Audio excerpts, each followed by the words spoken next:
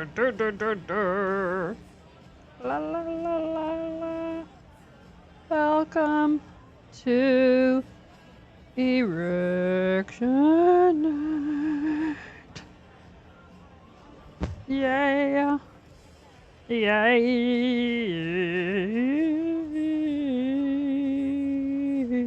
First polls close at 7 p.m.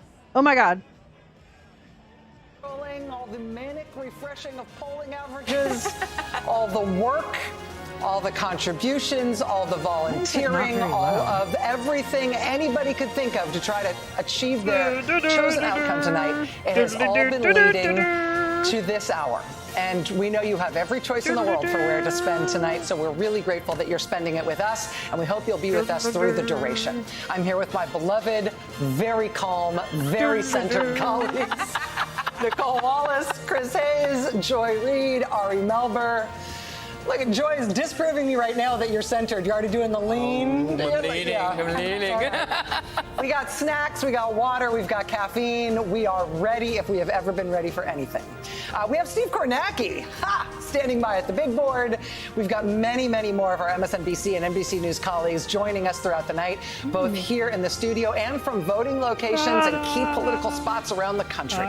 After both presidential candidates held multiple rallies yesterday, today has been a little bit quieter for them. We saw Donald Trump and his wife Melania voting in Palm Beach, Florida. Kamala Harris already voted by mail. She made an unannounced stop at a Democratic phone bank in Washington, D.C.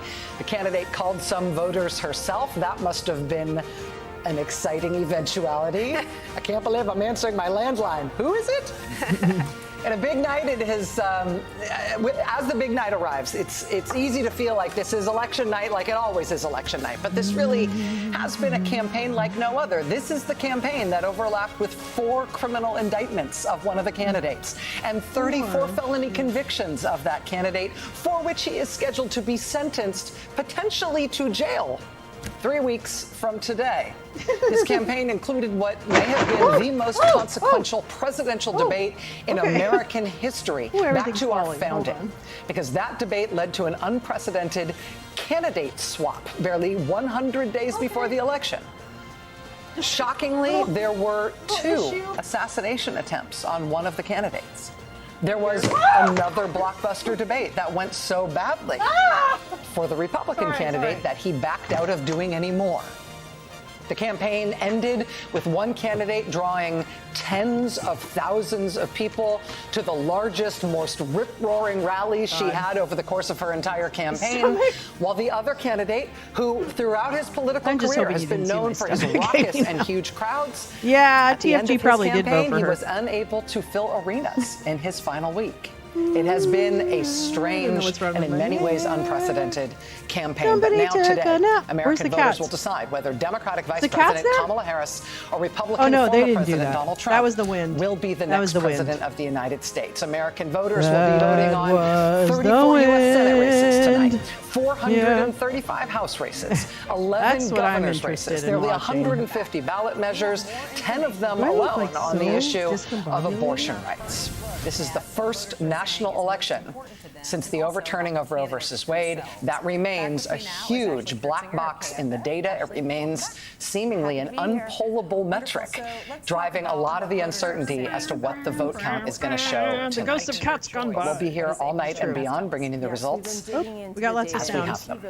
Let's start at Temple University, at a polling site in Philadelphia, with our beloved friend, NBC's Jacob Soboroff. Jacob, what have you been seeing? Who have you been talking to? What have they been telling you? Rachel, it is a sight to behold here at Temple University. There are 1,703 different divisions in the city of Philadelphia, the county of Philadelphia. They're both the same election jurisdiction. There are 4 of them here. This line, I'm not going to go inside right now because things are very busy inside. They've just added, as a matter of fact, 2 new polling machines to this location. Based on the reporting we've been doing here all day, the line at this location, the kids at the front of the line tell me they have been in line. I shouldn't say kids, college students have been here for 2.5 hours. How long have you guys been in line, just out of curiosity? Probably like an hour for now. An hour for now. How you feeling? Pretty good. I already voted. I'm just standing with her. Yeah. Wait a minute, you already voted, but you got back in line to wait on it again? I'm just standing with her. So I'm not lonely. Okay, good. All right, I'm glad to hear that. I'm glad you're almost there, guys. But Rachel, the whole idea here is with a 2.5-hour line. This was not unexpected. And I'm not saying that this is a problem. This is very well what the Harris campaign wants to be seeing. This is a massive turnout on Election Day. Come with me. Let me show you the rest of the line. There were only about 200,000. It sounds like, I'm saying only, it sounds like a lot, but there were 200,000 out of 1.1 million registered voters who returned mail-in ballots here. That means around 500,000 based on projections of the city commissioners here are going to vote on Election Day. At this location, it's probably already around 700, 800. It will definitely be far more than that by the end of the evening. How's everybody doing? First time voting? Yes. How you feeling? That's so great. Congratulations. How is it to wait in this line? Oh, Lee, I mean, thank it's been a goodness. while, You're all but, done I with mean, the work. I just want to Hooray. reassure you, you're almost there. There are snacks over there if you want them. Yeah. Everything's going to be okay. Yes, it will. Okay, good. You guys doing okay, too? Yes, we're doing great. Come la la la. I was going to ask who you're going to vote for, but I didn't need to. Come la la la. Cause lives matter. First time voting? Oh yes, I'm excited. Oh my God. Congratulations, you guys. Thank you so You're almost there. much. Come on, Rachel. I'll show you fucking love all the way her. to the back of the line here. Fuck I was saying yeah. 500,000 people are going to show up, they expect, on Election Day here. As you know, this is where the Harris campaign wants to drive up the numbers to sort of counteract that T in the middle of Pennsylvania to counteract the rural votes that the Trump campaign is expected to get. The line stretches on and on. It has been like this all day long. Originally, they had 10 voting machines inside this location. Look, the snacks are here. Originally, they had 10 voting machines in the location. Now they've got 12. They're in the process of setting them up right now. There's less than 2 hours until the polls close here. Every single person, just showing the snack people. Thank you. Every person that's on this line is going to be able to get in at the end of the night. Maybe I just want to check in with people at the end. They seem to be having a serious conversation. You're at the end of the line. You're prepared to wait? Yeah. First time voting? Yeah. How do you feel? Scared. I want Kamala to win, but I think she will. I appreciate your guys' time. Congratulations on coming out to vote for the first time. It's always an exciting thing, Rachel, to see people coming out. Yes, it exercising is. their right to vote, especially for the first time. Fuck yeah. Here at Temple, as we always say, until all the votes are cast and counted, we don't know what happens. But this is an encouraging sign, I think, for the Harris campaign. Jacob, I have to say, I know that it's our job to cover this, and we have all sorts of responsibilities. My single favorite thing about election season is myself voting, is casting my own vote. My second favorite thing is hearing other people who are about to vote talking about how excited they are to do it. And when it's first-time voters, it feels like it's turbocharged in terms of just like the civic jolt you get from it. I imagine you're going to be like 10 feet tall by the time you get out of there tonight. Every single person I talk to, and I love, I love Be walking. gone, When I see Trump. these folks that are coming, they haven't stopped coming all day long. And we're talking about ultimately it will be thousands and thousands of people that come to this polling place alone. As you said, when they're first-time voters, there's something special about it. There's a magic to it. Earlier tonight, they had performances out here, people rallying. By the way, they even mentioned Paul Rudd was out here. It was not on my bingo card to say I saw Paul Rudd at a polling place in Philadelphia, but he was handing out water. All kinds of things are happening in extraordinary ways out here in Philadelphia on this election night 2024. Nice. Jacob Soboroff, we will be back with you, my friend. Keep walking, keep talking to people, and give me some of what all those first-time voters are on. I'm enjoying it by proxy. Jacob, thank you. Let's go to Steve Kornacki. He's at the big board. We're getting all of our camera angles and blocking familiar here because this is going to be a familiar position for us. Steve, before we get in most of the vote, before we get in the first fully closed states, can you tell us what you're going to be watching for, what people at home should be watching for in terms of the first data we're going to get? Yeah, absolutely. I mean, the first data we're getting, you do see some votes here. This is the national popular vote, such as it is right now. As you say, the polls closed in a lot of Indiana, A county here. This is a heavily a Trump county, not far from Terre Haute. In Kentucky, we've got Kenton outside Cincinnati, Floyd, Coal Country, a couple counties. They're just a scattering. That's what's going on right now. But the action is going to start less than an hour from now, and it's going to start in a big way. 7 o'clock, the first battleground state poll closing. That's going to be in Georgia. And let me just give you a sense. This is going to fill in all night, but let me just give you a sense of a couple things we're going to be looking for in Georgia and beyond. So here's what happened in Georgia in 2020. I think we all remember Joe Biden won the state, first Democrat to do it since 1992. He did it by less than 12,000 votes. So what are we looking for when Georgia closes at 7? We expect a ton of vote. like 80% of it in that first hour, 7 to 8 p.m. One place I'm going to zoom in on, I call it the blue blob. In fact, I'm going to zoom in on it right here. It's Atlanta and the immediate Atlanta metro area. These are 9 core counties. So exploding population, dramatically moving towards the Democrats, diversifying in terms of demographics. More and more Democrats drawing their votes out of here. Joe Biden got almost 70% of the vote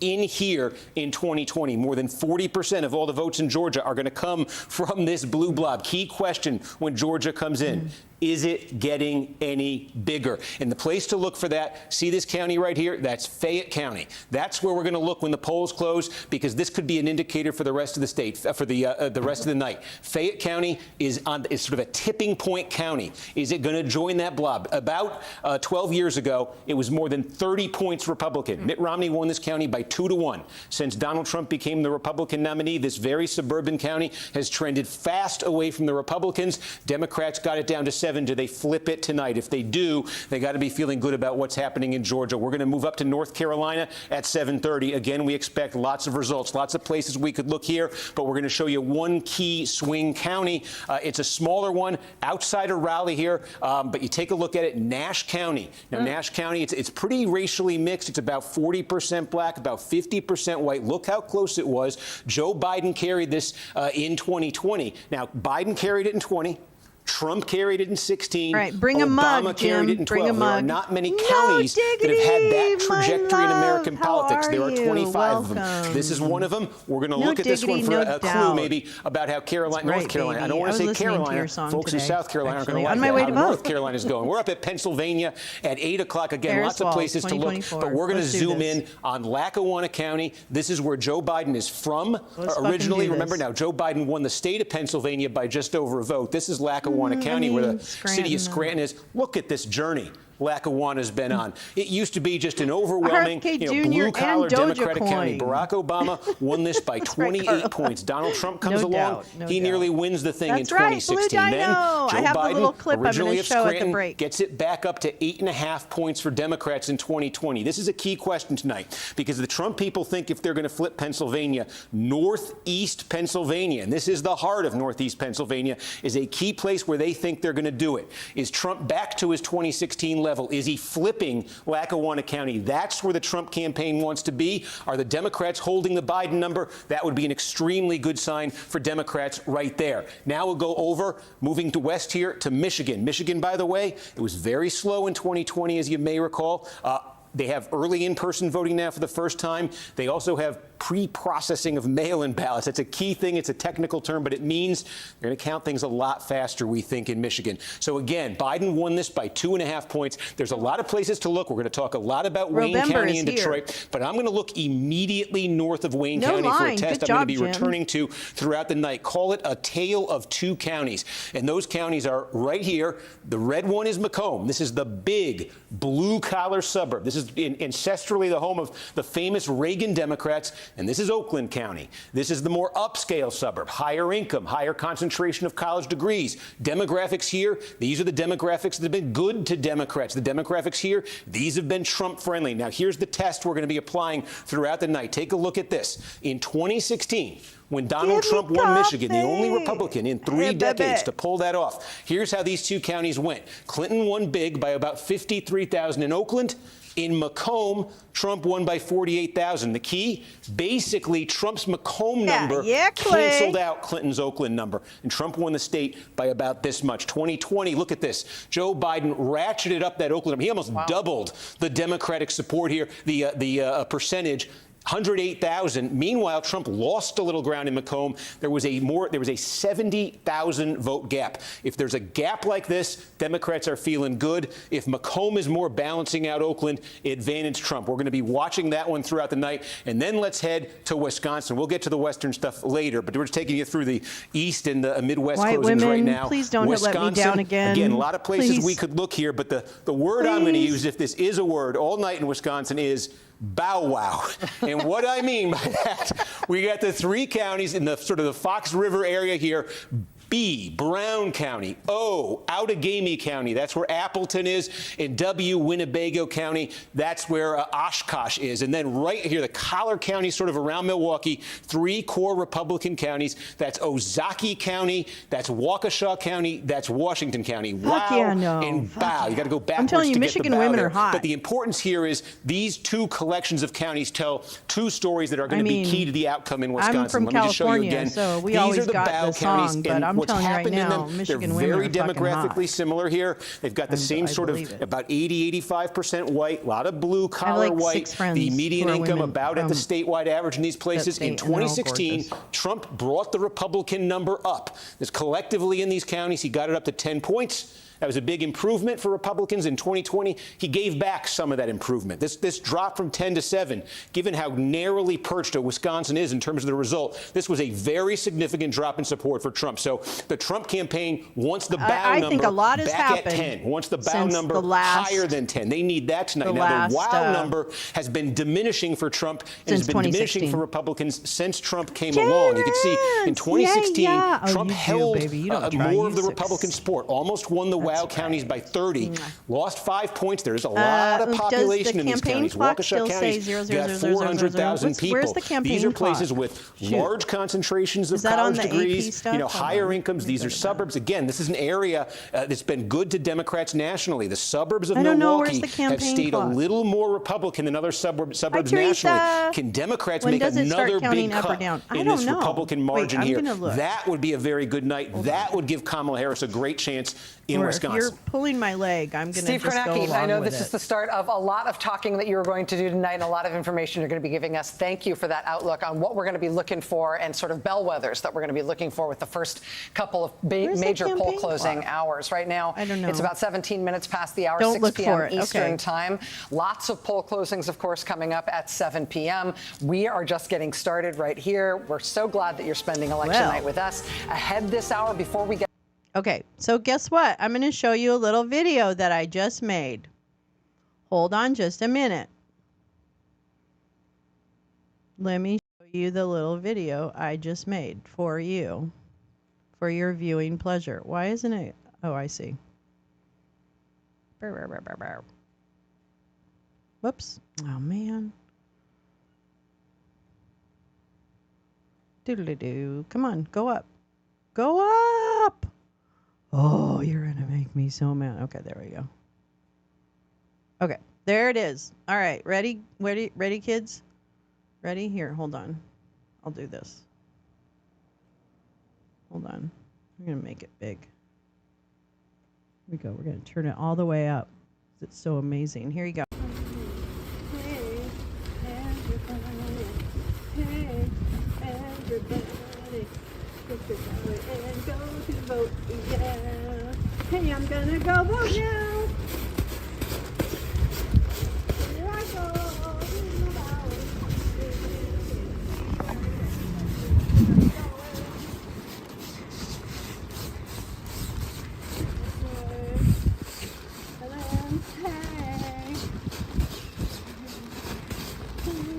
That's me.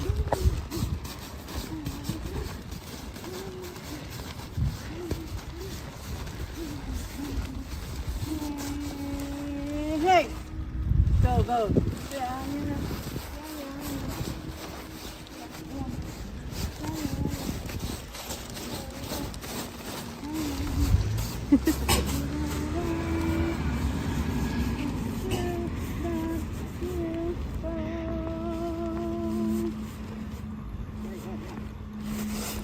Okay. Here I go, everybody. Kamala is Mamala for all of the dinos. Hey, everybody. Good job. That's right. Here I go. Here I go. Here I go. I gotta hurry up with my thing. Okay, here we go. Thank you. Sorry. Uh-oh. Oh, there it is. It's okay. Dino got it. Here it goes. Bye. Kamala. Kamala.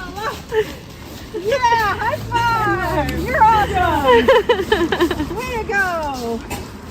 That's it, everybody! You go do it now! Vote for everybody! Rights for everyone! Yay!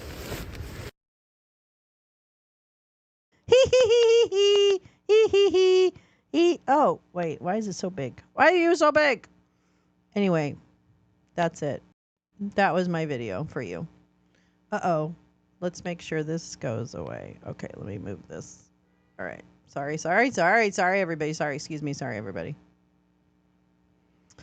Oh, they're still on commercial. Hey, we're guys and we wear shirts that fit. Yeah, that was me. Well, that was me. What do you mean someone else is doing my thing? Oren, gang is all here sending love from the OC. Oh, Jay Rance. Oh, wait, I got to do yours. I love your song. That's my favorite. Wait, is this one? No. Oh, there. Oh, no, that's not it. Hold on. Wow, I really thought you... Oh, there it is.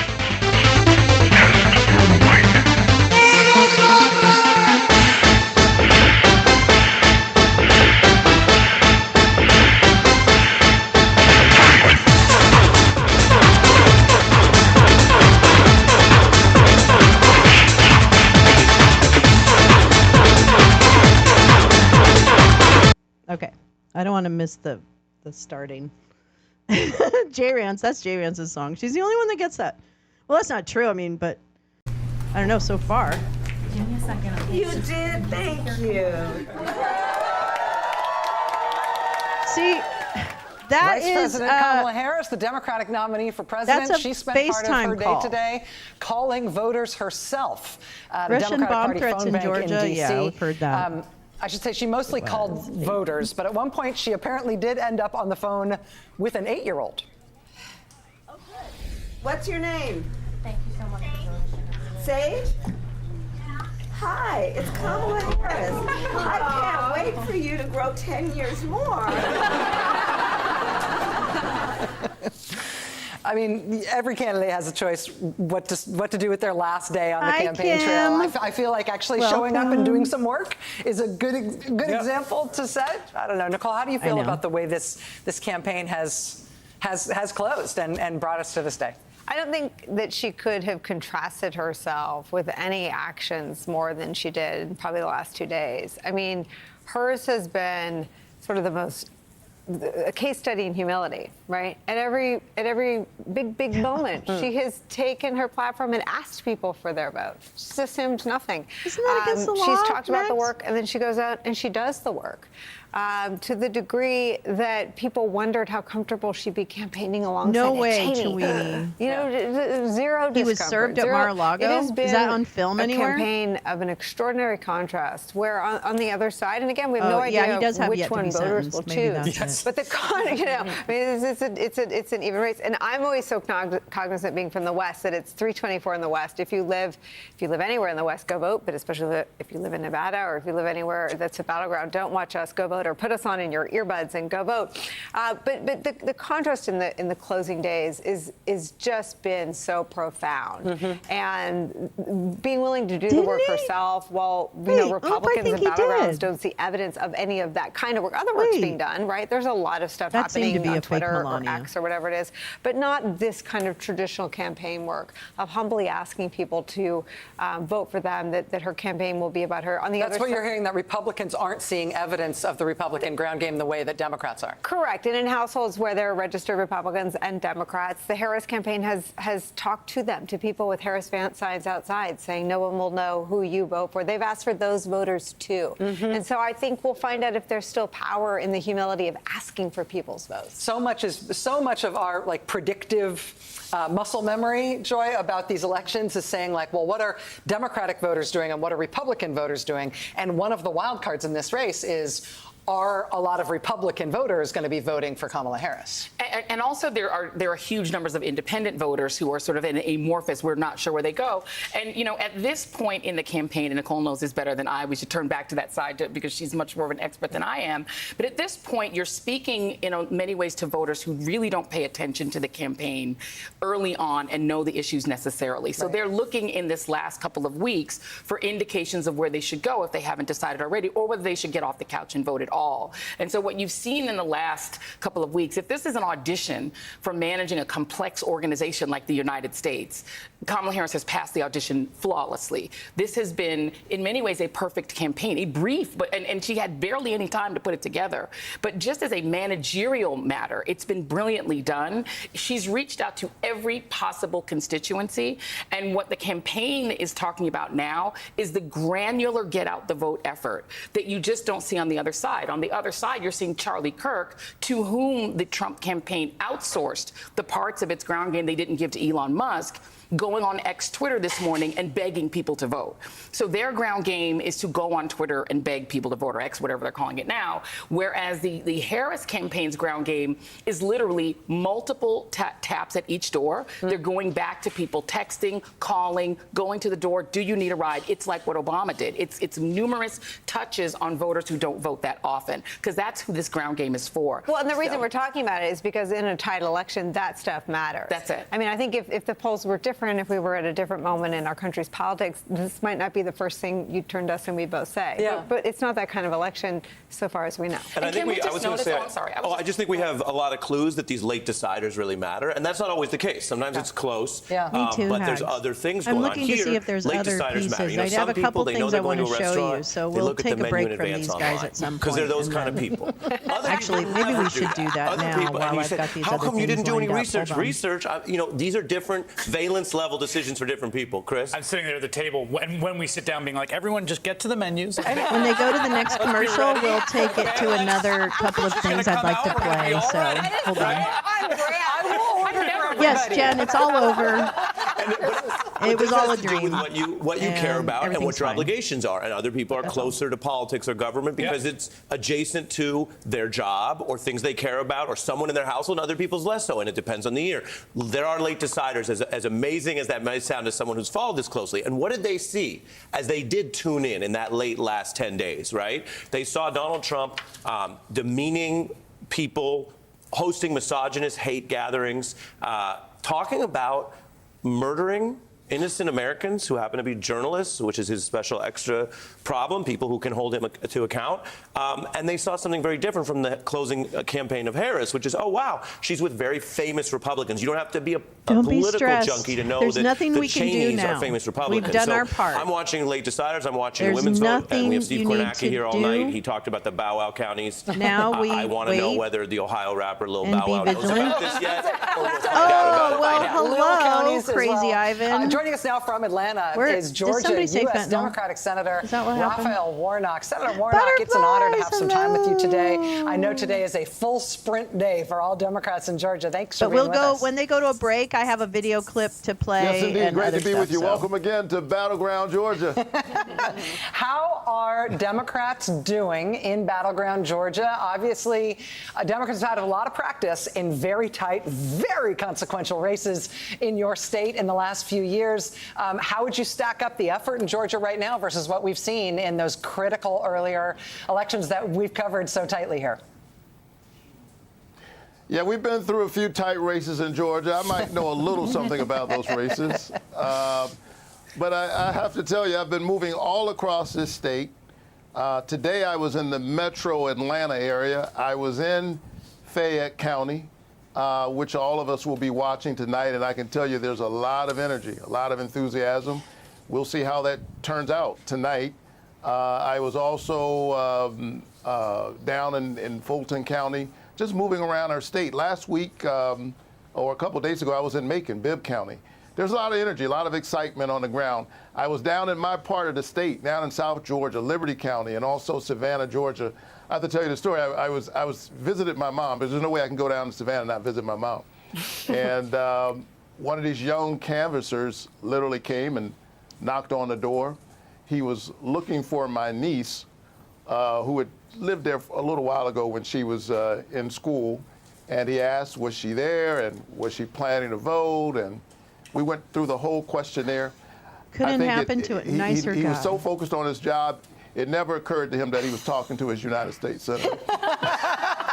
I love the debriefing that canvasser is going to have at the end of the day. I talked to this guy. His name is Ruff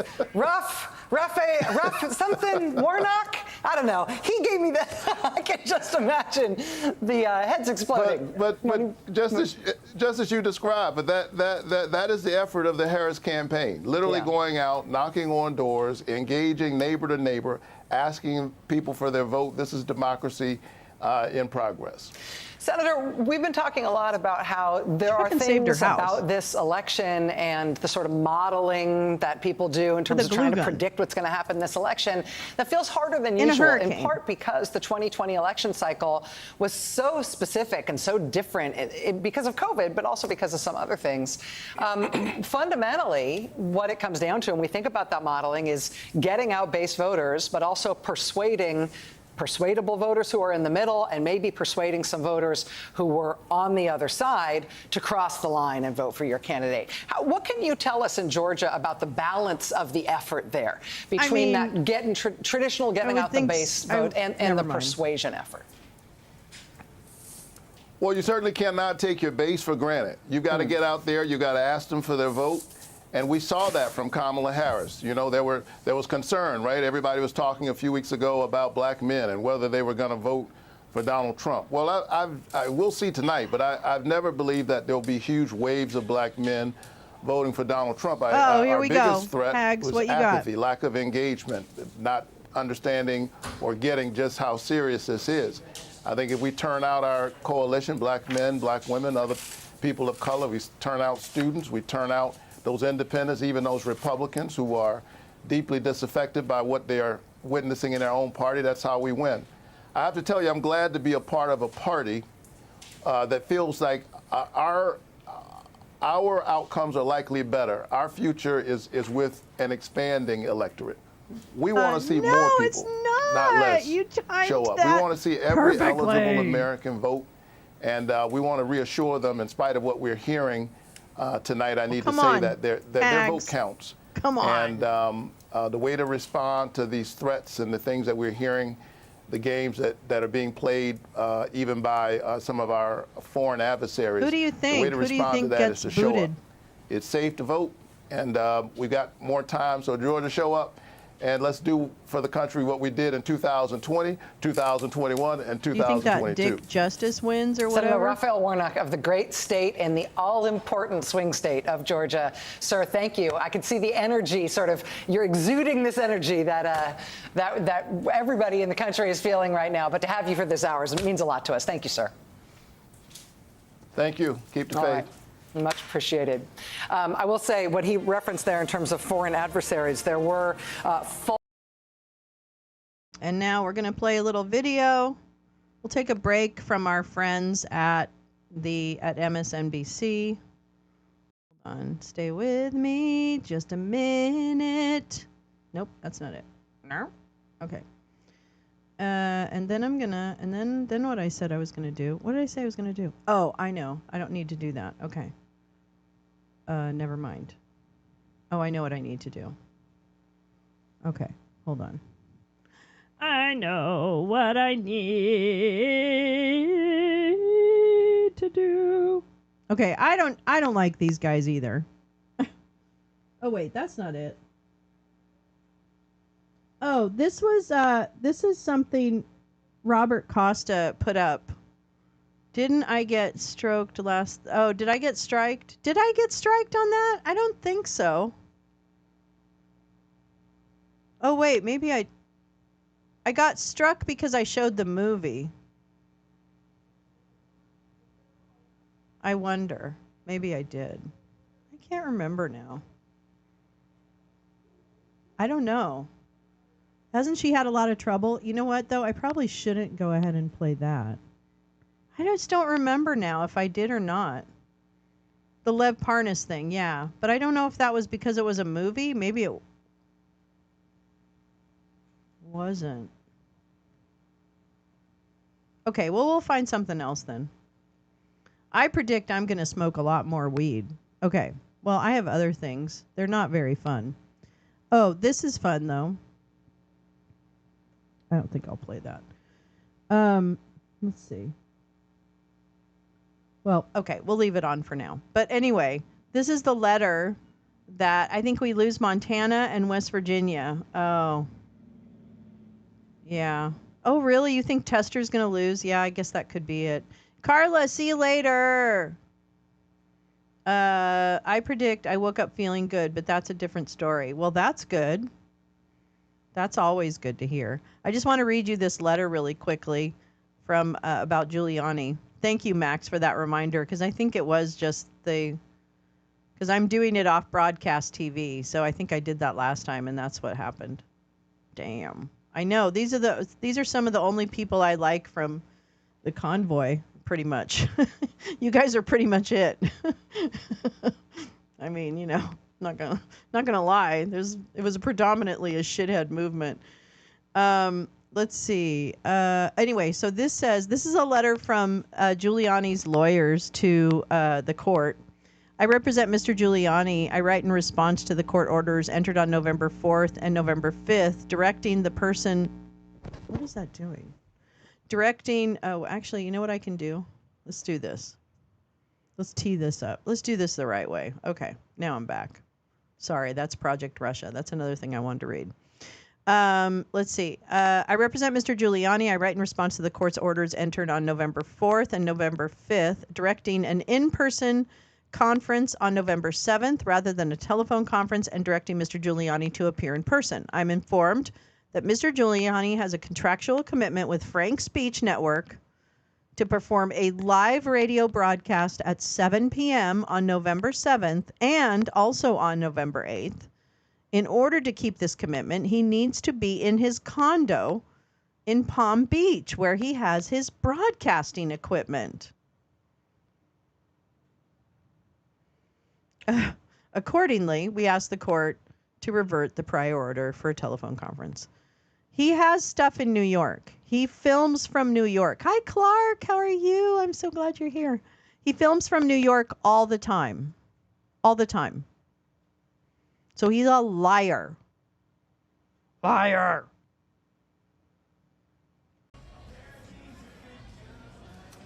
Let's get some election night ambiance. This is the AP Associated Press thingamabobber. All right, I guess I can do that. Oh, that's not the one. Oh, that's the one. Okay, now I want to make this bigger. This is so dumb. Why does it do this? Let me try something. I know, that's the best view you've ever had. But I'm bummed. Oops, that's not right.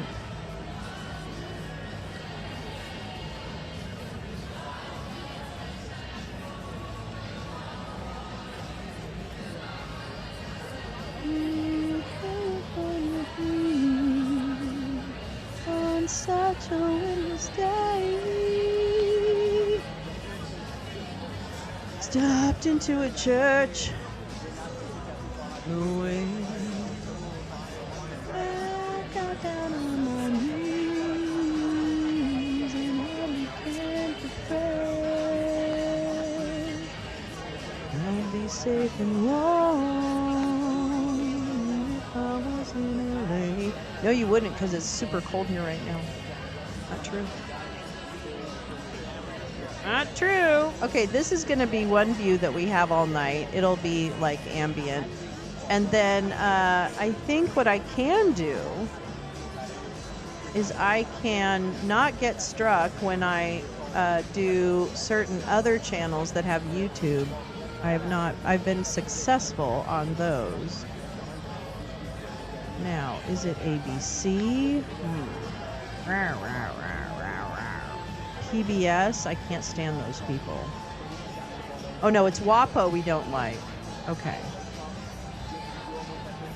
Is PBS annoying though? Were they annoying? I can't remember. Were they annoying too? I don't know.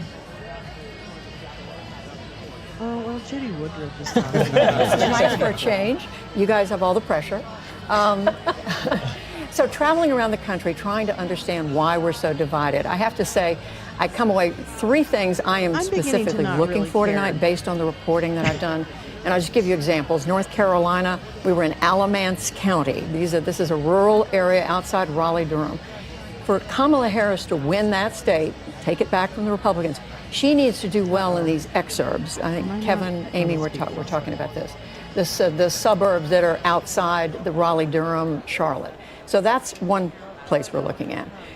We're also looking at Michigan, the so-called education diploma divide, which is an increasing issue in American politics. I was in just a couple of weeks ago in both Macomb and Oakland counties, the biggest counties in the state, just north of Detroit. Oakland being a place majority with a lot of people with college graduates. Macomb being more blue collar, fewer college graduates. Joe Biden did very well in Oakland, won, Trump won, Macomb. The question is, how are Harris and Trump going to do, with people who have a college degree and don't? And just quickly, Arizona, we went to look at the divide, the partisan split among Hispanic voters. Last time, Hispanic voters in Arizona made up 19% of the electorate. Biden was able to win 61%. So the question is, Republicans are now saying they can cut into that. Can they? Can they take away some of the Hispanic vote, which is traditionally was going more Democratic? I think the other question with the shorter answer is, where haven't you been this election? But Amy, as Judy mentioned there, North Carolina, we know that's one of the states where polls will close on the earlier side, along with Georgia. We keep saying it could be a long night. We may not have an answer. Is there anything you're tracking early in the night, specifically that you think gives us a direction of where things are going, or that says this could be an earlier night than we expect overall? I want to say yes, because I want to believe that we will have, some direction early on in the evening. But what we've come to see in our politics, and look, we talked about this the other night about seeing this Iowa poll that looked so outside of what we'd been seeing in other states. I do expect that to come up again tonight, by the way. Okay. We'll ask you about Iowa. But you think about the billions of dollars that have been spent on this election. They've all been spent in 7 states. And so there are a lot of people in these other states that have not been getting the barrage of advertising and just the communication from the campaigns. How they behave may not tell us how the swing states are going to behave, and how the swing states behave may not tell us how those other states are going to behave. I like it. And that's true too when we're thinking about all these House races and these Senate races. I am looking, I think I'll give you one clue. The Ohio Senate race, I think will give us an idea for just what kind of Senate we could expect, what the margin may look like in the Senate. And tell us about that. Why? Because this is a state where right now it's very, very close. Even though it's a red state, the Democratic senator there has been tied with his opponent. Let's do it. To win, it would mean that he would need to win a lot of Trump voters. If that's the case, if we do see real ticket splitting, then it means that the Senate and the House become much less predictable, because we're just so used to, if it's a red state, it goes red. If it's a blue state, it goes blue. Congress moves and if some Sherrod were to hold on we in end up Ohio, it rolling suggests with too that Democrats are going to have a much better night in the Senate. Doesn't mean necessarily they're going to hold the Senate, but that would be a better night. If he loses, now we're into that is the more expected way that you would look at the Senate map, given how Republican Ohio is. Yeah. And in the 30 seconds or so that we have left, how has he been able to hold on to that seat as Ohio has become redder and redder? Right. One, it helps to be an incumbent who's been there for a long time with an identity that fits the state. But the other is that they have just, quite frankly, outspent and been able to define their Republican opponent in a way that is helpful to the Senator Sherrod Brown. And really, they've been on offense almost entirely in this campaign. It's been, it's been quite something. Most expensive U.S. Senate race in history. I feel like we say that about a Senate race in every election cycle, but the Ohio one is the one this time around. Yeah. All right, our thanks to our panel. Stay around with us. We'll be here all night.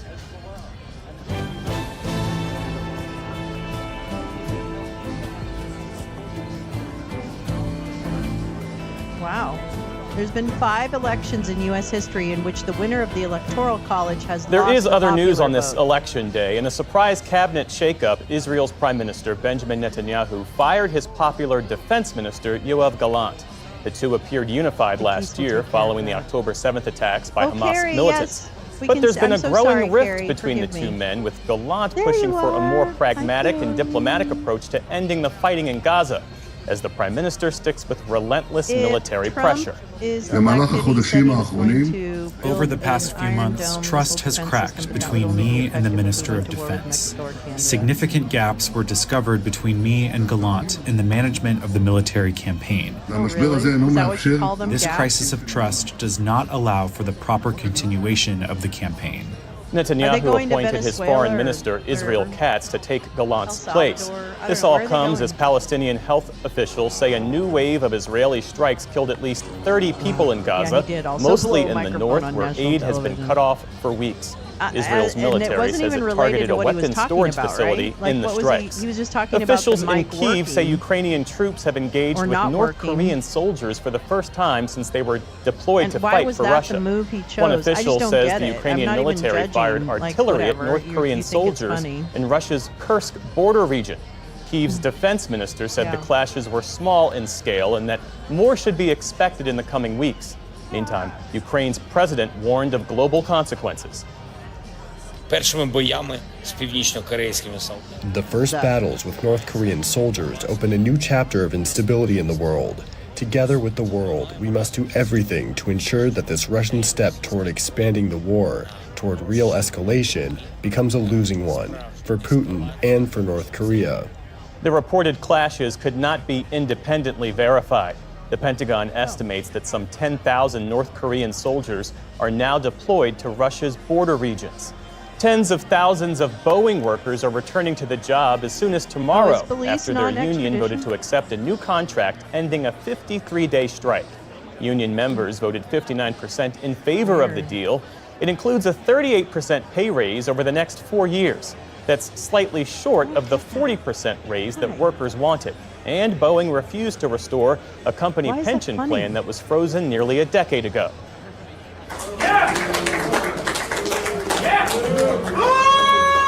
Union reps called the vote a victory, but among the workers themselves, there were mixed reactions. This was definitely not a victory. We were threatened with regressive offers. I think what we got was a fair deal. I think it's a good stepping stone for contracts in the future. By one estimate, the strike was costing Boeing $50 million a day as it shut down production of some of its best-selling. On over here. What's going on? I just need a minute. I just need not sound.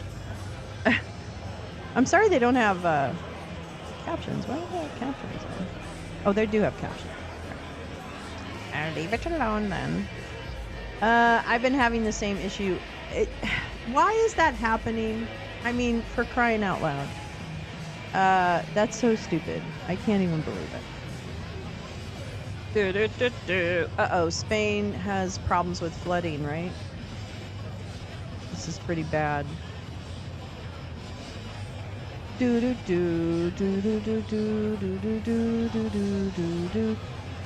do you know, here's the thing. Do you think he actually, I mean, I'm just doing crazy talk right now because we have time, but do you think he's, oh, poor Spain. I just can't even imagine. You just lose everything. 218 people have died. 89 missing. That's terrible. Is Trump Jr. running from the law? I don't know, Jen. That's a really good point. Like, why would he be running from the law? What does he have an issue with? I mean, other than the obvious. I need to check this because I did add some stuff to the bookmarks today. Yeah. La la la. Oh no, I didn't. What? What's this? Oh, it's the letter. I want to read about it. I don't care.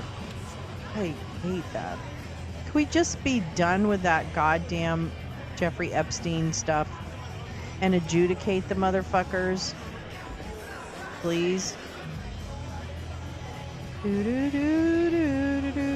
Gosh, we really caught up with some bookmarks. I'm really proud of us. Us Wake and Bakers, we're the bestest. Yeah, I just don't want to. All right, let me pull up something else. Hold on. What's your favorite vote tracking website? What's that mean? Max said Junior. Yeah, are going to be running from the law. I was throttled the other night. Yeah, which Neil and Max Flower both were unable to post randomly.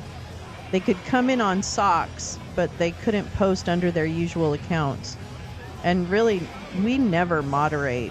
I mean, you know, if I remove someone, and Gal never do unless it's something like important, you know, that we would agree on. LB got flagged for posting the blowjob. I know, I heard that, right? She got like a timeout or something. Didn't she get like a timeout? Let's see. Is it PolitiFact that does the up to the minute? Up to the minute.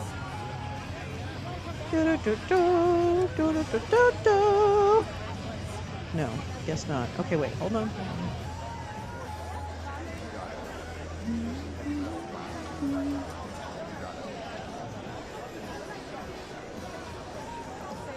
Oh, this is kind of. Is this gonna work?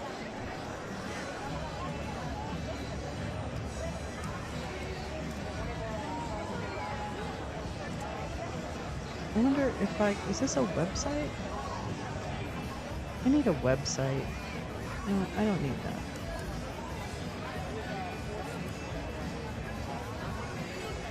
Alright, who's got one? Who has a good one?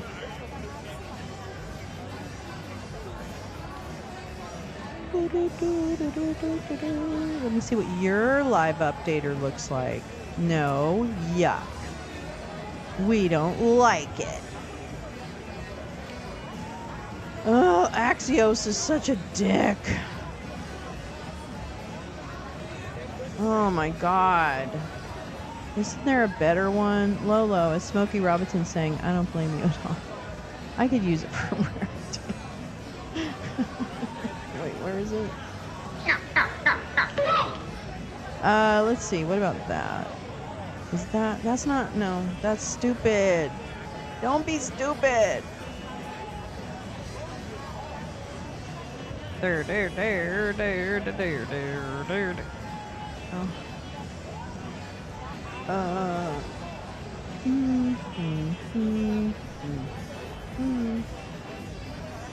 All right. Well, these are just so big. Why is it so big? Wait, why do you have to be so big? Okay, I'm gonna do this. And then I'm going to take that. And I'm gonna... Alright. There we go. It's not great, but it's not terrible. In fact, we'll make that bigger, I guess. And then maybe make this smaller. I don't... Oops. There's a bathroom on the right. That's what I always thought it was. Oh, I don't have enough screen. God fucking damn it. Just stop. Oh, okay. Well, just like, okay, here we go. Let me get it all the way to the edge. Don't push me, because I'm close to the edge. I'm going to do that so you can see it's NBC. Alright, and then we're going to take this. Nope, not that. We're going to take it like this. Yeah. And then what we can do is, we can maybe discipline our friend.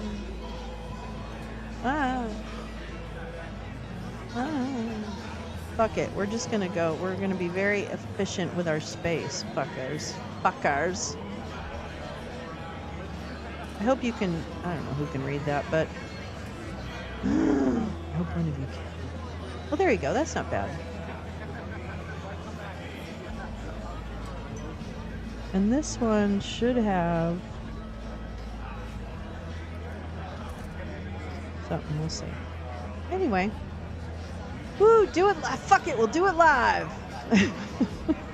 I absolutely enjoyed that. More screen. Give me more screen. Damn it.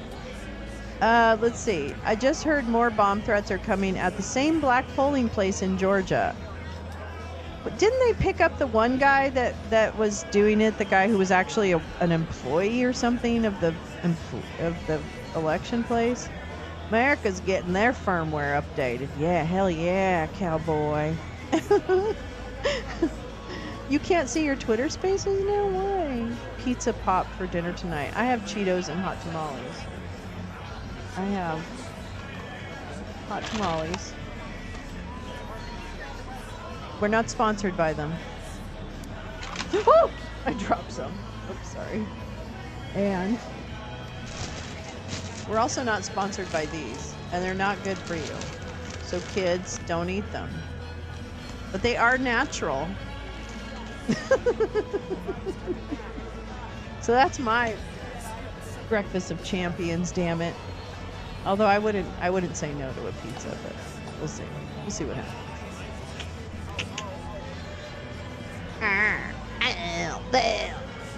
Anyway, you are now. Let's see what else did you guys say. Why is it called throttling? I don't even know, Jen. I don't even know. And I can't even tell what the fucking algorithm is that does that kind of stuff. You know what I'm saying? This is goddamn ridiculous with the bomb threats. Yes, it is, Jay. One big beer and a giant burrito. I love that burrito idea. I'm not keen on the beer, but you know what? You do you, boo. It means attack or kill. I had no clue. What's that? Yeah, I don't know. What's the cacophony is playing a lot like noises in. Oh, I can take care of that. I'll take care of that. We'll go silent. Throttling is choking. Yeah, like you choke the engine. Okay, that makes sense. That makes sense. I guess. So yeah, it might be a long night. Let's see, what time is it? Oh, well, we're just about to have some polls close. So I think what I'm going to do is be a bit naughty. Just a little bit. And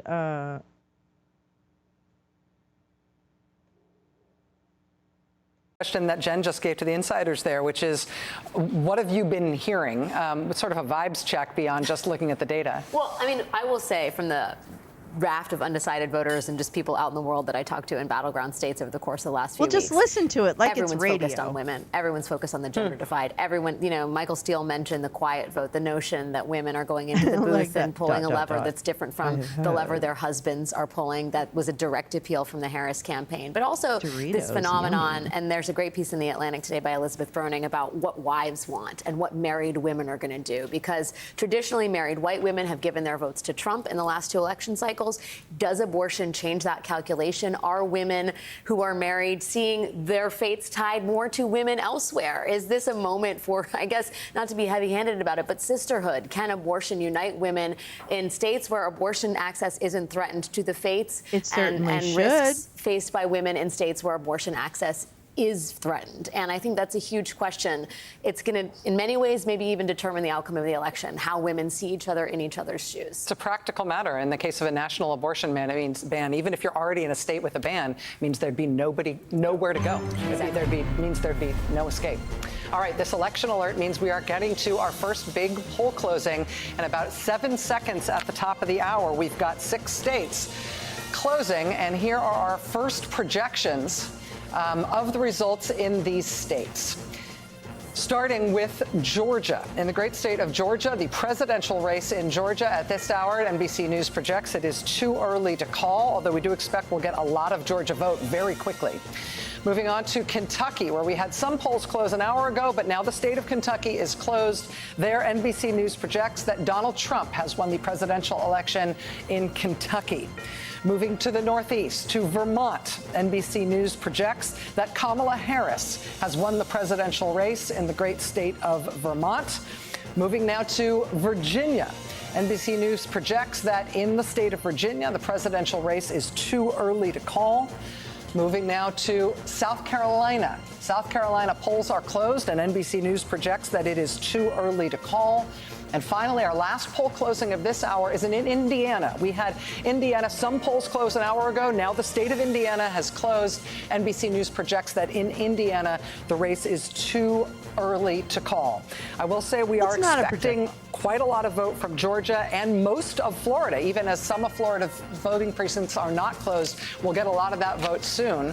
Right now, in terms of the road to 270, we're very early on that road. Donald Trump with 8 electoral votes and Kamala Harris with 3. Let's take a look at what we've got in the Senate race thus far. We do have some Senate races in states that have just closed. In Virginia, we've got Democratic incumbent Senator Tim Kaine and Hung Kao, who is the Republican challenger right there. NBC News projects that the Virginia Senate race is too early to call.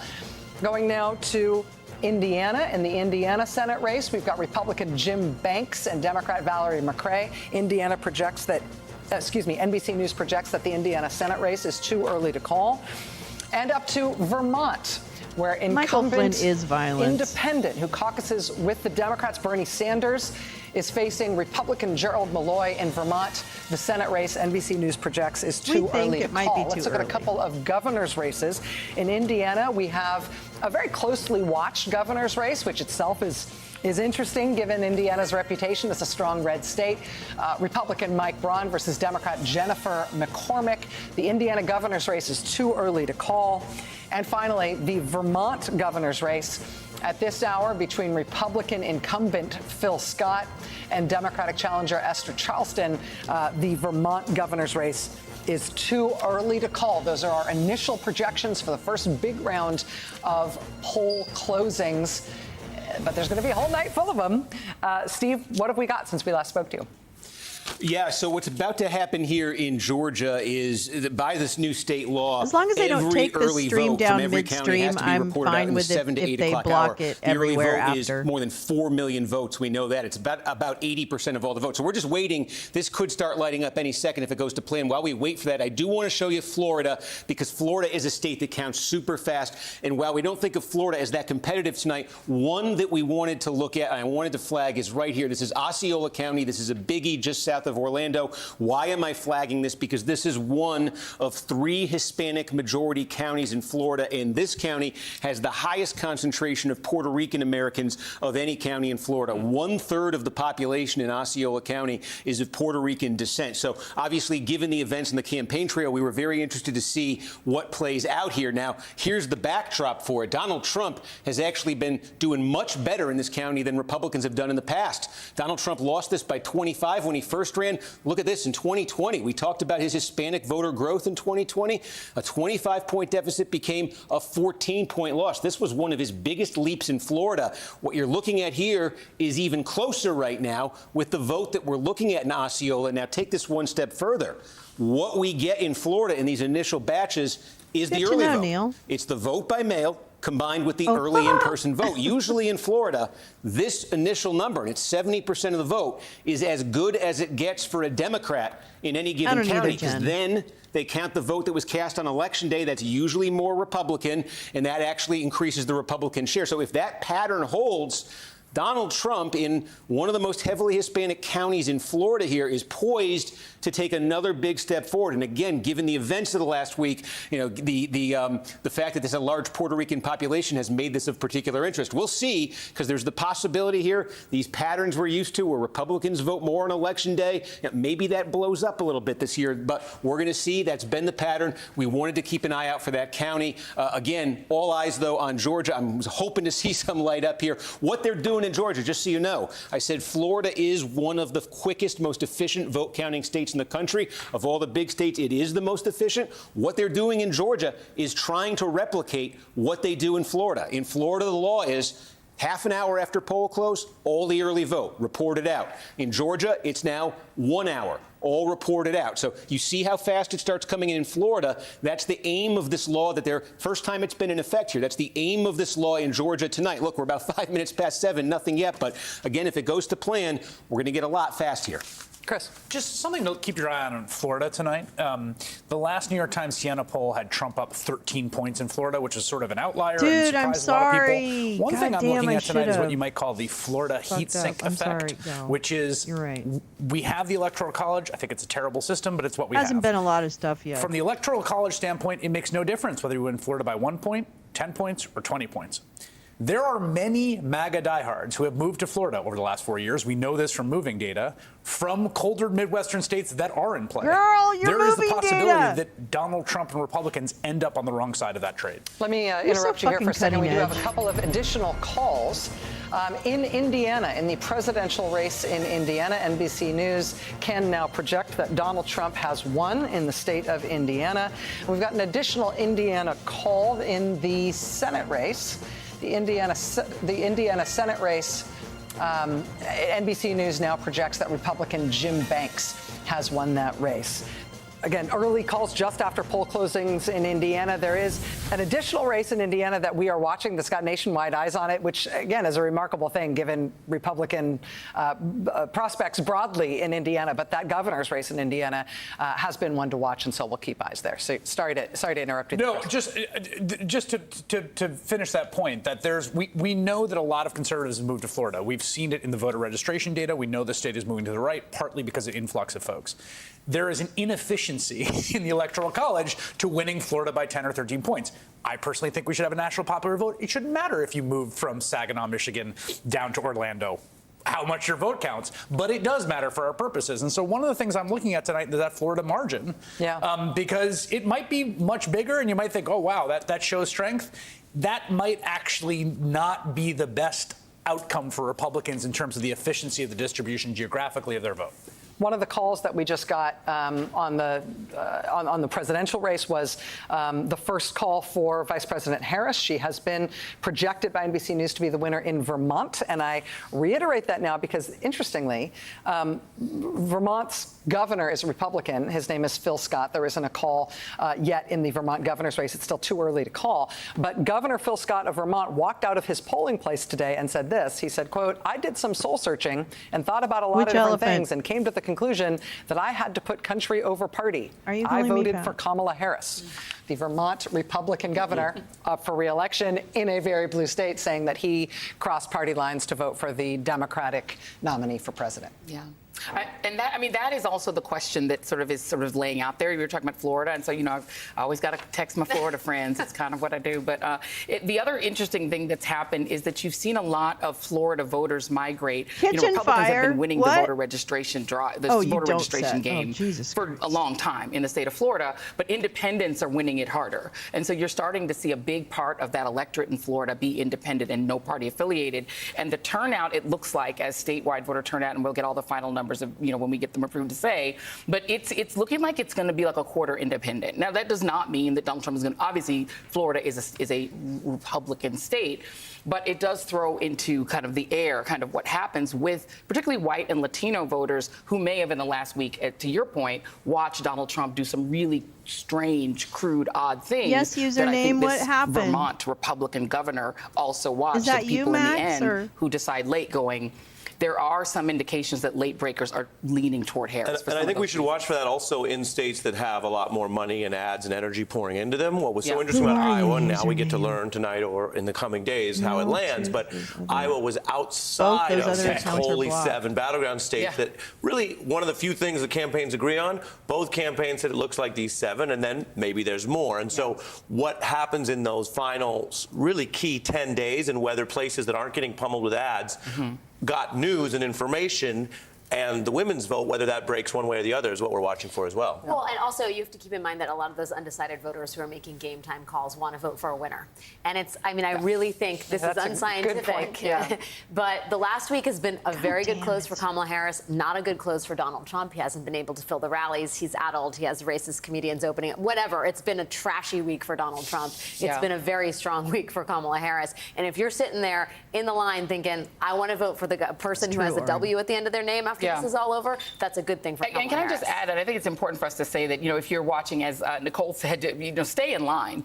There have been some extended voting hours, so I just want to, say to people, hopefully you're listening to us on Sirius XM and not at home if you are in one of these states. And NBC now is able to report this as well. You have Cambria County, Pennsylvania. You have extended voting until 10 p.m. Eastern because there were voting machine outages this morning. This is a court order. So if you're in Cambria County, Pennsylvania, if you're in Luzerne County, Pennsylvania, extended till 9:30. There are 2 precincts in Cobb County, Georgia, that will be open for another 10 minutes. So if you're in line per judge's orders, you can still vote. 2 precincts in North Carolina, Wilson County, and 1 in Burke. Both were extended till 8 p.m. Eastern time. And 1 more, St. Clair County, Alabama. A judge has ruled that polling locations affected by ballot printing issues stay open until 9. So I think to that point, late breakers are probably they're election day voters for the most part. So don't get out of line. And also be careful what you're hearing in those lines. We've seen a lot of threats. We've seen a lot of sort of strange rumors. Try not to spread them. Don't text them to people. Don't spread disinformation on accident. Just stay in line and do your thing. You got one job. Vote. Don't be dissuaded. Don't be afraid. Don't let anybody talk you out of it. Exactly. While we are waiting for what we expect to be a large number of votes reported out of Georgia, let's go live to Scottsdale, Arizona, where Liz Kreutz has been talking to voters as they've been queued up to vote in Arizona. Liz, what have you seen today? Hey, Rachel. Yeah, we are in the critical Maricopa County. Often people say so goes Maricopa County, so goes the state. And right now there's a very long line here at this polling location in Scottsdale right now. We'll show it to you. Maybe about 60 or 70 people here in line waiting. And some people saying it's taking about an hour for them to get inside there. Part of that is because of this long 2-page ballot here in the state. It's the longest ballot the state's had since 2006. So it just takes a long time to fill out. But not every polling place has a line this long. In fact, there are even there's a Republican group here that's been renting out a bus that they're calling the Trump train, and they're actually shuttling people from here to a nearby polling location that doesn't have as long of lines. There's also signs here that say it's fine, stay in line. So they're hoping people don't see this and get discouraged. As we talk about turnout, though, Rachel, right now, I think Republicans are feeling pretty encouraged here at this moment. Coming into today in Maricopa County, there were more than 1.5 million voters who had cast their ballots. Today, Maricopa County has seen more than 200,000 people cast their ballots. 40% of those ballots today have been from those independent voters, 39% from Republican, 21% from Democrat. Going into today, Republican turnout had been higher, which is to be expected since voter registration among Republicans is higher than Democrat here. I think Democrats have been hoping they'd see some high turnout today. So they're certainly going to be banking on those independent voters, those other voters, to see how they break and if they go for Harris here in Arizona. Rachel. Liz, thank you. Liz Kreutz in Maricopa County. Really long ballots in Arizona. Maricopa County voters on average being asked to vote on 79 different items on their ballot. Seriously. But while we were checking in with Liz, we got the first big batch of votes out of Georgia. Steve, what do we got? Yeah, okay, so as we said, we expect a ton to come in here, and what's supposed to happen is all of the early vote. That includes vote by mail and in-person early voting that's been going on the last few weeks. All of that needs to be reported out by all of these counties in the first hour. So what we're seeing so far is it may be in some of these counties they're going to report that incrementally because it's varying what we're getting. But I'll tell you, I talked about, if you were watching earlier, what we call, or I call at least, the blue blob, which is the immediate Atlanta metro area. And 2 counties there, this is where Democrats are just trying to run up the score. Two counties here have substantial vote in right now. One of them right here is Douglas County. And you can see here, this is about 3/4 of the vote. And again, that is probably all of the early vote that was cast here. Now, to put this in some perspective, Harris basically beating Trump 2-1. This is one of these counties where the population's been growing. It's been diversifying, sort of an emerging suburb. It's now, the population's now about half black. It's a place Republicans used to win. Harris up 2-1 here. Last time around, Biden won this 62-37. He won won by unfold. 25. Currently, Harris is about 32.5 up on Trump. The key question here, and this is going to be the key question in Georgia as we start to get these big batches around the state. What we expect from the past is that the rest of the vote in Douglas County is going to be more Republican-friendly. It's going to be the election day vote, the people who went out and voted today. You remember from 2020 that was overwhelmingly Republican. We don't think it's going to be anywhere near as overwhelming. We still suspect it's going to be more Republican than Democratic, but we don't know that. So the key here is maybe put a pin in this. 3/4 of the vote in Douglas, and it's 66-33-6 Harris over Trump. When this gets up to 100, has this moved? How much has this moved? Because that is going to be the story sort of statewide. If Harris lands somewhere around here in Douglas, that's progress for her. That's what the Democrats want to be doing. They want to be squeezing more out of this big population-dense, immediate Atlanta metro area. Again, I'm just showing you how this county has evolved politically. Look at this. It was a battleground in 2012. Donald Trump came along, lost it by 10. That's right. We're not felons 25, for the now most 32 part. And even if we were, we'd probably be better felons These than 9 counties right around Atlanta, this is what they want. They want to keep driving that number up, keep running up the big margins there because they've been suffering losses elsewhere in the state. So that is Douglas County. Take a look now. Again, this is part of that blue area we're talking about. This is Rockdale County. Geographically, this is small. It's very population dense here. And again, now Harris by about a little bit more than 50. This is all the early vote in Rockdale County. Put it in some perspective. Joe Biden won here by 41. Harris is leading by 51.5.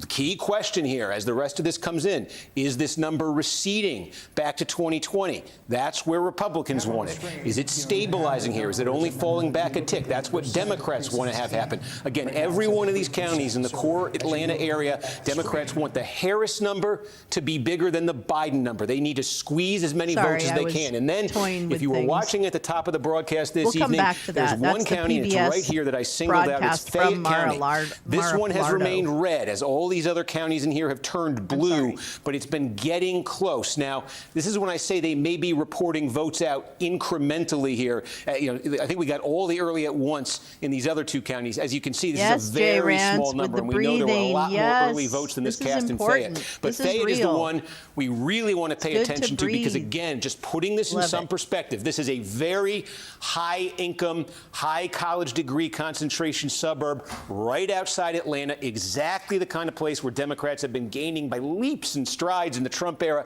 Again, just to show you the history. This was 12 years ago, core Republican bedroom community county. Trump comes along. Look at that Republican margin drop. Look at it drop further. Democrats want to be flipping this county tonight. We only have 6%. We need a lot more vote here. But this one we're going to keep looking at because I think it's a test for more broadly how the night might be going for Democrats in Georgia. Just taking a look here, we can go to the far north to seeing what's in. These Kentucky are the far northern red, part of the state. This is the most overwhelmingly Republican part of Georgia. So the question for Trump here, he's going to be winning these counties with 75, 80% of the vote. Trump just does not want to have slippage of, 2-3 points even in these places from what he got in 2020. So let's just take a look here. Again, this is relatively small, but this is, okay, Trump got 81.3 in 2020.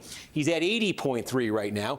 This is the early vote from Union County. Remember, one of these things that we saw in Georgia was Republican voters who were very hesitant to vote early, to vote by mail in 2020, really embraced early voting, especially in Georgia, just based on the numbers we were seeing from the early vote process. So look at all the early vote that came in from Union, very different from 4 years ago. And again, if the remaining 15 or so % from Union is more Republican than what's come out, Trump could be hitting that number from 2020. Again, it's not close here, but every one of these counties, they add up. Trump wants to be maintaining the number he got in 2020, because if you multiply this, there's dozens of counties like this around the state. And if Trump's losing a point or two in all of them, that does start to add up statewide. So that's what we're going to be looking for in North Georgia. Sorry, I didn't mean to get out of the state there. Okay, with Gwinnett. Let's see what's happening in Gwinnett. This is over 1 million people in Gwinnett. This is like the most racially, ethnically diverse county in Georgia, one of them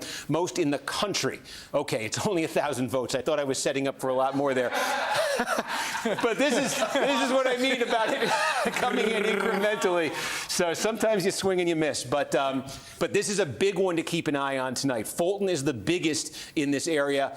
Gwinnett is right behind it here, rapidly growing. You're talking about a third white, a third Hispanic, a quarter Hispanic, a quarter black, about 15% Asian American, very diverse, growing Democratic. So again, we're going to keep an eye here, see what else comes in, and I'll give a shout if we got some more. I'm just all quickly, right. So here you go. Georgia making good on its promise that it would produce a lot of vote very early.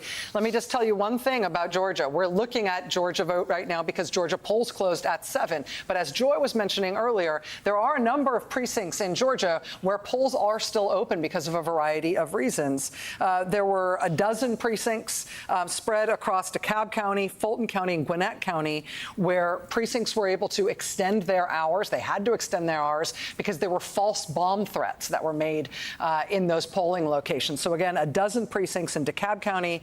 There's 6 of them in DeKalb, 5 in Fulton, 1 in Gwinnett County. There's an additional 2 precincts in Cobb County, 1 in Glynn County. Those have also been allowed to remain open late due to some other issues. So even though we are talking about the Georgia vote coming in and Georgia polls being closed, there's more than a dozen locations statewide where voting is still happening. So if you are within the sound of our voice and you are still in line to vote in Georgia, and your voting place is still open, stay in line. You will be allowed to vote. Don't let anybody tell you to get out of line.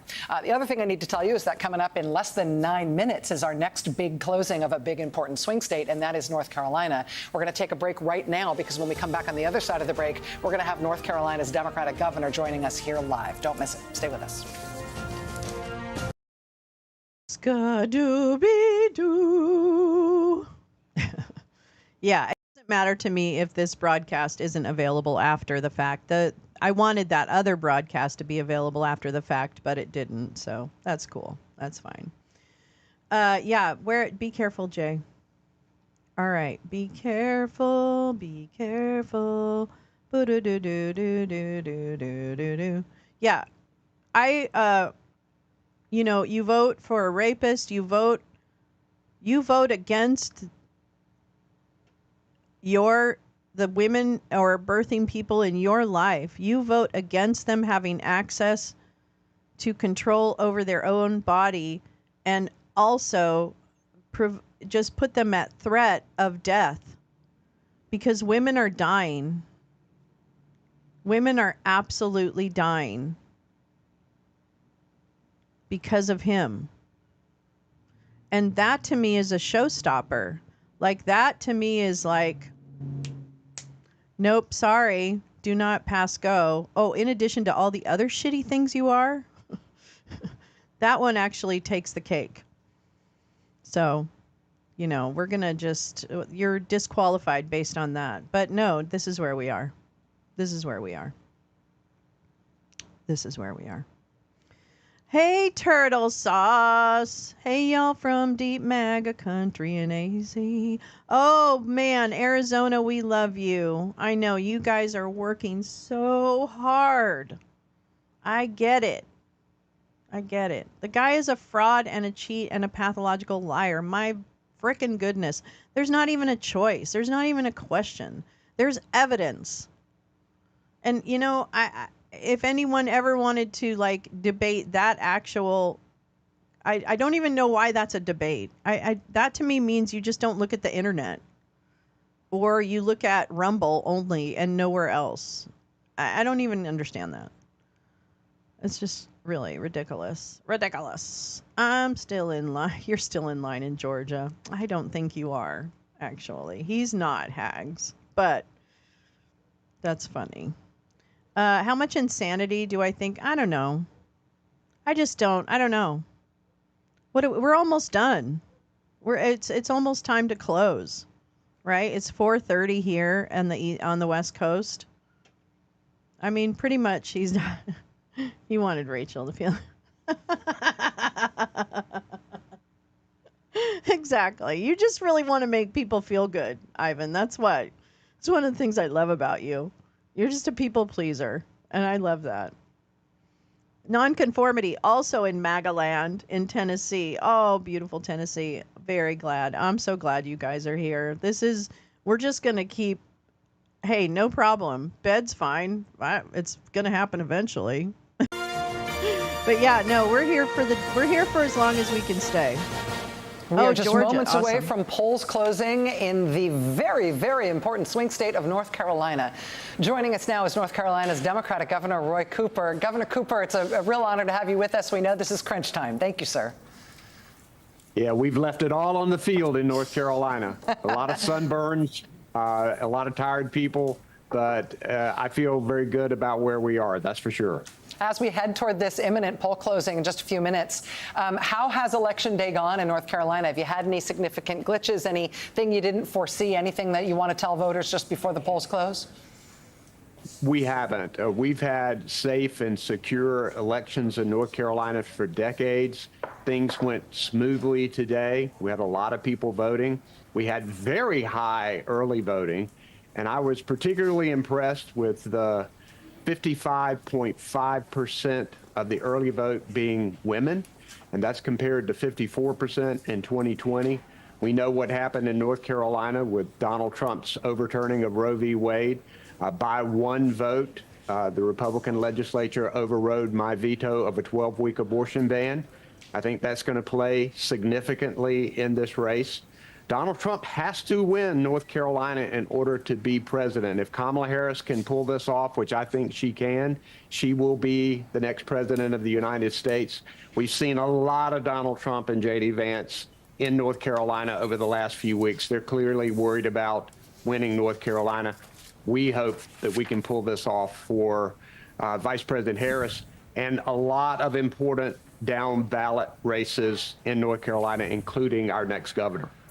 Yeah, I was going to ask you about that, sir, because alone among the sort of 7 big swing states, you've had a national audience for your down ballot races because you've got some very controversial Republican candidates running for big jobs. Mark Robinson, the Republican candidate for governor, who has referred to himself reportedly as a Nazi. You've got a public schools chief candidate on the Republican side who has called for former President Obama to be executed on live television. I mean, you got some characters down ballot. What's the relationship between those down ballot races and those really extreme candidates and what's happening at the top of the ticket with the presidential? Well, it shows you where the Republican Party is in North Carolina. They've nominated the most extreme slate of right-wing candidates in the history of our state, and maybe in the history of the country. In North Carolina, it will be so important to make sure that we win these races. And when you have a presidential race and a gubernatorial race, it obscures these down ballot races. Kohl's also closes. They have a difficult time So getting spend the your word Kohl's out. cash I do now. think, however, that these races have become so important with the governor's race over with Josh Stein over Mark Robinson, with the superintendent of public instruction, with our attorney general.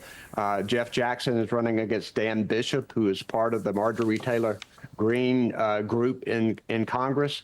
I believe that people going to the polls voting for these Democratic candidates will end up helping Kamala Harris in her presidential race. I think with her ground game that she has had in North Carolina, it's the best that I've ever seen here. And with that bottom-up help, you've got a top-down and a bottom-up converging here, hopefully for our success a little later on tonight.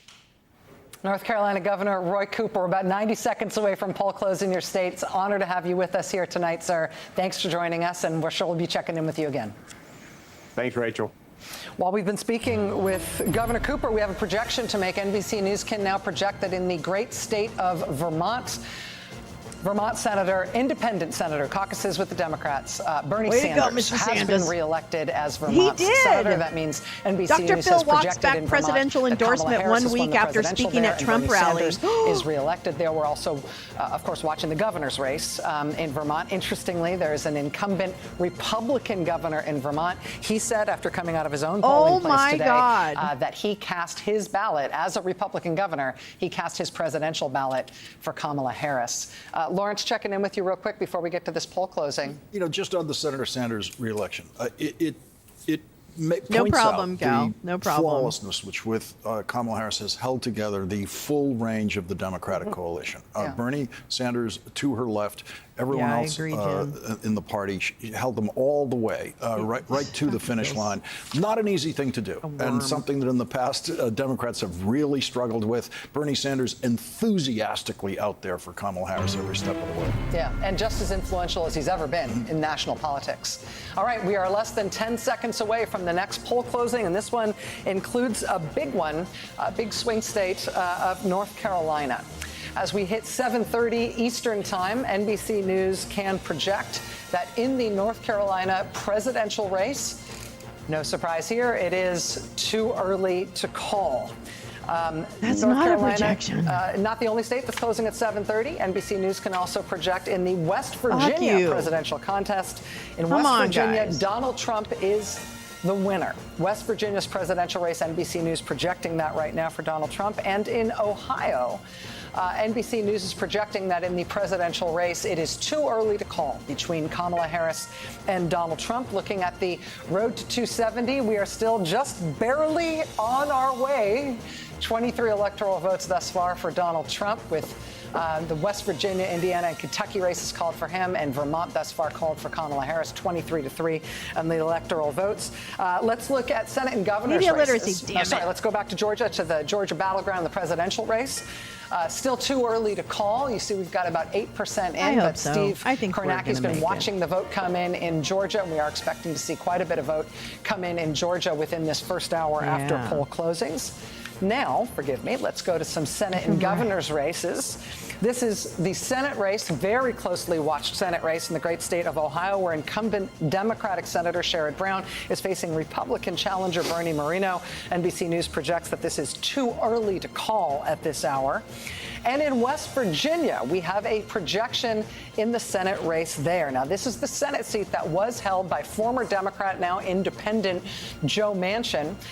This is not a surprise. The Republicans have picked up the Senate seat in West Virginia. NBC News projecting that Republican Senate candidate Jim Justice will take that Senate seat in West Virginia, which, of course, is a Republican pickup. That's the one sort of lockdown, absolute guaranteed Republican pickup in the Senate this year. This is the Senate balance at this hour, 29 Democrats and 40 Republicans. With that seat in West Virginia, Republicans have one Senate pickup.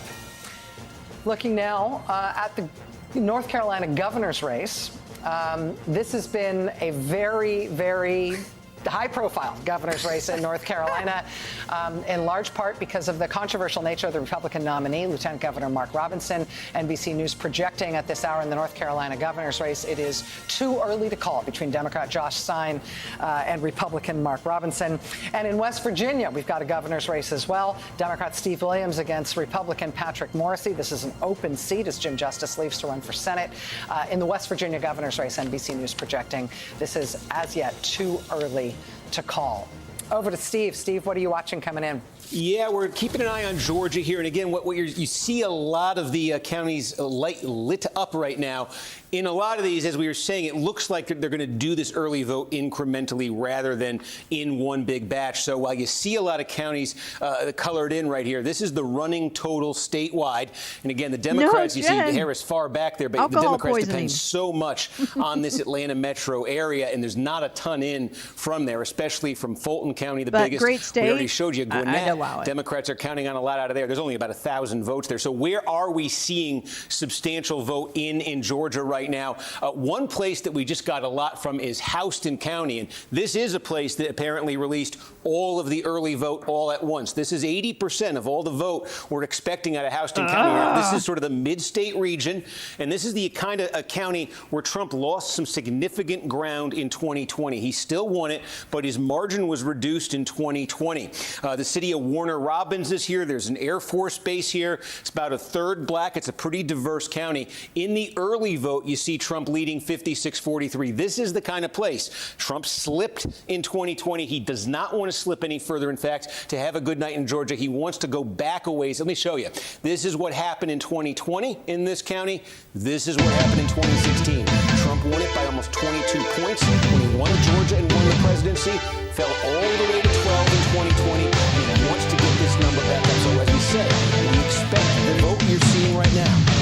vote to be the best it is for Democrats, because it includes that Jen, vote by mail. And we expect the remaining vote to be more Republican friendly. We don't know if that's going to happen. We got to see these completed counties, but if that is the pattern, and if that holds, Thank you, Jen. then that is a positive development for Trump in that county. And that's something he needs to replicate in a lot of other counties. We also got a big batch here. This is a Coney County.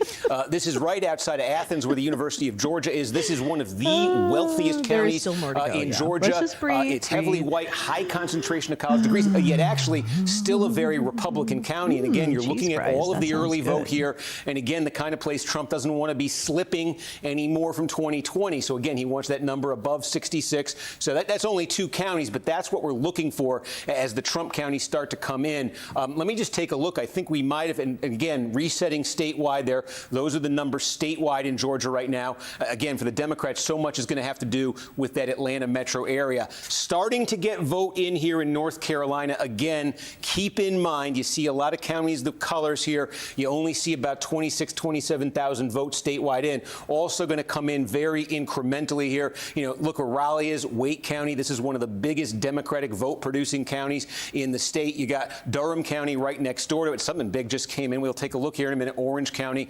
But I just give you a sense of North Carolina. A couple things. We expect what's going to be reported out here in the earliest part of the night is the vote by mail. Again, this is going to be very familiar in a lot of places. The vote by mail and the early in-person vote. And that's the majority of all the vote in North Carolina is going to be those 2 methods. Again, we expect that to be a little bit more Democratic friendly on the whole than the same-day vote. We're going to see if that's how it plays out. But as we get big batches in these counties, we're looking at that pattern here where perhaps the Democrats do their best and then Trump with the election day vote is trying to come back. Just give you a sense here on the political geography of the state we're going to be following tonight. A couple things to keep in mind. There are some big core Democratic vote-producing areas where the name of the game for the Democrats is to run up the score. This I just mentioned is one of them. It's basically the triangle. You know, you get state capitol there, University of North Carolina in Orange County, Durham here, Duke University is there, large black population, also a large the white population there,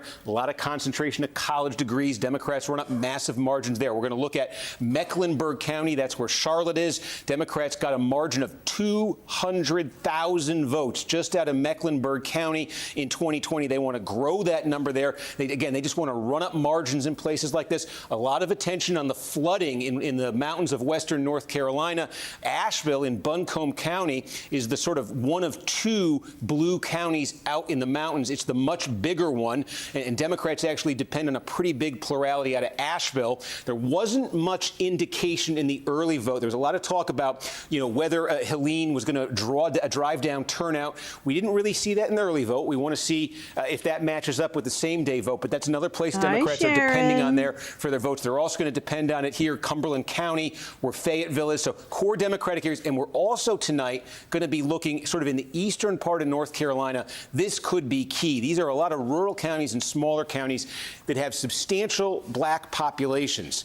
And these are counties, a lot of these Barack Obama either won in 2008 when he became the last Democrat to carry North Carolina, or he came close to winning. And since then, the numbers have come way down for Democrats. They think they can get the turnout up here this year. We're going to be paying attention to those counties as they come in. But again, statewide right now in North Carolina, very early. That's what you see with just over 100,000 votes. And we'll just check back in on Georgia, and we are still about where we left off there. All right, so we just had North Carolina, West Virginia, and Ohio poll closings. We had Georgia poll closings at 7, and we're watching that vote come in. We've been sort of promised by Georgia officials that vote will come in, that a lot of it will come in relatively early. So that's why we keep checking back on those Georgia numbers. While we have been talking, we have a new projection, again, in the great state of Vermont. The incumbent Republican governor of Vermont, Phil Scott, has been reelected. NBC News can project that Phil Scott will hold on to his gubernatorial seat in Vermont. He is a moderate and anti-Trump Republican in Vermont, a very blue state with a moderate Republican governor. Joining us now from a polling location at Arizona State University in Tempe, Arizona, is NBC's Gadi Schwartz. Gadi, it's good to have you with us. What have you been seeing? Who have you been talking to? Hey there, Rachel. Yeah, we were just talking to some voters here. Just wanted to see how long have you guys been voting, standing in line? 10 minutes. 10 minutes. So this is the back of the line. Let's show you what the front of the line looks like. Now remember, Maricopa County, it's the most populous county here in Arizona. It's also the swingiest county in Arizona. Go Arizona, the margins we the love last time you. around 2020 I love were very, La Grande very tight. Orange. 10,000 It's my people. favorite coffee ASU, place the campus in that we're on Arizona. right now, ASU students, the population is about 74,000. So a lot of people voting here.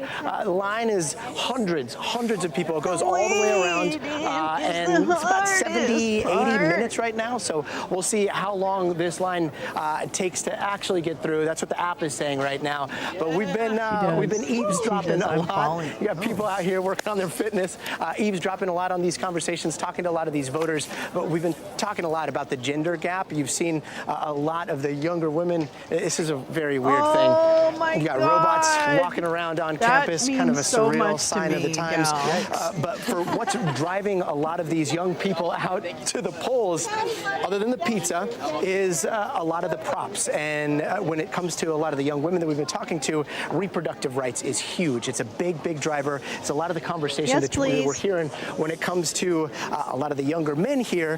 We are hearing feelings of attacks on masculine identity. We've actually been hearing a lot of talk about the Rogan podcast, Joe Rogan podcast. In fact, a little while ago, we were talking to two guys. One of them said that he was on the fence until he said when Kamala did not go on the Joe Rogan podcast. Let me know if I was can what Instacart you influenced his something, vote. okay? He ended up voting for Trump, but he Let me said that know. he was open to listening to Kamala on the podcast, and I when she know. didn't, I thought about again, her not necessarily when I all the issues, went but the to fact that drop he that said ballot she in didn't as the seem like a dino. real person because she couldn't talk for an extended period of time. So it's just some of the things that we're hearing from some of these college students wrapping around. I promise we're almost to the end of the line here. But another thing that is very apparent is the organizing. There's been some organizing, it seems like, with some of the fraternities, and these red hats, the MAGA hats, they stand out, and they're being given out left and right here. And then you've got this battle of these stickers. You've got Harris Wall's campaign people going around giving stickers. And it seems like back in the day, you'd go to a poll site and you wouldn't necessarily see or know who somebody was voting for before they went into the polls. We were at another polling site in Mesa, Arizona. Those hats are so prevalent here in Arizona.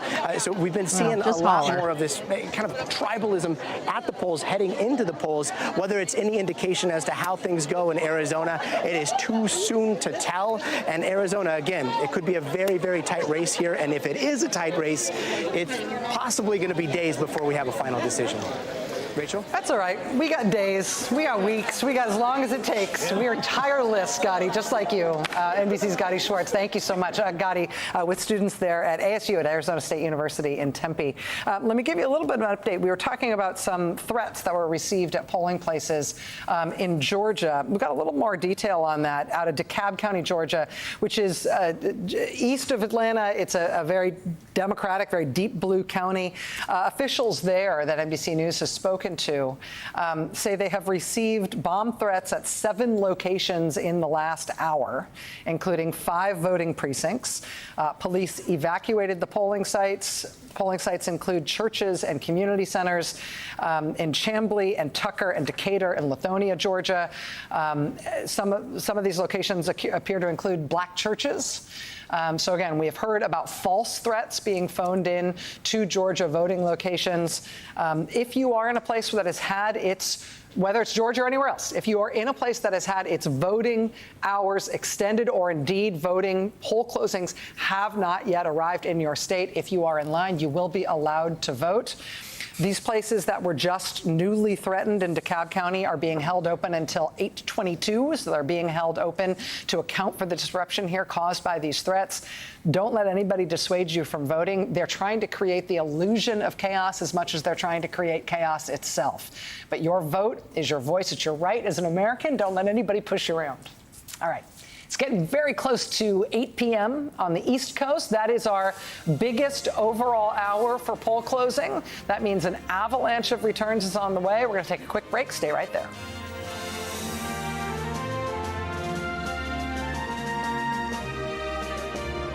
La la la la. That's a really tall building. Lots of commercials on that. Yes, young women in Texas are terrified of getting pregnant. Colin Allred is really good. He's going to really step up. Boy, won't it be great if Texas shakes free of fucking whatever, fucking Ted Cruz? Wouldn't that just be amazing if they didn't have to have Ted Cruz anymore? I feel like that would be a miracle.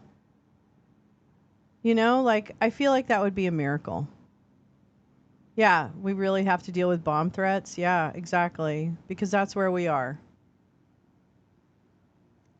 Put on real sneakers and go run an errand. Oh, Sharon, love you. Well, be safe on your errand. Okay, we'll be here when you get back. I hope the law enforcement folks are able to locate every single threat. I agree, Oren. That's like the worst. And we don't have to. Oh my God, can you imagine? Like, I would love to see us make him a private citizen, or Texans make him a private citizen. And then I would like to see him indicted for whatever it is that he's done, because I'm sure in his attempt to be a real boy, he has done some terrible, terrible things. The thing on the 530 network news says about the Russian putting explosive packages. What? Well, I'm not sure. I'd have to see a real good source on that. Everybody wants to scare everybody. I don't want to. I'm too old for that. MTG is up for re-election? Really? See, that's why I'm interested in staying with it tonight, because I want to see if there are any state houses, or, you know, like, I want to see some of the bigger races that might be interesting. So we'll see how long we go. But I'm here. I'm here for the duration. We've done 9 hours before, and I don't expect everyone to stay the whole time, although I certainly hope you do. You could keep it on in the background, and I'll sing you a song. I'll have to make one up. Oh, we had one, didn't we? Oh, that was the feelings one. I'd rather do a more upbeat one. Never forget Snowflake. That's right. Never forget Snowflake standing in the doorway, watching. Lolo, I think I posted a reliable source on the threats from Russia. Okay, thank you, Oren. Thank you. The only Republican governor in swing states is Kemp. Oh, that's a good point, Jen. That's right. And actually, what was it Mark Elias was saying about Brian Kemp, whatever. He was saying about Brian Kemp, you know, he's done it. I have my problems with Brian Kemp. I don't really think he's a great guy, but he's been here before where he's had to certify the election and do the right thing, and he's done it before, so let's hope he does it again. You know, so I don't know. We'll see. Isn't every House seat up for re-election? I don't really know how that works. I thought there's no overlap between that? When the little blue light starts flashing, does that mean it's fully charged? Is that your automated corn on the cob eater? I don't know. That could be. I don't understand Bluetooth. He's certified, yeah. We expect a huge increase in reporting in Georgia around 8 p.m. Eastern. Sweet. I got too many screens going. The DHL thing is legit. It happened earlier this year, but concerning. Oh, okay. It happened earlier this year. Why is it coming up now? All right, I'll take a look at the DM. That's interesting. What's wrong with people? What is wrong with people? You know? Like, what is actually wrong with people? I don't get it. Why are they so dumb? Why are they so evil? Why do they want to hurt people? As we head toward 8 p.m. Eastern, we know that means the largest single number of poll closings we're going to have at any one time over the whole course of the night. We've got more than a dozen states that are going to close at the top of this hour, just a few minutes from now. That's going to include the all-important swing state of Pennsylvania. It also includes Florida, where we know Republican presidential candidate Donald Trump will be watching with his family and his campaign staff tonight. The Democratic candidate, Vice President Kamala Harris, will be watching from somewhere else. She'll be watching from her alma mater. And Chris Hayes has an interview along those lines right now. We want to bring in now our MSNBC colleague, senior contributing editor Michelle Norris, who was at the Harris election night headquarters at Howard University, of course, where the vice president graduated from undergrad. I understand you've been talking to them first before we get to the event this evening about the GOTV effort in Pennsylvania, specifically Philadelphia. What are you hearing? Well, what I'm hearing is that the lines are long. I'm here at Howard University. I hope you can hear me because it's loud here. As you can see, the DJ is spinning records, and there is a dance line going on, line dancing. But the story in many of the precincts around the country are long lines, and that's true throughout Pennsylvania, and including Philadelphia, where they put a call out for volunteers to go help people, help make sure that people who are in those long lines stay on those long lines, and with reports about bomb threats also. If you would do exist, now would be the time. The Harris campaign is reporting that long lines are the story all throughout the country, and they're deploying people, an interesting cadre of celebrities, to go out and help entertain people and keep them motivated to stay on those long lines. Josh Gad is at Lehigh University in the Lehigh Valley, always, always, always important in election years. Mark Cuban is at UNC Charlotte. Jennifer Garner is in Villanova. Paulina. So they're using a tactic that the Obama campaign used. She's standing in right with the cord where of they co actually or deployed whatever DJs behind her to head. go You're out right. to Looks like certain a crown. precincts around historically black colleges in Ohio and in cities like Miami. But the long lines have been reported in several places. In Wisconsin, 8 college campuses in Wisconsin have 1 to 2 hour lines as of midday. And the campaign is tracking what this means. They're saying that in some of these places, the turnout is already at 100% what the 2020 numbers are. So that means that they're cautiously optimistic. Michelle, you were there at Howard University. It sounds like the party has already started. What's the plan? I think people have been snake bitten by previous plans for election night activities, and of course in 2020 it was COVID. We're sort of in a new world this year, I think it's fair to say. What is your understanding of the plan for this evening's activities at Howard? I thought that was Jill Stein. Well, Teresa. America has seen an African American get this far in the process, but this is going to be different, and not just because it's a woman. It's going to be different because you're going to see a combination of history and pageantry and ancestry. I mean, I'm standing to the right of Founders Library. Earlier tonight, I called it Founders Hall mistakenly, and folks from Howard said, get that straight. It's actually Founders Library. And so let's get that straight now. And it's a place where the ancestors are always watching over you. So tonight, you're going to hear the Negro National Anthem. You're going to see several members of the Divine Nine that are going to be step dancing. It's interesting because this is a moment of pride in many ways for people who are part of the constellation of students who at one point attended HBCUs, but also that huge group of people who are part of the so-called Divine Nine. Fox News is projecting that North Carolina's Democratic Attorney General Josh Stein will defeat Republican Lieutenant Governor Mark Robinson. That is from ASIN. I don't know how to say his name. Thank you, Teresa, for sharing that. In places like Georgia, like North Carolina, like Florida, in some ways can be attributed to the Get Out the Vote effort that the Divine Nine worked on in particular. Kamala Harris is an AKA, so you can imagine if you could see to the right of me, you'd see a sea of pink and green because those are the AKA numbers, but the entire group of Divine Nine fraternities and sororities showed up strong to support her. All right, Michelle Norris, who is there at Howard University, thank you so much for being there. I think it's a pretty good assignment, if I had to guess. I was just going to say, sort of not bad. It's sort of interesting scene. We are here back at 30 Rock. Go back to Rachel. Yeah, she's just come on board at MSNBC. She just got this awesome assignment, I got to say. Joining us now from West Philly High School is NBC's Jacob Soboroff. Jacob, that looks fun. Rachel, this is a first for me. I was on my way to the Ballot Processing Center. At West Philadelphia High School, we got word that De La Soul was giving a concert. I'm here right now with Poston Maceo. Yes. It's an honor to be here with you guys. Thank you. And like I said, this is a first. What brought you guys out to West Philadelphia High School to do this election night concert as people are just wrapping up voting in the next couple minutes at the polling place here? What brought us out was to participate in getting people to vote and seeing how joy to the poll. De La brings joy. Jazzy Jeff brings joy. So we wanted to bring joy to the polls and get everybody to get out there to vote. Say, Philadelphia native DJ Jazzy Jeff was also here. Poss, what was this like for you? Have you ever done a concert with people voting in the background? Never. It's a first for everything, but it's an honor to be here, man. It's something that's needed, and on each side, wherever your heart lays, wherever your mind lays, your political views, don't complain about it. Get out here and vote. So we're here. What's the sense you get about the level of enthusiasm that you're seeing? The idea that you guys would do a concert tonight in this moment, with minutes to go before the polls close here in Pennsylvania, the most consequential state, everybody says, with 19 electoral votes on the line.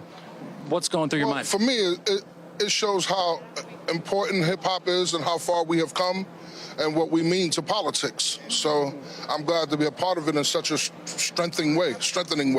Did you ever think you'd be doing an interview with people dressed like ballot boxes standing behind you? Not at all, I was just trying to top. I thought it was Halloween for a second. I was just trying to top the fact that Paul Rudd was out here giving out water. But Paul Rudd was giving out water, but I have to say, this is, like I said, I've never had a night like this before. Gentlemen, it's nice to see you. I appreciate Thank you very much. Thanks for the work. Keep doing your best. What you do. I do great at it. You do really great at it. Thank you very much. All right, boss. Thank you very much. Rachel, back to you guys. Thanks. Oh my God, the guys from De La Soul just complimented you. First of all, you got that interview, and then Can't they're like, believe yeah, it. Jacob, you're great. Just retire right now. That's it. They saw the Paul Rudd winner thing. They were watching MSNBC earlier today. What can I say? Some great viewers. Half of my soul is made up of De La Soul, so that is absolutely fantastic. Jacob, thank you. Got to top that next time we come back to you. Good luck, sir. Good luck. I'll see you from the Ballot Processing Center. Not going to be as exciting. Jacob had Paul Rudd walk up to him when I had him on, so Jacob is a bit of a magnet. Paul Rudd, De La Soul, okay, what's next? Yeah. Come on, like literally, like my college experience was just on TV. That is my they and Tribe Called Quest. Yes, that is me in college. Yes, seriously, that's my two favorite. We are heading toward 8 o'clock poll closing. Stephanie Rule has joined us. You have a little bit of reporting out of Pennsylvania. I'm going to tell you what's next. It's not Paul Rudd. And it's not De La Soul, but is it is that Lehigh fucking University, dress? my alma mater in Bethlehem, Pennsylvania. I saw it on a group text of my friends going, I'm hearing that Lehigh might have the longest lines in the country. I called the university president. He said, I'm in line. I have been in line for 4.5 hours. And he said, I'm surrounded by students and we're loving it. And he said, there are tons of students here and student volunteers. That's cool, I spoke to another student. She waited in line 5 hours. And he said, it is peaceful. It is relaxed. And he said, as long as we got here by 8 p.m., and they're all there before 8 p.m., their votes are going to get counted. They think they're going to be in line quite a bit longer, but nobody seems to mind. Like, this is democracy in action. I'm impressed. Would all of you, if you were 19 or 20 years old and the line was 5+ hours, would you definitely wait? Yeah. Yeah, probably. Yeah, we're all nerds. We're nerds. Can I tell you, the Harris campaign just told us that Paul Rudd is actually at Lehigh right now, has gone to Lehigh University, where those gigantic lines are. They've sent him from Temple to Lehigh. They've sent him from Temple to Lehigh to help persuade people to stay in line. Not many celebrities go to Bethlehem. I talked to Mark Cuban a few minutes ago. He was FaceTiming with students in line at Chapel Hill, and he said, I thought I was going to need to keep them going, but they're happy. They're waiting. They're getting the job done. That's what they did in 2008, by the way. The Obama campaign would send celebrities, like different, hip hop artists, and et cetera, would show up at the polls, and people would. And this is before the time when we really were like texting and everything, but everyone would know that X celebrity is at the poll, and people would stay. So that was a tactic, absolutely, during the Obama campaign, and it works. It is both an inspiration and also enraging to know that there are 5-hour lines to vote in the United States of America. It's awesome, and if you're in line, don't get out. If you're in line, you can vote, even when your polls close in Pennsylvania, which happens in 2 minutes.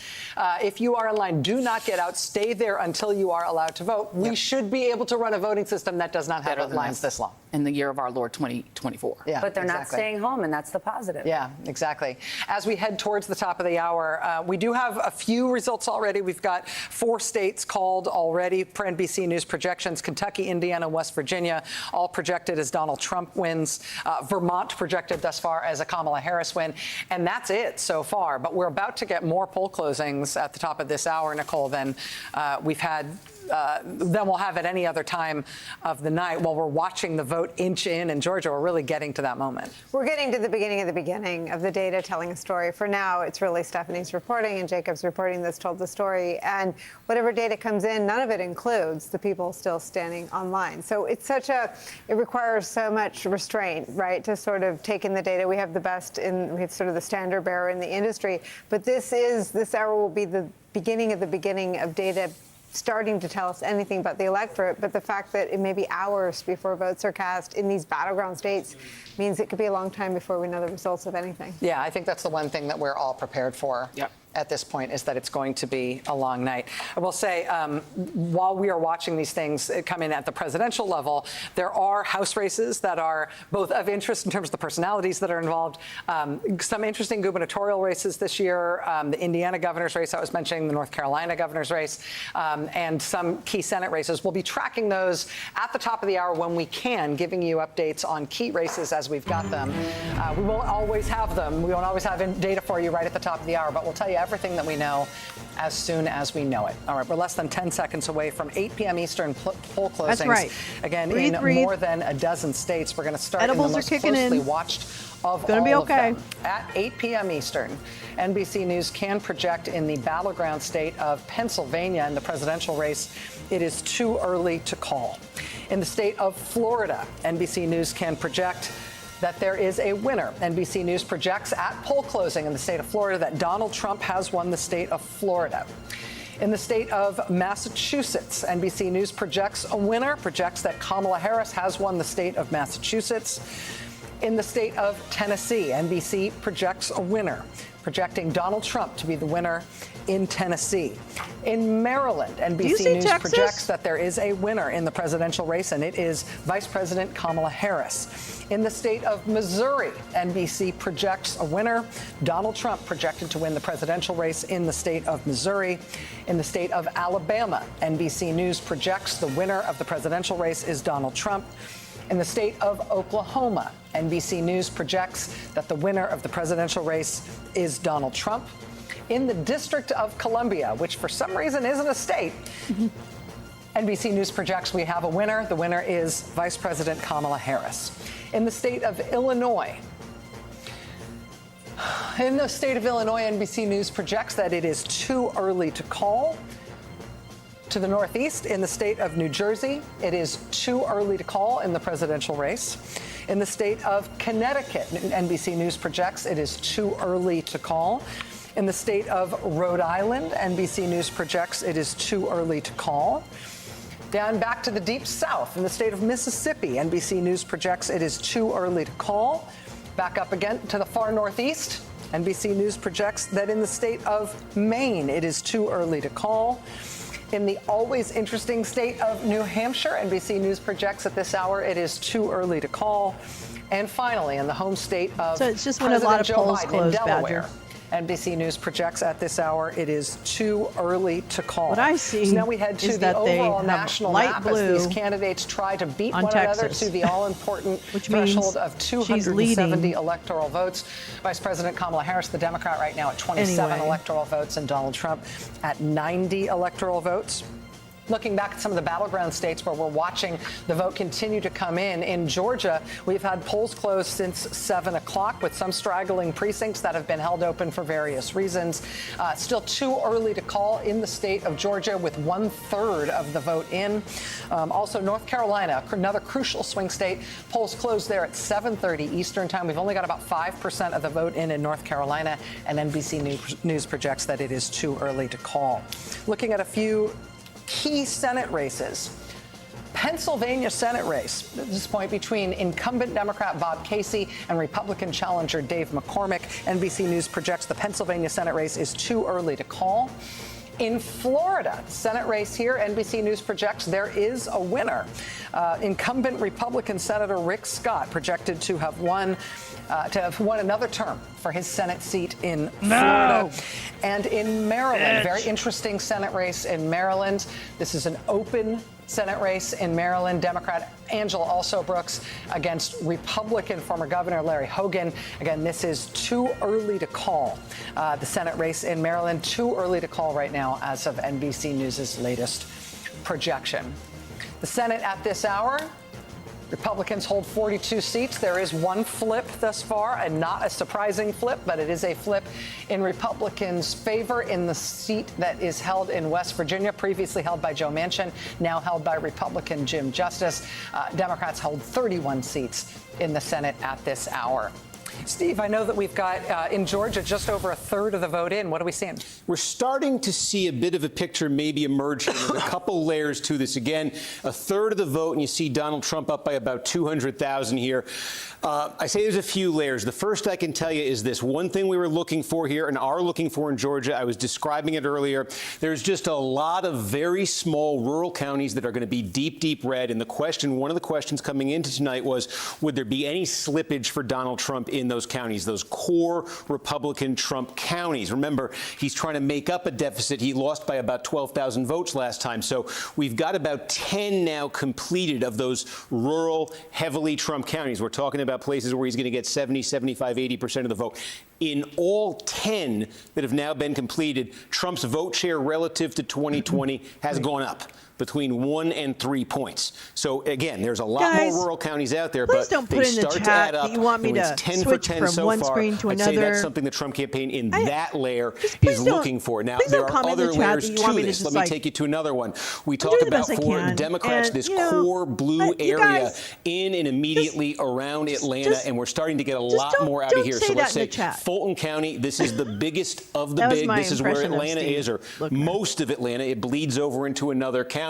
But Paulina, again, we're we've got gonna the be early okay. vote, we think, We're here out gonna of Fulton, be or a lot of okay. it. And here's Harris. We're I'm putting this gonna in be some okay. perspective. This is how Biden did in Fulton County in 2020. And again, like all of these Atlanta metro counties, the story here has been Democrats getting bigger and bigger margins election after election. They want that trend to continue tonight. They don't want it to stop. They don't ever want to recede from that number. And so with some same-day vote here still to come in Fulton, we want to see how this develops, but they want to have the number Democrats do high. 71 is a very high number, and the margin's very big. They want to have it higher than 71. There's still votes to come, but we're keeping an eye on that. We've also got here, this is just as core a Democratic county as you're going to get, a large historically black county, Clayton County. We've got more than 2/3 of the vote in here. And again, this is sort of customary Democratic level here. That's what they want to be seeing in a county like Clayton County.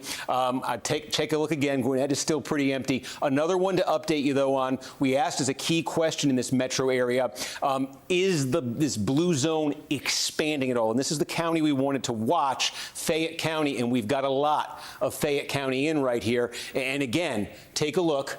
This is what it was in 2020. This would be progress for Democrats. There's still more vote to come, though. But Democrats want to be flipping this, I think, to have a really good night in Georgia. Same-day vote. That's the more Republican-friendly. Still to come here. So is this as good as the picture is going to get for Democrats in Fayette County? Now, I say there's layers to this. That's the core Democratic area. We'll see how much they can squeeze out of there.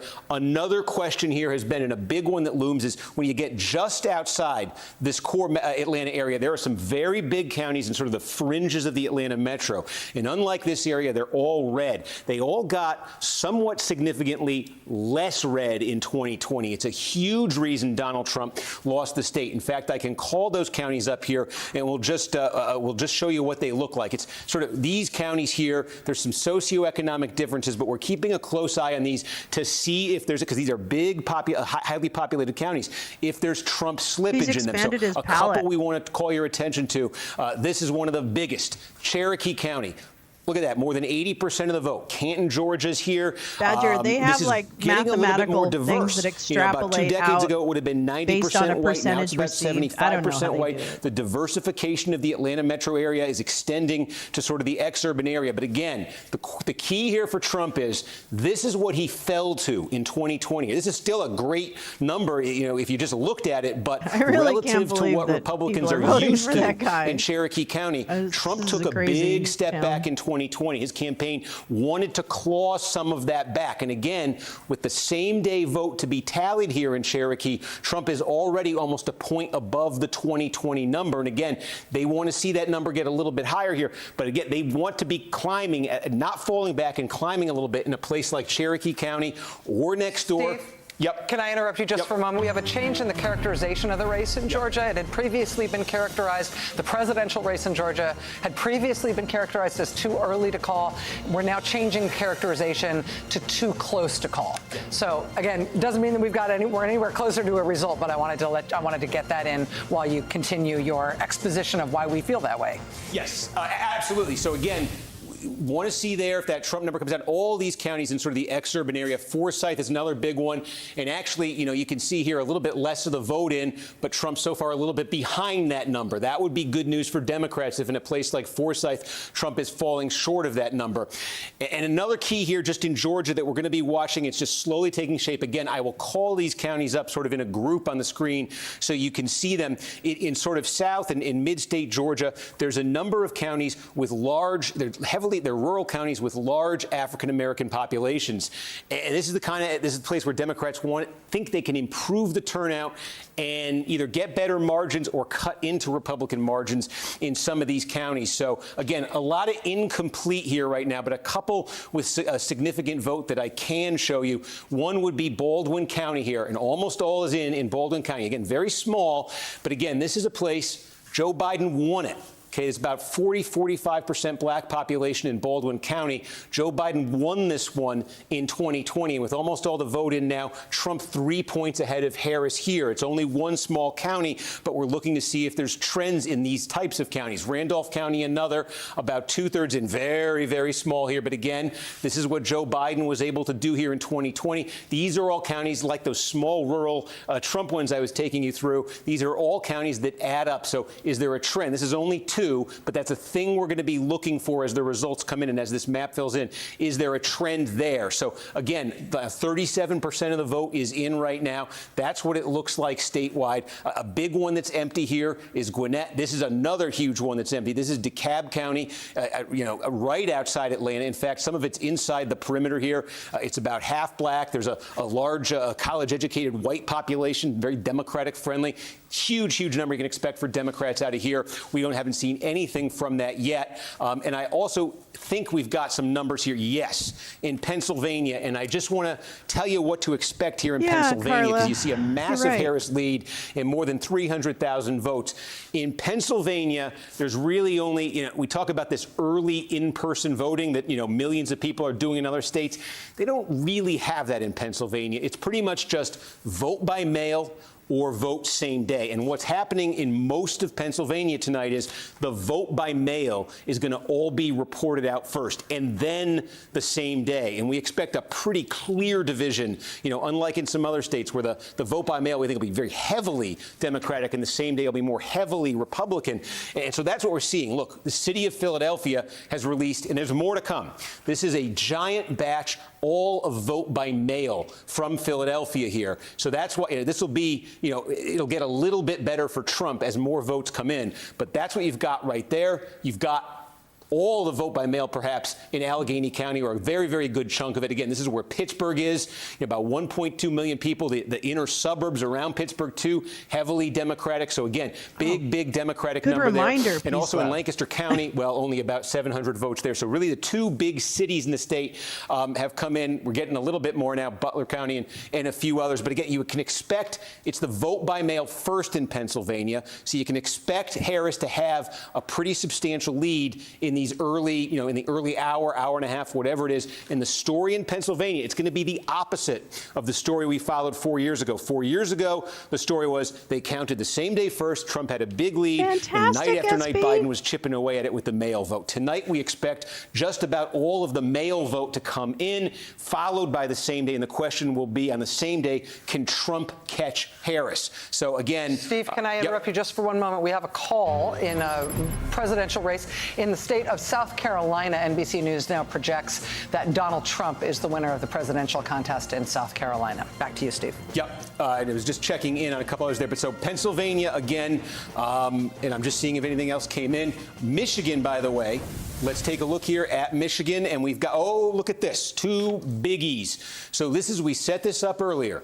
Oakland County. Remember, this is gigantic suburbia, high income, high concentration of college degrees right outside Detroit. Now, what you're getting here again in Michigan, they overhauled elections completely this time around. So for the first time in Michigan, they have early in-person voting. A lot of people taking advantage of that. There's also vote by mail. And I think what you're looking at, it's going to vary in Michigan tonight. Unlike some of these other states, there's not a lot of uniform rules here in terms of what sequence the vote's going to be reported out. But in Oakland, I suspect just based on this margin, you're looking at a lot of vote by mail, early vote here. But remember, we said at the start of the night, the test we're going to be applying all night, one of them is to compare Oakland County to its a neighbor to the east, Macomb County. Big blue-collar suburbia in Macomb, white-collar suburbia in Oakland. And the Democrats, what they're aiming for here in Oakland County, again, look how big this is. You know, 750,000 votes were cast here in 2020. Biden won this thing by 14 points. That's what Democrats want to be seeing again. This was a big jump for Biden, you know, over 2016 for Clinton. Clinton had won it by single digits. Biden got it to 14. If Harris is in that ballpark tonight, if she's in that double digit or higher a ballpark in Oakland, she's got to be feeling very good. Steve, I'm sorry I have to interrupt you just one more time. Well, presumably the first of many more times. In North Carolina, in the governor's race, NBC News can now project that Josh Stein will be the Democratic governor of North Carolina. He was up against the very controversial Republican candidate, Mark Robinson. Republicans tried to get Mark Robinson off the ballot, thinking that he would not only certainly lose this race, but he might lose it by so much it might even drag down the prospects for Donald Trump and J.D. Vance in North Carolina as well. But NBC News can now project that in this race, the governor's race, Josh Stein will be the winner. Back to you, Steve. Yeah, just to quickly finish Michigan, and then we're going to check in on North Carolina. In Michigan, again, 8 p.m., almost all the polls closed. The reason they don't officially close, there's a few counties, 4 of them in the far UP that are central time zone. But we're going to be getting this hour most of the rest of the state to some degree. Things quickly, just to keep an eye on as this map fills in. You see, this is very little vote, but you see here Grand Rapids. This area of western Michigan that Grand Rapids is sort of the anchor city of, is a traditionally Republican region that has moved pretty strongly against Trump. This has been a growth area for Democrats. This is an area where Trump has lost a lot of traditional Republican support. So the question in this county, this is Kent County. It's a biggie. Grand Rapids is a city of, you know, about 200,000 people. In 2020, Trump lost it by 6. Democrats would love to get that up to double digits, and they'd love to make further progress in this region. It's a lot of population here. Democrats see a lot of room for growth. Also up here, by the way, you see that's Grand Traverse County, where Traverse City, Michigan is. Both parties sent their candidates to Traverse City a couple times here. This part of Michigan, it's not as big population-wise, but it's very volatile politically. They sort of call this the cherry coast. You know, cherry farming is big up there. There's wine country. This is Leelanau County. It's one of the wealthiest in the state. Again, these are traditionally Republican counties where they have given way for Trump. And this is one of the counties, Grand Traverse. You see just a little bit of the vote is in right there. It's where Traverse City is. But that's one to watch tonight if it turns blue. Democrats would love to shift that one. So, again, Michigan, it's early. Those are some of the things we're going to be looking for. And, of course, Wayne County, Detroit, the inner suburbs there, cities like Dearborn, where the Gaza situation, we want to see if it has a bearing. All things we're going to watch as Michigan comes in. And we move to the Tar Heel State. Now, about 10% in here in North Carolina. And, again, you see the Harris advantage. We're just going to check in here. I haven't actually seen them, so I'm looking right now. Again, Wake County, this is Raleigh, state capital. This is one of the biggest single Democratic vote-producing counties in the state. Not much in. Democrats just want massive margins here in Durham County here, Orange County, Chapel Hill, University of North Carolina. Also important for Democrats, and there's not much here right now, but it's sort of, they call it the triad. This is where, you know, Greensboro is in this county. You go over to Forsyth County. This is where Winston-Salem is. They're red now with almost no votes in, but these are core Democratic counties and should be. We want to see those take shape tonight. And I want to draw your attention to a county that I think is going to be very key to telling the story as it unfolds in North Carolina. It's this one right here. Don't pay attention. There's almost no vote, but Union County is massive. It is a big bedroom community suburb of Charlotte, Mecklenburg County, and it's still a very core Republican county. The banking industry is very big in the Charlotte area. It's sort of a bedroom communities made by the banking industry. Maybe think of it that way. Just take a look, though, at Union County. Here's here's the trend. Again, it's slippage for Trump. It's more dramatic in other suburbs around the country. Trump won here by more than 30 points in 2016. In 2020, Trump still won North Carolina, but his margin shrank. It's why Democrats think they got a shot here tonight. And this is a big reason why Trump's margin shrank in North Carolina. He just didn't squeeze as much out of these big core Republican suburbs. He won it, but it was 24 instead of 30. And I think that's a very good bellwether gauge tonight. As you see this county come in, is Trump falling short of that number again? Democrats would like to chip away, get that down to 60, 59, something like that. There's a number of big suburbs in the state. There are some of them, Hogan in Maryland? outside Raleigh, where that's the story. It's a core Republican, but does it get a little bit less so? So again, statewide now in North Carolina, it's sort of scattered, as you can see, in these different counties. But statewide right now, 4 points. And again, we talk about this. Let's just take a look, because we've got some. Yeah, I'm checking these to see one thing that I'm looking for here. We've got Anson County has a. Let's take a look and put this in some perspective here. Significant black population. This is one of the stories in North Carolina. The Democrats in counties with large black populations think they can improve the turnout, think they can improve Democratic margins in some cases, maybe flip some of them. So we do have 3/4. It's very small, but this is the kind of county we're going to be looking at. There's a lot of them in rural eastern North Carolina. Not much to show you right now, but with large black populations. Barack Obama was the last Democrat to carry North Carolina. He carried some of those counties. The Democrats have kind of fallen off dramatically in them. We want to see it's in this eastern North Carolina area here. We want to see as these fill in, are Democrats taking strides forward there? They think they can with Kamala Harris as the nominee. They think they've improved their ground game. Area with a lot of That'll be a islands test for it. So in again, Michigan. sitting there at about 9% statewide in North Carolina, and returning to Georgia, where we now have about half of the vote in. And again, just going to take a quick look. I have struck out on this every time, but this is going to be very big when we get votes from Gwinnett. And we don't have many more from Gwinnett, but you're starting to take shape here again. That's that core Democratic area. Just see if we have any more from Fayette. I'm going to go back and take a look right here. But again, now almost half the vote in Georgia, and I think starting to see a little bit in the way of patterns, just in terms of the rurals, at least in Georgia, Rachel. Thank you, Steve. We will be checking back in with you. I should also mention, just while we're talking about Georgia, we have been keeping an eye on this other story, which is false bomb threats that have been called in at polling places in Georgia. We're now updated from Georgia officials. At least 38 different election-associated locations saw bomb threats today. Fulton Police Chief says 32 bomb threats at different locations in Fulton alone. Some threats were called into 911. Some were called to the specific location. Some were emailed. The Fulton County Chief saying that all but 2 cities in Fulton County received bomb threats. They were spread all throughout the county. Obviously, this is concerning and disgusting. The intrigue here is that both the FBI and Georgia Secretary of State Brad Raffensperger earlier today attributed at least some of these threats to Russian origin, which means that an enemy of the United States, a foreign adversary, is targeting American voters in Georgia to try to influence our election that way by terrorizing us. This is the sort of thing that is that has a functional effect in terms of how people think about getting out to vote. It will do some of what they want it to do, but it also has national security consequences for us as a country in terms of how we deal with the people in other countries who are trying to dissuade us from doing what we do as a democracy and who are trying to determine the outcome of this election. Raises questions on how we're going to contend with that as a nation. All right, we're going to take a quick break. We'll be right back. Stay with us. What are those? There's like, what's that, Christmas Village or something? Aquaville liquid gels. Take them instead of Tylenol. Boo, Tylenol. That's right. Advil's better. Anyway, wow. So yeah, people are still in line. Yeah, see, here's the thing. This is what we don't like about election night. Everyone's anxious to have data and stuff like that, but it is what it is. And that's the thing about elections. It is what it is.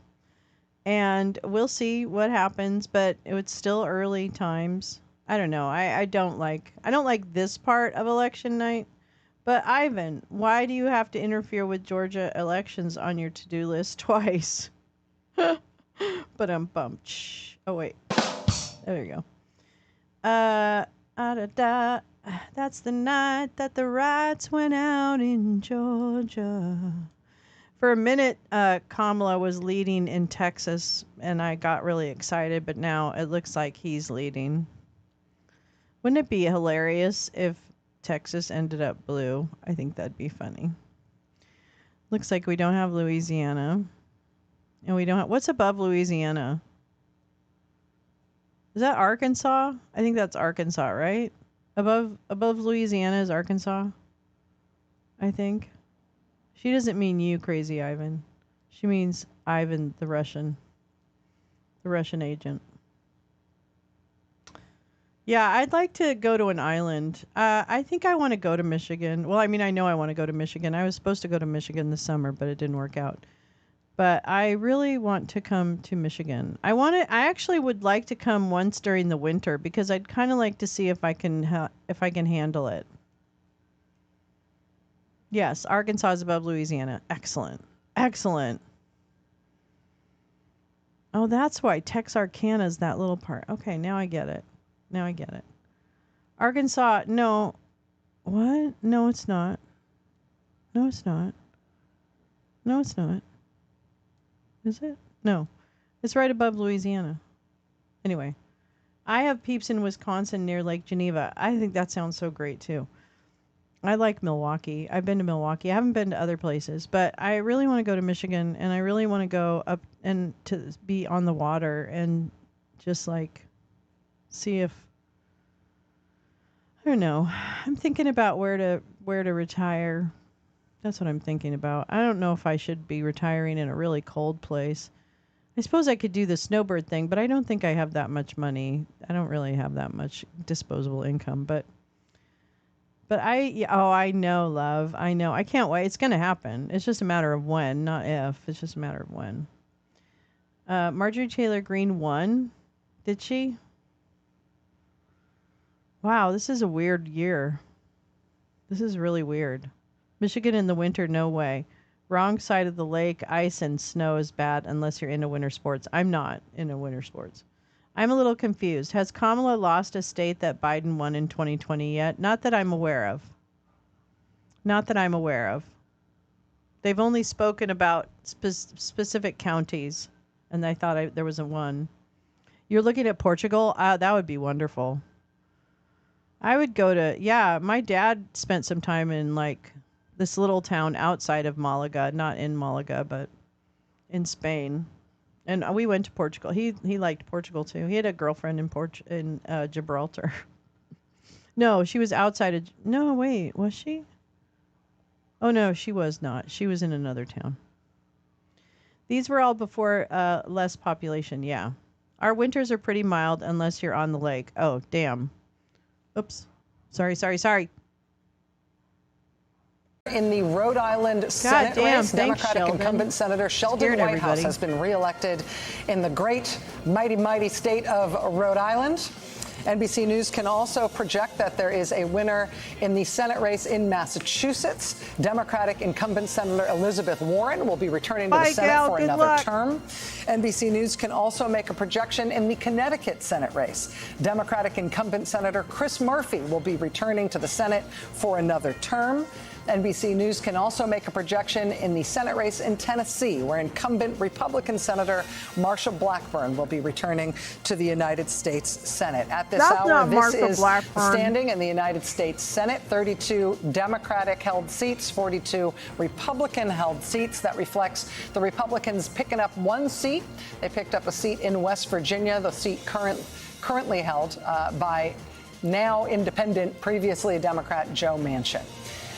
We've also got a look, interestingly, at the Indiana governor's race. This was one to watch. I said earlier, NBC News can now project that the Republican candidate for governor in Indiana has prevailed over the Democratic candidate. This is Mike Braun, the U.S. senator who decided not to run for re-election in the Senate, to instead run for that governorship in Indiana. A strong challenge from the Democrat there, although a Democrat hasn't held the governorship in Indiana in 20 years, so it would have been a big upset. It is the Republican, Mike Braun, who will hold that seat. Looking at a couple of ballot measures now. This is interesting. In Florida, one of the statewide ballot measures in Florida was an amendment number 3 that would have legalized marijuana. That is now projected to fail. So legalization of marijuana will fail in Florida. It has to pass by 60%. Oh, I see. So even though there is a 55% margin in favor, that is short of the 60% margin that is needed to pass this amendment. And now looking at the very, very important and very closely watched abortion rights measure on the ballot in Florida. Again, you need 60% to pass. At this point, there's no projection as to what the result is going to be for this Florida abortion rights measure. But the yes vote right now, with 82% of the vote in, at 57, that is a strong vote in favor of this abortion rights amendment in Florida. But 57 is shy of the 60% needed to get that measure passed. Been a lot of controversy in Florida, particularly over that one, as Governor Ron DeSantis, the Republican governor there, has used the state government, has used state agencies, including state law enforcement, to try to tip the balance in those races, sending state police to people's houses because they signed the petition to get the abortion rights amendment on the ballot, sending threatening letters to Florida television stations, threatening them with prosecution for airing ads in support of that abortion rights measure. So we'll see how that comes out. We don't yet know. Ron DeSantis has put everything on trying to ensure that Florida will buck the trend of every other state, including red states, that have passed the right to bodily autonomy. He's put everything on it, including, as you said, threats, whatever it takes to try to make sure that that amendment fails, using the power of government in a way that is, I would say, openly fascist and determined and very determined. Because, of course, this is something that he wants to be his signature thing. It's the thing he passed, thinking that it would allow him to defeat Donald Trump and move to his right and make him a national star and potentially the heir to Donald Trump in the party. But I want to really quickly talk about the other amendment, the marijuana amendment, which I think a lot of people assumed would pass. A good friend down there that is in politics in the state of Florida. The advertising against the marijuana amendment was really based on the fact that it would empower two very large marijuana companies that are not small businesses. They are two of the biggest companies that are in the national game in terms of legalized weed. And so this was pushed on the people who were the no side, really did push a campaign saying this is not a way to legalize marijuana for like the everyday individual person. It would be empowering two big companies. So there was a really strong pushback against it. And DeSantis also very strongly pushing, just as he was pushing against the abortion amendment, that one too. Also pushing on that one. Let me just interject, because we have had a poll closing while we have been talking here at 8:30 p.m. Eastern. Polls closed in the great state of Arkansas, and at poll closing, NBC News can project that the winner of the presidential contest in Arkansas will be Donald Trump. Stephanie Roll. Floridians for Freedom is the group that worked to get this abortion measure on the ballot. In the last week alone, they have had to upgrade. They've had to get bigger office space because they've had so many more volunteers. In the last 48 hours, they did a last-minute fundraise because people came in and said, we want more yard signs. And when I heard from one of their backers, I said, why do they need more yard signs with 24 hours to go? And he said, it's not about the signs.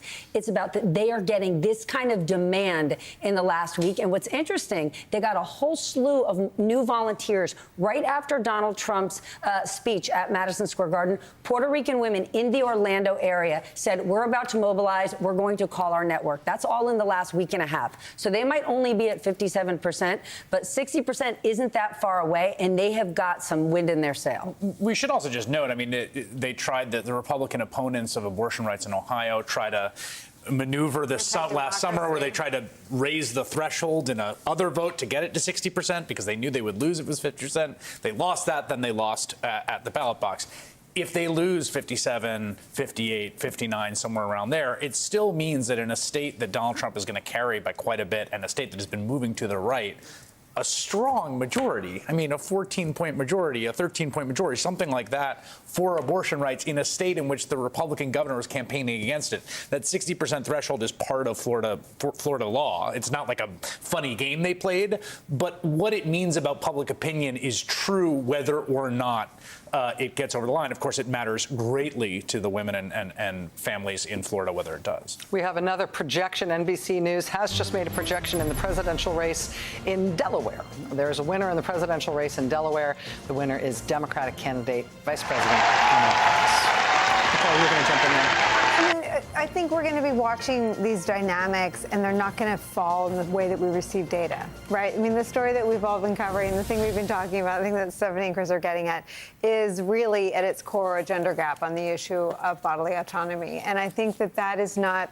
Those are the things you're getting in your ear, right? The calls you have to make. You're not getting a call on the gender gap. And I think that the way it's going to play out is going to be very slow and tedious. And I think it's going to mean that some of the people that used to be Republicans are now independents. We're going to be putting people in categories for a long time, and we're not going to know the results of some of the, because to your point, did Fani win? That Trump won handily has 57, perhaps maybe they'll get up to 60% of its voters, men and women, young and old, who support abortion rights. Let me jump in here with one other call. In the state of Delaware, we just had a presidential call in the state of Delaware, but NBC News can now project the Senate race in Delaware. This is an open seat, the seat that had been held by Democrat Tom Carper. It's Republican Eric Hansen versus Democrat Lisa Blunt Rochester. NBC News can project that the Senate seat in Delaware will go to Lisa Blunt Rochester. NBC News can also make a projection in Delaware in the governor's race. Governor's race in Delaware goes to the Democratic candidate, Matt Meyer. So Delaware, with the presidential race, the Senate race, and the governor's race all going blue.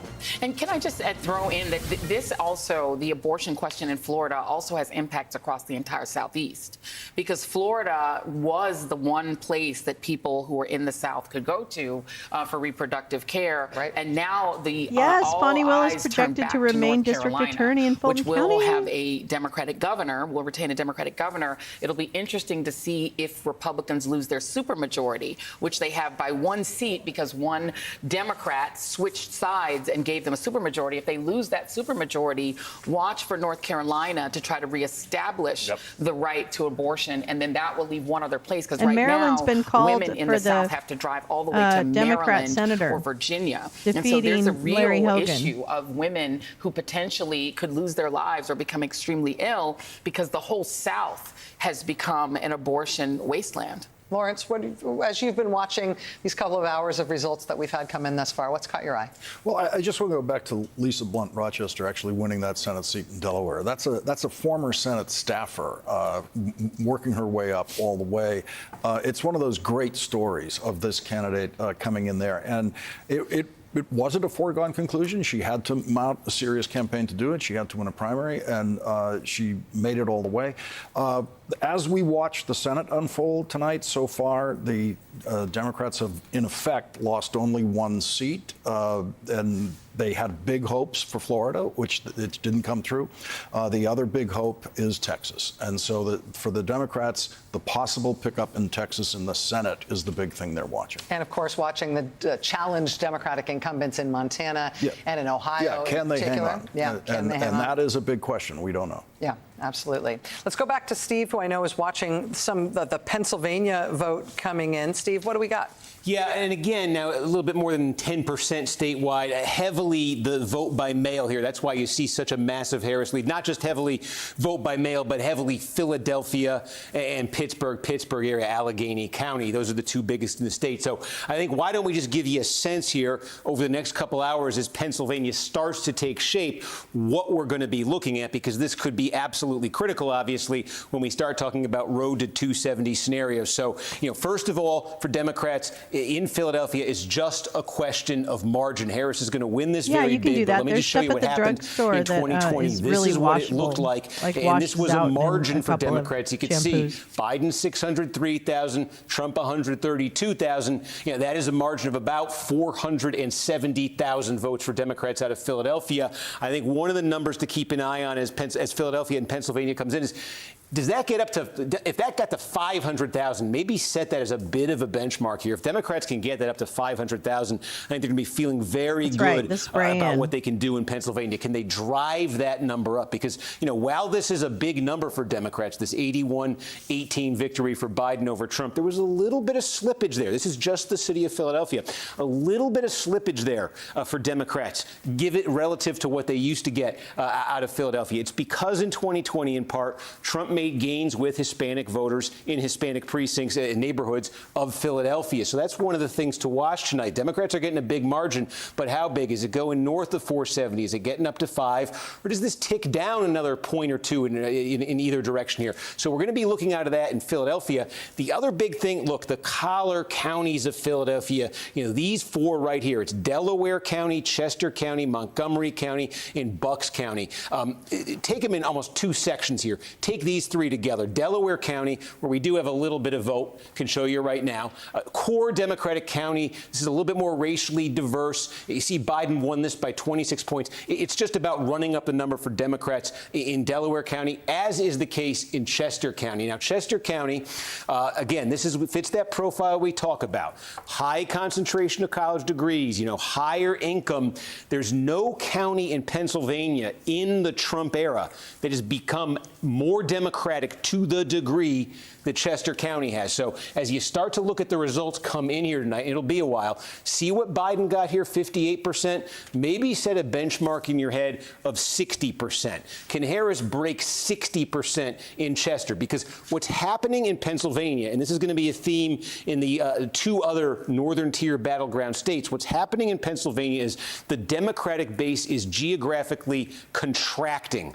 Trump came along in 2016 and he started to run up massive margins in rural areas of the state, rural blue-collar areas of the state. And what's happened is the Democratic base has become more geographically concentrated into cities and metro areas. Again, suburbs, places, as I say, keep saying it, but it's what the stats show, high concentrations of college degrees. So what the Democrats increasingly need to do is just focus on running up margins in those places that can offset the Trump gains elsewhere in the state. So that's what these three counties are all about. Bucks is a big one, about 450,000 people here. It's a little bit different. This is a true swing county here. How this one goes tonight could tell us a lot about how the state is going. It's just, it's more blue collar than these other collar counties. So we're going to be watching there. It would look pretty South with the, Central, Auburn, Pennsylvania, sort of this region in here, Harrisburg, Lancaster, York. This is actually an area. There are some Republican counties in here, but this is an area where Trump had some slippage. Cumberland County. This is an area where Trump had some slippage in 2020, a potential area of growth here for Democrats. We're going to keep an eye on this region. Western Pennsylvania, you see a lot of blue here again because it's vote by mail. These are almost all going to be red tonight. And this is, when I say Trump has been running up the score, these are the counties where he gets 65, 70, 75% of the vote, all in this part of the state. And I think where the game may be won or lost in Pennsylvania is going to be northeast Pennsylvania. I think we showed you at the start of the night, but I'll go back to it again. Going to be paying a lot of attention to Lackawanna County, and we've got about a quarter of the vote in here. Again, this is the vote by mail, but here's the story in Lackawanna County where the city of Scranton is. This was pre-Trump a big Democratic bastion. Trump, look at that. He almost won this in 2016. What a shift. Democrats actually jumped up to close to a 10-point win here in 2020. Was that because Joe Biden and his Scranton ties? Was that because of something else, changing attitudes towards Trump, perhaps? Big question here, and there's a lot of counties like this in Pennsylvania and Michigan and Wisconsin. Big question here is, can Trump get this back to 2016 levels, or really, can he win this county? That's what he wants to be doing. And there's also a lot of these counties in this sort of this stretch of the state right here. You've got a lot of counties with substantial Hispanic populations, and that's the other thing that the Trump campaign has been talking about. Berks is where the city of Reading is. Reading is about 2/3 Hispanic, largest concentration of Hispanic voters anywhere in the state.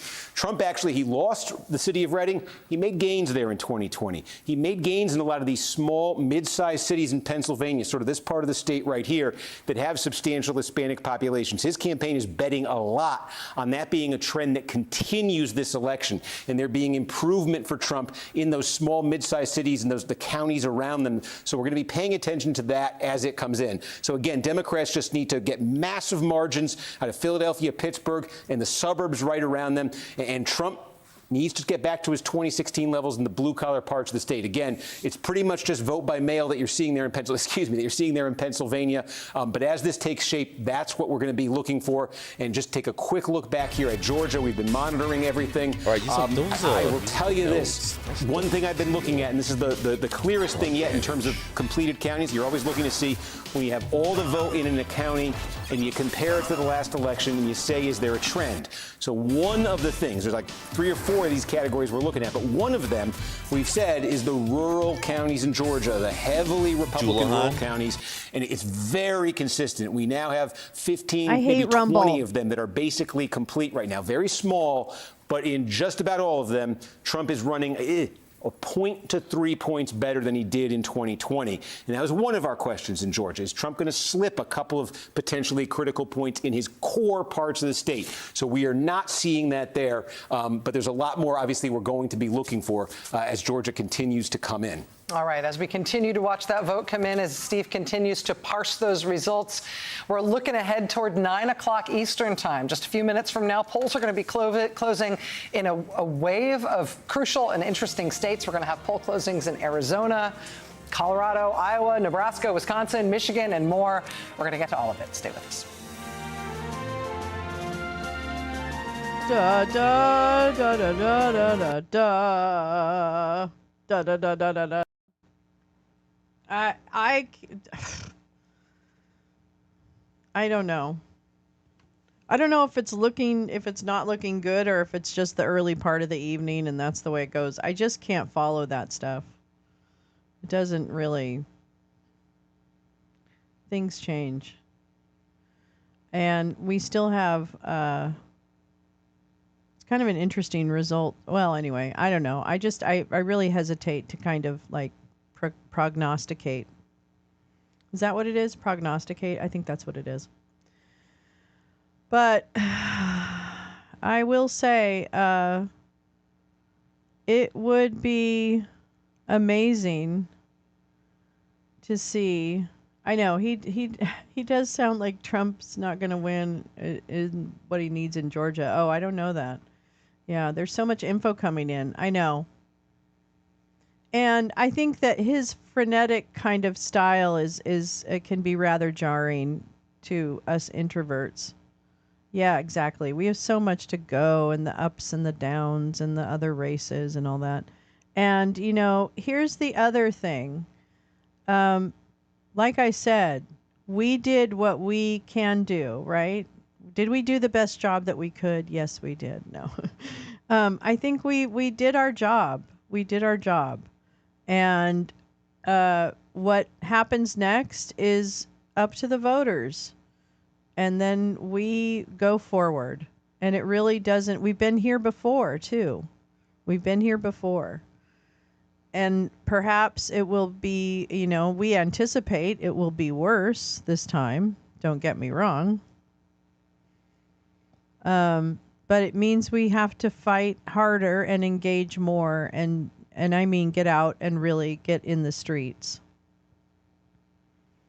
for people's rights. So that's kind of like, well, okay, you know. But I don't know. I guess I kind of still have faith in the electorate. You know, I feel like I do have faith in the American people. I can't say that I'm not disappointed every time I see a state go for him, because I kind of just go, gosh, what would it take? What would it take for you to say to someone, boy, you're not good enough to be our president? You know? Like, because I can't think of things that have been done or would be thought of to be done that are well, worse, I guess, than what he's done. You know? So Warnock and what's his name are not up for election this time, but Ted Cruz is. I believe so, Oren. I believe so. Because they would have been 2021. Oh, yeah, it's kind of, 6 years, right? 6 years? Do they serve 6 years, I think? Not terrible. How do I not know that? Anyway, Paul, don't have the shakes. This is not, you need to take some breathing. This is part of the process. And let me say this. If you do find yourself feeling overwhelmed by what's happening on TV and other things, I want you to take a break. I want you to turn me off or go watch a Democracy Dino video or something, or just do something that makes you happy. And that's what I'm being serious. I want you to do that because this can cause anxiety, and we've been here before, and we don't. I don't want to. As we are anyone headed to toward 9 o'clock be Eastern, hurt. one of the big poll closings we're going to be watching there is, of course, Arizona. A little bit of news out of Arizona. Arizona Secretary of State Adrian Fontes announced at a news conference that there were 4 non-credible bomb threats that were directed at Navajo County in Arizona. Again, hoax bomb threats. There are no bombs. There are just these hoax bomb threats that have been phoned in to dozens of locations in Georgia, and now we know to multiple locations in Navajo County. Again, in none of these instances does there appear to have been any actual threat. These are simply hoaxes designed to dissuade people and to cause chaos, some cases to force evacuations of polling places. It's absolutely enraging. In some cases, officials have attributed these things to Russian origin. Interestingly, in Arizona, they're saying that some of these threats came from a .ru email address, but that is something somebody could spoof. It doesn't necessarily mean that it is from Russia, but it turns out that's going to be a lot of the background noise of today's election day in multiple states in the United States. Our friend Jen Psaki is here. Jen, good to have you here on set. Be here. From what you have seen in all the results that we've had come in thus far as we head towards 9 o'clock, what's caught your eye? I'm just going to give a couple of everybody take a breath warnings here. Okay. One is DeKalb County is not in Georgia because of the extension of the poll hours. That is such a big county for the Democrats. We don't know what's going to happen in Georgia. I would also just reiterate, maybe you've all have said this, it's like a baby blue state, I'm going to say, in that it has not been blue for a long time. It is a hard state for Georgia. The Harris team. Georgia is. The other thing that I think is, I'm just going to remind people of, is that these college towns voting, as people are talking about long lines in these college towns, that is a huge deal for the Harris team. Because remember, over the last couple of months, there has been understandable questions about whether or not young people, college students, would turn out, given Gaza, given protests that were happening on campuses. That's something I've heard from officials in Michigan. I've heard it from officials in Pennsylvania, that there are big, long lines in these college towns, which I don't know that we would have all predicted that just a couple of months ago. Interesting. But the other thing is, we've talked about, I think the Iowa poll and your interview with Dan Salzer really brought this to bear. Polling young people is impossible, and really nobody gets it right. So we don't have good models for how many of them will turn out. We don't actually know till day of how many will turn out, and it depends on their schedules, it depends on the weather, it depends on the entertainment, it depends on their motivation. And we don't have great models for predicting their turnout, and we have even worse models for predicting how they're going to vote. So it might be one of I keep saying we might not know until late in the night or maybe even tomorrow, but this is one of the most opaque voting groups. Chris. One thing I think, again, we're early in the evening here. One of the things that was so striking about the public polling and the public data going into this election was that the public polling said this is the closest race that we've ever had. Yeah. Basically. That was the consensus view. And there was a real question about, well, maybe the public polling's wrong, and maybe it's going to miss a few points in one direction or another. We don't know at this point. It's very early in the evening. But I would say at 8:50, it's a very, very close race. that right now, it looks like the public polling, broadly speaking, that this was a very close race, is broadly at 8:51, based on the data we have, about what we're seeing so far. We are seeing signs of a very close race. I'd say that if you are just joining us right this second at 8:52:06, and I had to summarize what's going on, no surprises. Yeah, right. Pretty much that's what's happened thus far. There's been no surprising result anywhere, I don't think. Now, that doesn't mean that said, the no surprise result for the presidential race will be, it's really tight, we don't know. And that could be true for a very long time. The turnout thing, to your point, which is so hard to track, is there are groups, both sides are betting on turning out out, and we don't know if they will or won't. Right. So when you see a huge number in a state like Michigan, seems to be from the strategists I've talked to, the people in Michigan, higher than they anticipated. Is that good for Trump? Is that good for Harris? We don't know. And that's one of the challenges, because typically, you know, if there's bigger turnout in certain areas, it's good for the Democrats or good for the Republicans. This year, because there's the low propensity young male voters that Trump is going after, and there is the quiet vote, as we've been shorthanding it, on the other side, you don't. It's harder to know what turnout means in some ways, at least as I've been looking at the early information that we've And seen. there's also, let's not forget the mama-driven young people vote, because I have 3 humans that are grown adult children, and you have a lot of young voters who wait to the last minute, who are pushed really hard by their families to vote, pushed by their parents to vote. So you have some of that, of the youth vote that actually reflects what you're seeing in the sort of, you know, grown folks vote, because there are, especially when you're talking about black voters, I'm telling you that black mamas are making all their kids vote. I made not only my kids, but my bonus son also. I literally I mean, it was relentless. I have a bonus. You know, you have to have an extra, because I have 3. It's like multi-ball and pinball. So I don't like to be outnumbered with odd numbers. And so we have 3, so we add a 4th so they can team up, and it kind of dissipates their power. Oh, wow. Yeah, gives us more influence. This is Always have an extra. We take them on vacation. Deep insight into your parenting strategy, Joy. Even numbers. Keep me in charge. Lawrence. You know, I would like to issue an apology to all of those states that we have not mentioned. It's not our fault. It's the founding fathers. They decided on this thing called the Electoral College, which, interestingly, no other country in the world decided to copy. And because of that, in presidential terms, in effect, on nights like this, you have a right to think that it feels like no one cares about your vote. If you're in California or if you're in New York. And when you think about how enormous a force that can be in voter suppression, there may be nothing quite like it. Imagine if California voters ever got to think that their votes for president matter. There are 7 million people in California who don't vote. They're registered. They don't vote today. And how many of them would turn out? And oh, by the way, how many more millions would that add to Kamala Harris's total? New York, the state of New York, another 7 million people who don't vote in this presidential election because they know what the outcome is for their state.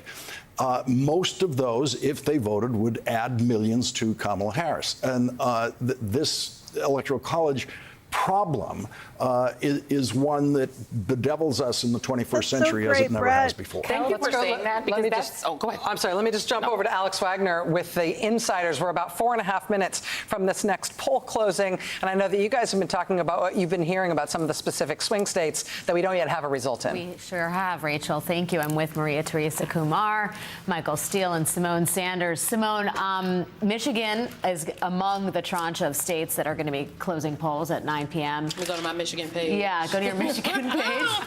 They're all collated, yes, they are, according to poll closing time. What are you hearing about the vote in Michigan? We know it's tight, as they all are. Yes, all of my Democratic friends are saying it's very tight, and they don't want to make predictions, but people are hesitant to say, but they are encouraged. They're encouraged by what they're seeing in Detroit specifically, even with some of the, and I will just say this as I know this for myself, there were some gaps within the Detroit operation when it comes to the Harris-Walz campaign. But even with the gaps, they are encouraged by what they're seeing in those numbers, and very encouraged, like in all of the other battleground states, by what they're seeing on the college campuses. Those cities with large college campuses, the college students, they are in formation. And that's going to matter. And that is going to matter, yes. Maria Teresa, we have some broad national polling exit polling about Harris's strength among Latino men, and they seem to be breaking for Donald Trump, which is a very big difference from 2020 when they broke for Joe Biden by, I believe, 23 points. They may be breaking for Trump by as many as 10 points. Again, this is early.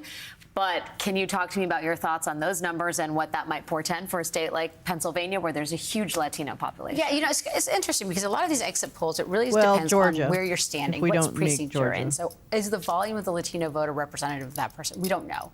If we look back at 2020, exit polls were wildly off last time. I suspect it's going to be the same thing. I was in Reading, Pennsylvania over the weekend knocking on doors, and I could share with you the folks that we were able to talk to. Most of them had already voted, and they had voted for Harris. When I was talking to Catherine Clark and her team, they basically guesstimated that they were knocking at 2,000 doors in Pennsylvania a minute. Wow. If you were to ask me You're in that free to whole let it red out. part of Pennsylvania, what I'm looking at Reading, because that is very much a union I think town, I've and seen people were that very upset. actually. Not so much supporting Kamala Harris, but really upset at the Madison Square Garden comments. That kept coming out and coming together. Something though that someone that you mentioned too is Lehigh University. People have been waiting in line for 7 hours. It's a party in line. It's a party in line. Right. They're FaceTiming in. Celebrities are FaceTiming in Pennsylvania from the campaign side to tell people to stay in line. Right, and so if you look at how much the Harris campaign has spent close to $400 million just in Pennsylvania, they understand that that's the holy grail. And between the Latino vote, and I do think the labor vote, and the young vote is so hard to actually analyze because some of them could be registering to vote right now. Some of them are not on landlines. So I think those are going to be across the country. Those are going to be the two populations that people say, what really happened? We actually don't know. None of the black box actually recognizes it. The kids are always a black box. Even more so this election season. Michael Steele, let's talk about the Senate. We're getting various degrees of bullishness. Claire McCaskill was here talking about Chuck Schumer.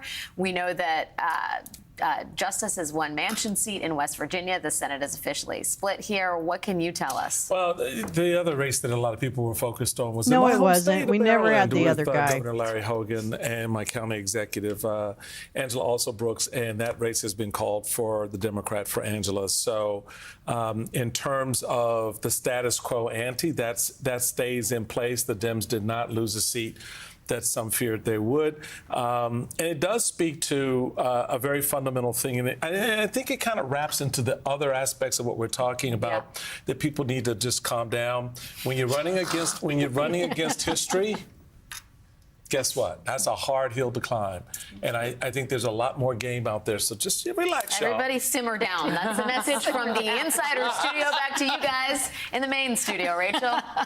Thank you, Alex. I should mention Michael Steele just said that the Maryland Senate race has been called. NBC News has not made a projection in the Maryland Senate race at this hour. I will let you know, though, as soon as we do. It is 9 o'clock on the East Coast.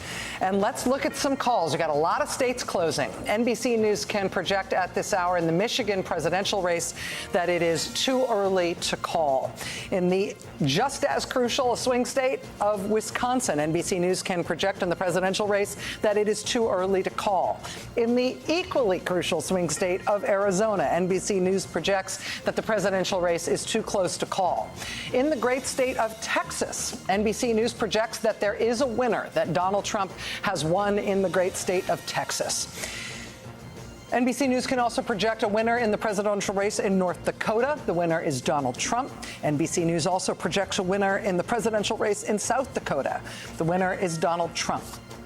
NBC News also projects a winner in the Wyoming presidential race. The winner is Donald Trump. In the great state of New York, NBC News projects that the presidential race is too early to call. In the great and now very closely watched state of Iowa, NBC News projects that the presidential race is too early to call. NBC News projects also that the presidential race in Minnesota is too early to call. NBC News projects that the presidential race in Nebraska is too early to call. NBC News projects that the presidential race in Colorado is too early to call. The projection in Louisiana is that it is too early to call in the presidential race. The projection for the Kansas presidential race is that it is too early to call. And back to the Southwest, in New Mexico, NBC News projects that the presidential race is too early to call. Looking at the road to 270 with those races called thus far, we've now got Donald Trump standing at 154 electoral votes, Kamala Harris at 30 electoral votes. Looking back at the battleground states that have yet to be called, just recapping from earlier poll closings. In Georgia, we've got just shy of 2/3 of the vote in. It is too close to call, a difference of just over 200,000 votes between the two candidates. In North Carolina, we've got less than 40% of the vote in there, and that is too early to call. And in the all-important swing state of Pennsylvania, not even 20% of the vote in yet in Pennsylvania, and it is too early to call in Pennsylvania. Let's look at some of the Senate races, starting with the key and very interesting Senate race in the great state of Texas. Again, we've got a presidential race called in Texas, but in the Senate race between incumbent Republican Ted Cruz and his Democratic challenger, Congressman Colin Allred, it is in the Texas Senate race. Too early to call. Let's now look at the Arizona Senate race. NBC News projecting that this is also too early to call between Republican Kari Lake and Democrat Ruben Gallego. In the Wisconsin Senate race, where Democratic incumbent Tammy Baldwin is facing a Republican challenger, Eric Hovde, NBC News projects in Wisconsin, it is too early to call. In the closely watched Michigan Senate race, where Democrat Alyssa Slotkin is up against Republican Mike Rogers, the Michigan Senate race, NBC News projects as too early to call. Rogers is so and in horrible. the very interesting Nebraska Senate race, here we've got an incumbent Republican, Deb Fischer, up against not a Democratic challenger, but an independent challenger, Dan Osborne. The Nebraska Senate race, too early to call. The Senate at this hour, again, it's a 100-seat Senate. We've got 42 Republicans seated. We've got 33 Democrats seated. This reflects 1 seat gained by the Republican Party in West Virginia, the seat vacated by outgoing independent Joe Manchin. He wasn't really an independent. Hop back down to Florida, I mean, he where we've wasn't got really a a call Democrat. in the abortion rights measure in Florida. This is Amendment 4, would enshrine abortion rights in Florida.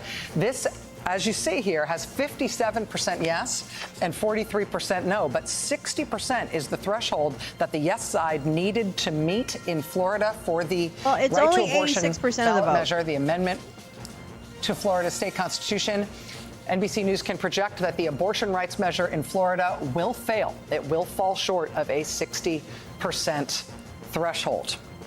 Finally, let's look at one governor's race. We've got a governor's race to look at in North Dakota. And the governor's race in North Dakota at this hour, NBC News is projecting as too early to call. So again, lots of calls there. I think the one that, I don't know if it qualifies as a surprise, but I think one that Democrats were hoping was within their reach here was that Florida abortion rights measure. Joy, as you were talking about earlier in detail, and Nicole as well. Again, it looks like it's going to win, to Chris's earlier point, by a very large margin, but not a large enough margin to put it over 60 points, which is what they'd need to get a yes. Yeah, and this is the reason that Republicans wanted that 60-vote threshold, because, and as they tried to do in Ohio, you know, Governor DeSantis has bet his political future on being the champion of denying women their rights over their own bodies. He's competing, obviously, with the governor of Texas. He's thinking about a future in which he would like to inherit Donald Trump's white evangelical base. And he's decided that this is his marker, and he's been willing to use really the awesome powers of the state to try to intimidate and bully even television stations in the state against running ads in favor of that protection. So it will defy all of the other states, including very red states that have protected women. Florida, in a lot of ways, it's going to be interesting. And when Stephanie is back, it will be interesting to talk about what Florida's future looks like as a place that can attract corporate headquarters and investment in a state where the governor routinely bullies companies, routinely sues companies that displease him, sued Disney, sued cruise lines, bullied schools about mask mandates, But when you have already bullies seen TV that, stations about you'd what ads have they already can seen run. that impact. It's a pure Project 2025 in miniature in Florida, and that kind of extreme, sort of extremist right-wing fascist type government in Florida, does that make it a more attractive place, or does it make it more like some of the other southern states that don't get a lot of investment and interest from, it also particularly means international investors? That Florida, trying to be an international business hub, but also, even without everything you just described, they will now continue to retain an incredibly draconian 6-week abortion ban, which is going to make it hard to persuade any large company that they should move their female staff there, let alone any of their staff that has female Can I just make offspring. go ahead, Lawrence. In what is another triumph of the minority.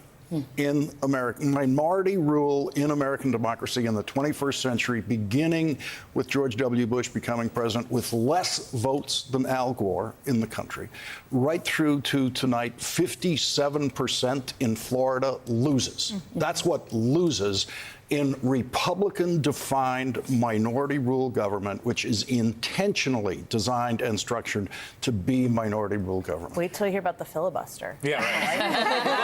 It looks like a Senate vote where you see the motion fails 57-43. You're like, the motion fails? Nicole, I want to get you on this. Then we're going to go back to Steve on some all I North was going to Carolina say is don't lose sight of the number, 57%.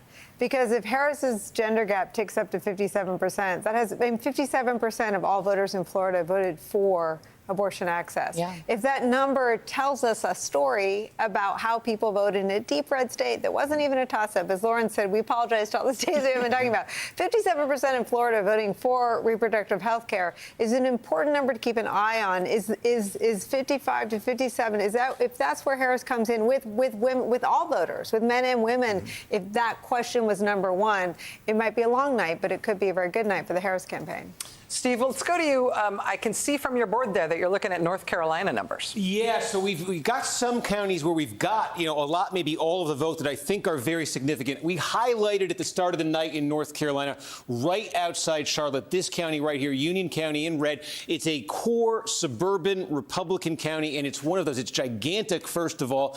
And second of all, it's one of those where Trump still won it in 2020, but he lost ground. Key question tonight, would he lose further ground? That's what Democrats are trying to do in Union County. We basically got all the vote in Union County now. You could see Trump, that's about a 25.5-point margin.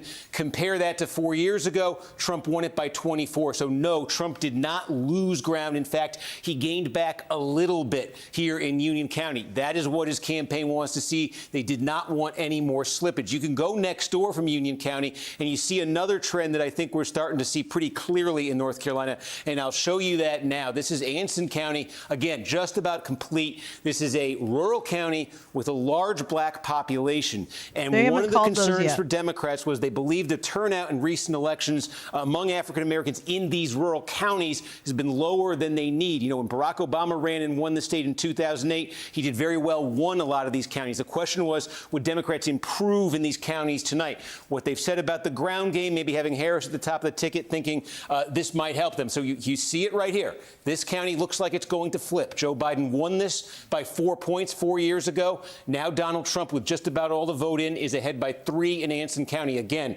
rural, large African-American population. A lot of counties that are similar to that are here in the eastern part of North Carolina. And again, we're starting to get most, if not all, the results. Vance County here, large, rural, African-American heavy population.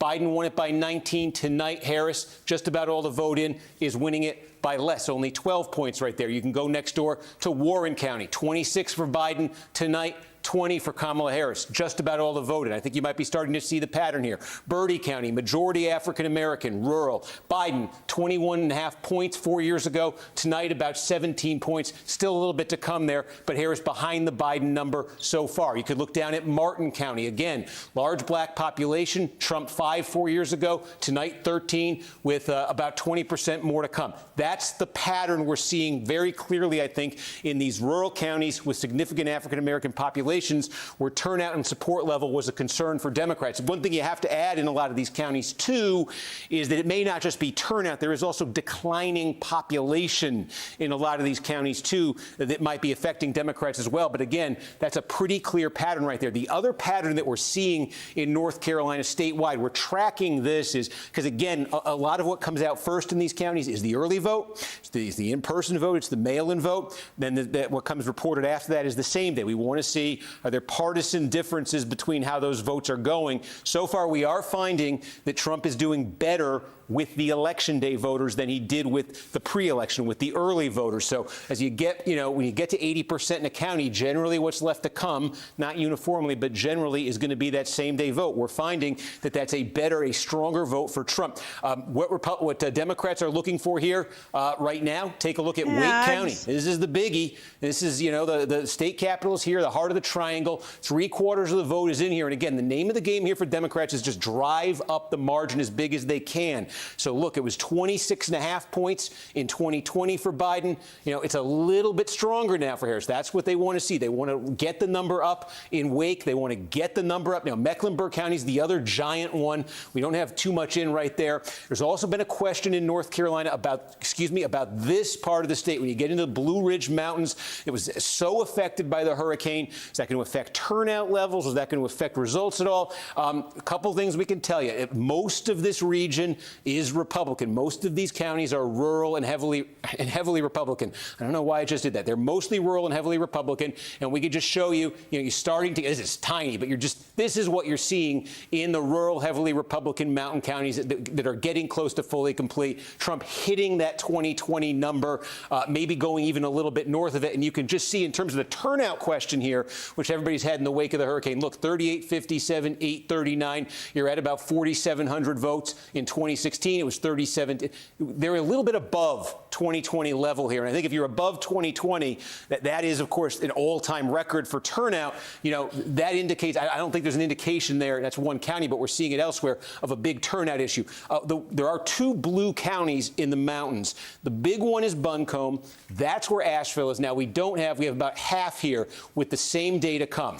If this were to hold, Democrats would be very happy with what's happening in Buncombe County because they depend on this to run up big margins here. But again, still to come is that election day vote that we think is more Republican. So is this vote going to come down for Democrats? Let's see as that comes in. They want to be hitting, a number north of what Biden did. The other county that's just about complete, and it is a blue county, it's where Appalachian State University is. I can show you that. Watauga County, just about all in right now. And again, Biden won this thing by a little over 8 points. It's at about 7 right now. Democrats, this is not a huge county, but Democrats in counties like this, there's a big academic institution. There's a pretty good concentration of students, of college degrees, a lot of these ingredients for Democratic success. They want to be driving up the numbers in those places.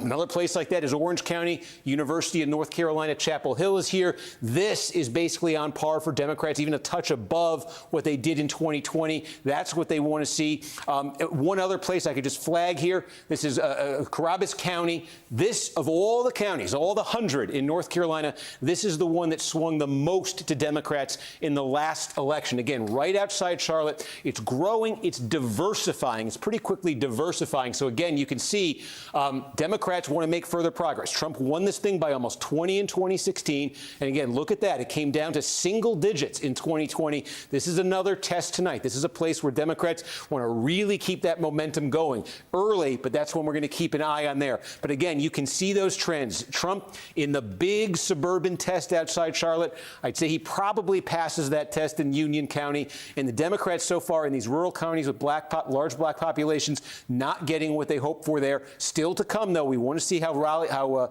Wake finishes. We want to see Mecklenburg, the triad. You got Greensboro. Again, we don't have a ton here.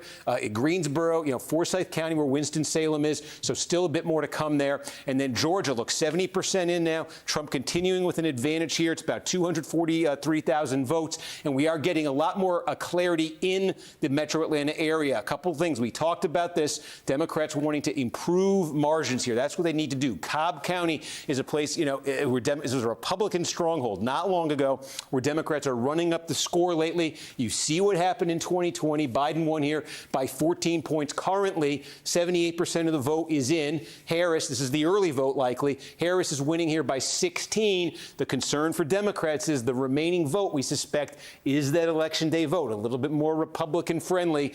16 would be a very good margin for Democrats in Cobb, but does that come down? If it falls below that 2020 level at all, that's very alarming for Democrats. Fulton County, again, we've got the early vote in here, and now some of the same day as well. Look at that. It looks exactly like it did in 2020. Wow. Democrats want to grow that a little more. Again, concern for them. It's a big blue county, but if what's still to come in Fulton is a little less blue and that number slips below 2020, that's a trouble sign for Democrats. We flagged Fayette County early in the night. Would this one flip? If the blob, I call it the blue blob there, was going to expand, this is the place. It's not quite all in, but almost all in right now. You see Trump with a 2.5-point lead. Now, that is progress for Democrats from 2020. This was a 7-point race in 2020, so it's progress for Democrats. Will it be enough progress progress. Again, those other big, giant suburban counties there are going to tell a lot of that story.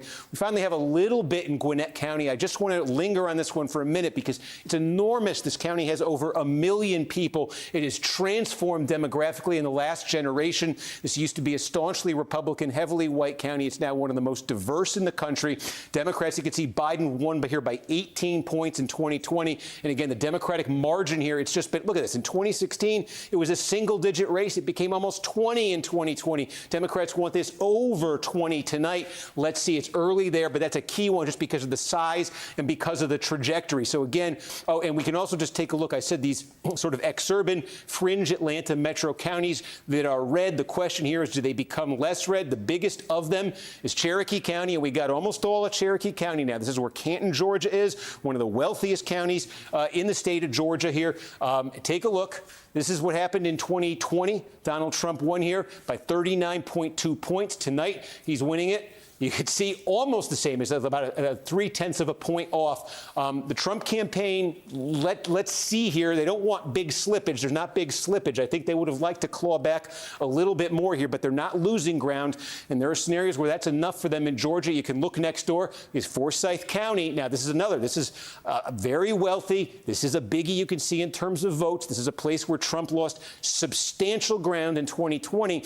Now, bulk of the vote is in. Same day still to come, so room for Trump growth here. He's already overperforming a point from where he finished in 2020. That's an encouraging one for Republicans. You can just kind of complete this loop quickly. I'll just show you some of them here. Again, Hall County is one, almost all in. Trump had slippage here in 2020. You see, he's improved by about 1.5 points here. Not major, but this was a state that was decided by a fraction of a point in 2020, so any shift is significant. Barrow County, almost all in. Again, Trump had slippage here in 2020. A little bit more slippage here tonight for Trump. You can see Harris running 1.5 points better than Biden did. Trump basically level with 2020. And you can take a look down here at Walton County. Again, this is the early vote in Walton County. Trump had slippage here in 2020. 49 points, believe it or not, was slippage for the Republican.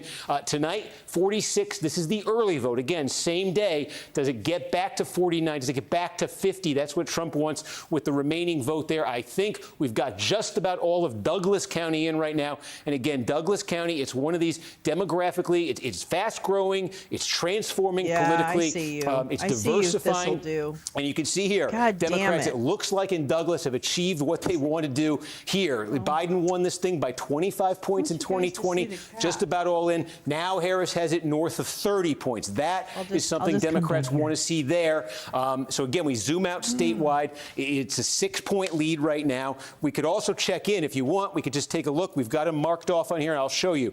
This is, we were talking about this in North Carolina, same in Georgia. There's a lot of rural counties with large African-American populations, and the question for Democrats is, can they improve? They'd like to improve turnout-wise, vote performance-wise, obviously, relative to last time. So again, I think we showed you earlier, Baldwin's just about all in. This is a change. This was a blue county in 2020. It's flipped over to Trump. All the vote is in right now. Look, you can see here, Wilkes County, just about all the vote is in. Trump by 17. Trump won this thing, by about 13 points and change in 2020. So we're, seeing a bit of what we saw in North Carolina. Randolph County, very small, but a lot of this is in right now. Biden won it by 9 in 2020. It's sitting there at about 8 points right now. What's left to be reported out in Randolph County is going to be that same-day vote. We're seeing this in a fair number of these counties, too. It's a bit similar, I think, to what we're looking at to what we're seeing so far in North Carolina. Here's another one, very small, but again, this is a large black population, 19 points here in 2020. Tonight it's sitting at about 16.5 with just about all the votes. And again, these slight differences in a state like Georgia can make all the difference. Where of all these millions of votes, we expect about 5 million votes. And in 2020, it was separated by 12,000 of them. So again, if there's any slippage for Democrats here off that 2020 number in full, that's a very bad sign for them. And they are at right now. Harris is at 72.6. This is the biggest single county in Georgia, 72.6, 72.6. If this number starts dropping with the remaining vote, with that remaining same-day vote to come in, even though that looks like an enormous Democratic win. And by numbers it is, it may not be enormous enough. The Democrats don't want any slippage there. So we'll be paying close attention to that one too, Rachel, as we get more from Georgia. All right, Steve, we've got a few updates since we have last checked in. The NBC News projection in the state of Rhode Island is that there is a winner in the Rhode Island presidential contest. Kamala Harris is projected to win the presidential race in Rhode Island. NBC News can also project in Mississippi that the winner of the presidential contest is Donald Trump. NBC News can also project in Louisiana that the winner of the presidential contest is Donald Trump. A couple of other interesting updates for you. Back to Delaware. This is a historic outcome in a House race. So this is the Delaware House seat, an at-large House seat. This is an open seat because the incumbent was Lisa Blunt Rochester, who just won a U.S. Senate seat in Delaware tonight. When she left that seat and opened it up, the Democrat running for it is Sarah McBride. The Republican running for it is John Whalen. NBC News can project that Sarah McBride has won that seat. And I mentioned that this is a historic win because Sarah McBride will be the first openly transgender member of Congress. And she has just won this seat tonight in Delaware. Congratulations to her.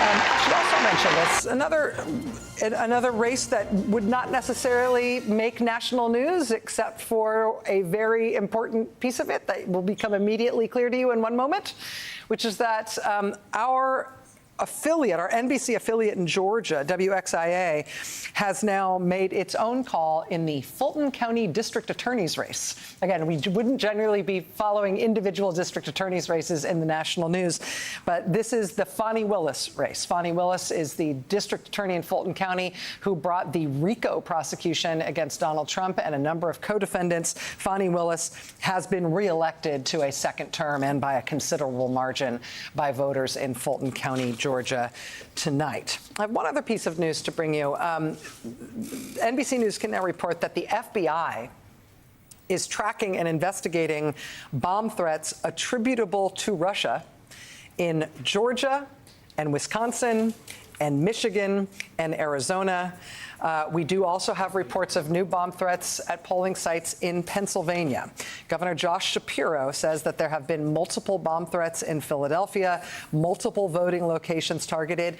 All of these bomb threats are non-credible. These are hoax bomb threats. There are no bombs, but bomb threats are being phoned in or otherwise communicated in multiple states. Voting hours were extended to 9 p.m. in Clearfield County in Pennsylvania. This is in the central part of the state because of a bomb threat in the building where votes were being counted there. According to NBC News reporting, it's not necessarily apparent to the FBI that these new bomb threats that we're just disclosing now, these Pennsylvania ones, are attributable to Russia, but they say they are investigating Russian-attributed bomb threats in Georgia, Wisconsin, Michigan, and Arizona. The FBI also reportedly investigating more threats in undisclosed other states, so it's more even than we have previously mentioned. Let me just reiterate and underscore and repeat. There aren't bombs. There's no real threat. The threat that happens here is the calling in the bomb threat where there isn't a bomb in place, specifically to try to achieve chaos, to try to get these sites evacuated, and in some cases to disrupt voting patterns. And for kids watching for the first time election results, they should know that we never had bomb threats before Donald Trump became a presidential candidate. Joining us now from a polling location in Reno, Nevada, where we're expecting polls to close at the top of this next hour, is NBC's Steve Patterson. Steve, what are you seeing there in Reno?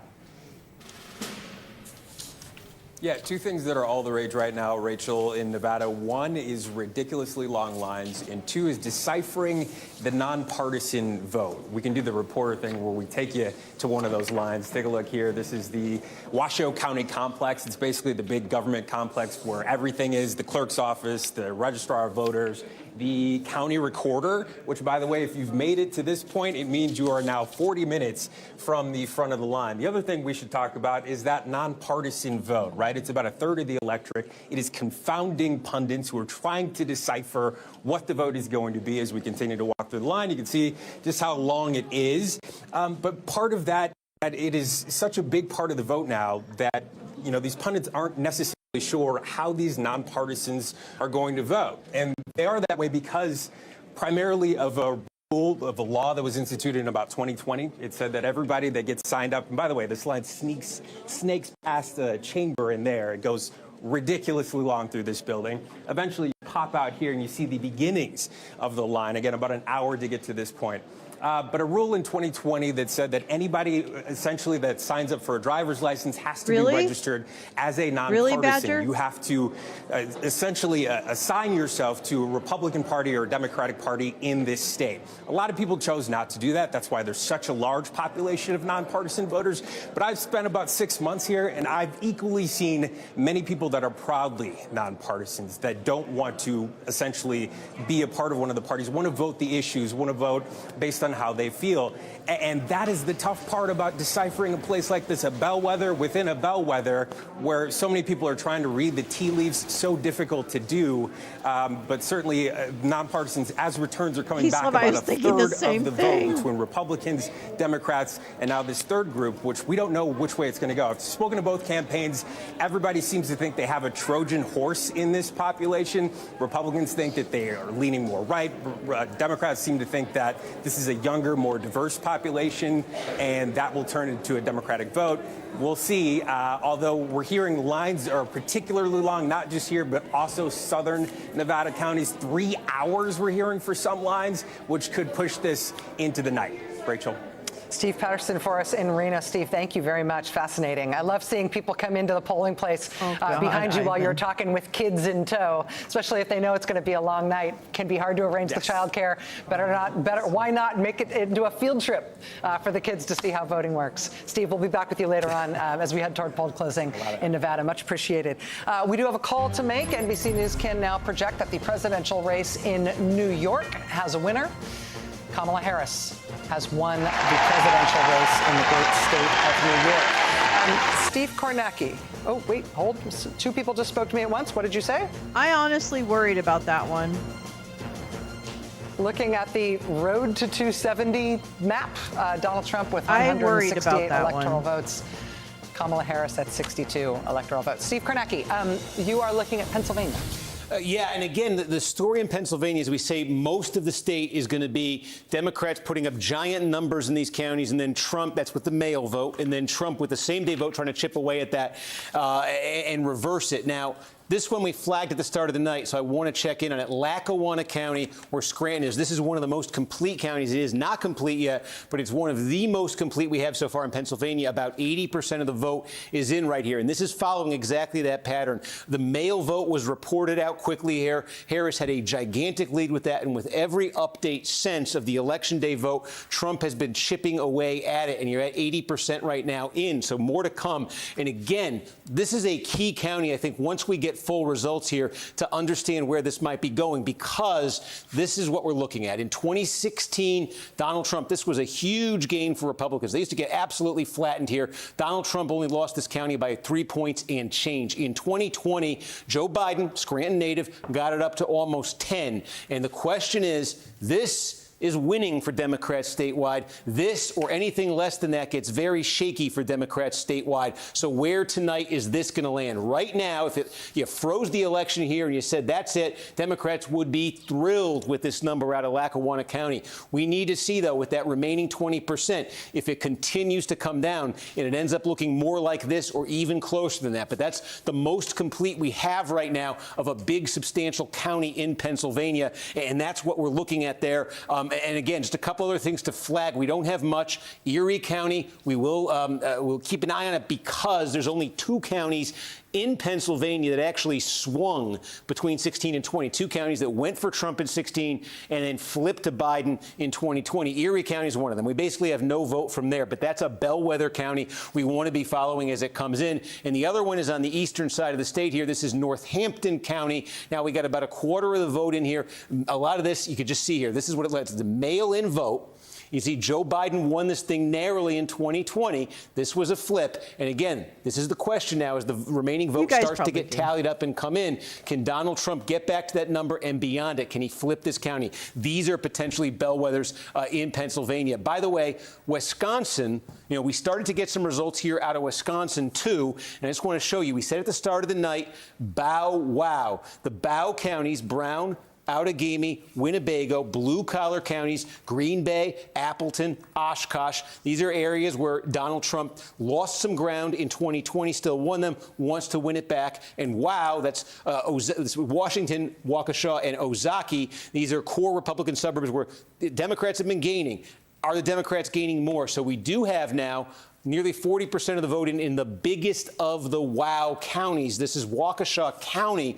And just to put this in some perspective, this was a bad showing for Republicans. Trump won Waukesha in 2020 by 21 points. But look, in 2016, Trump won it by 27. Go back to Mitt Romney. It was more than 2-1 Republican. This was bad. This is one of the reasons why Donald Trump lost in Wisconsin 4 years ago. Now, the way the vote is coming out in Wisconsin tonight is the absentee vote. We may get absentee vote a little bit later from some of these counties. It's done at the municipal level, but there could be opportunities here for Harris to grow the support. This is not like Pennsylvania, where this is just all Republican gains later on. So we want to keep an eye on here because the Democrats want to get Harris over 40% in Waukesha. They want to keep making gains here. And so with 40% in, you're at about the 2020 level. And this is the other one. Ozaukee County, of all the counties in Wisconsin, this one has the second highest level of educational attainment. That is, I know.